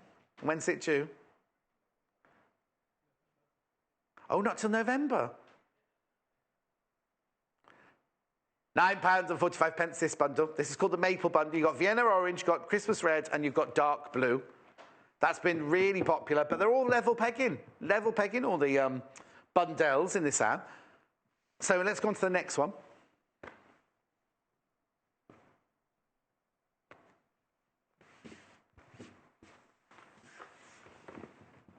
Oh. All right, stop. We're doing fabrics, thank you. No, they're all bitter upstairs. You should be happy and buying everybody drinks. For us, not for the baby. Montage fabric, this one, £9.45. So in this one, you get pearl blue, bright red, and ocean. You see, even if you're not buying the Japanese fabrics, these would be lovely. They're lovely bundles anyway, aren't they? Carolyn Grantham, I've no idea what the weather's like because I'm in a dark studio with no windows. Oh, it's very rainy where she is. I think that's her attitude that brings the rain on. If we're going to talk about stories about babies, Carolyn Grantham's got a brilliant one, but I can't repeat it on air. I like this bundle on its own, not necessarily with any of the Japanese fabrics, but it's called Butterfly because it was meant to go with the butterfly fabric. So you get half a metre of black, half a metre of vanilla, half a metre of beige. They're nice. I do like those. That's very 1930s, isn't it, looking that one? 20s into the 30s, late 20s, early 30s. £9.45. Well, I finished. What should we do for the last 5 minutes? Okay, got a couple of requests. Jay? Oh, the sewing machine foot earlier. Yeah, the low shank sewing machine one. What about it? Okay, I'll need the machine as well then. Right, if I've got other requests, I'm just going to sum up on these fabrics now. I've just got 4 fabrics left. We won't have time.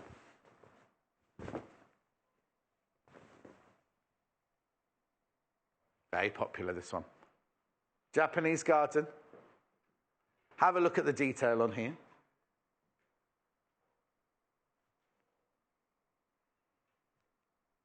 Now you can come in, look. When the big telly's got not me in it, you can come in, Jay. Japanese garden. I need the screwdriver. Thank you. £5.95 this one. I don't need it plugged in though. Japanese garden butterfly blue. I know. You're going to, oh, it's a sewing machine suddenly. It's only because somebody's asked about the foot, the zipper foot from the last hour. So that's the butterflies in blue.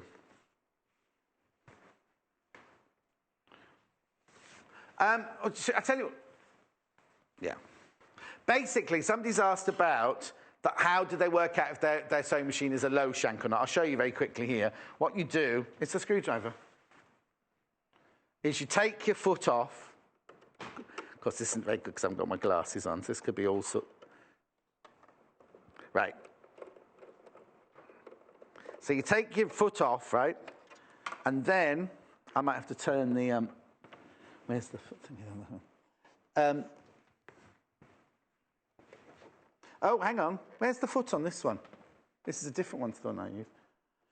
Basically, how'd you put the foot down on this one, Jay? Yeah, you can come in.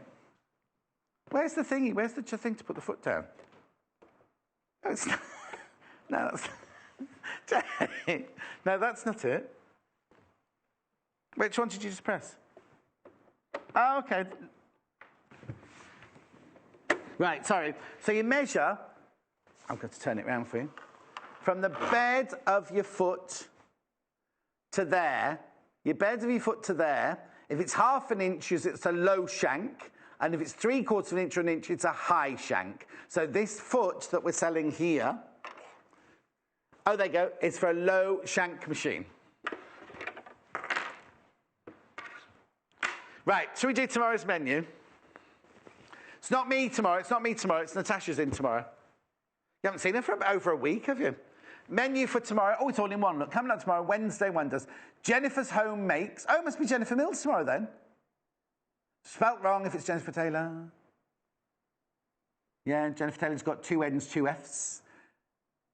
Jennifer's Home Makes at 8 o'clock. It's Jennifer Taylor. Tashi's Tool Time at 9 o'clock. Sashiko School at 10 o'clock, which will be with Jennifer with 2 N's and 2 F's. And then 11 o'clock, Butterfly Collection. Don't know what that is. Anyway, talking about Butterfly Collection, buy my butterflies. These are them in red. What? Well, it'll go with whatever they're doing tomorrow, won't it? I'm not in for that. We have a look at this. I'm not in for the next 2 days. I've got 2 days off. But then I'm on, we'll be at Festival of Quilts on Friday and Sunday. And I will be here on, you've thrown me now. Festival of Quilts on Friday and Sunday. And I'm here on Friday and Saturday. Japanese Garden in the red, £5.95 for ½ a metre. Lovely, isn't it? Beautiful. Right. The blue one is about to sell out, and I've got the 2 maple ones here as well if you want to have a look at those. But you know what? Everything from today's show, if you look down there, it just goes on repeat. Go down there and you'll see what's still available. As it sells out, it disappears. So the blue butterflies will disappear in a minute. I'll see you on Friday when I've got Lucy, and I've also got Anna Maria Horner, which will be a great show, fabulous show. We'll be chatting a lot. Anyway, thanks for your company. I'll see you on then. Follow us on Twitter for more inspiration, top tips, news, and share your own creations with us.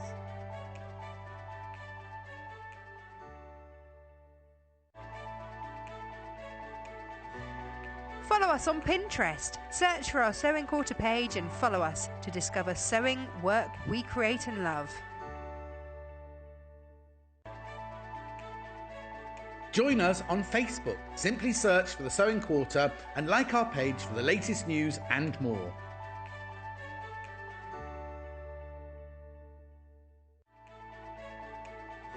Follow us on Instagram. Search for our Sewing Quarter page and follow us to get our latest posts.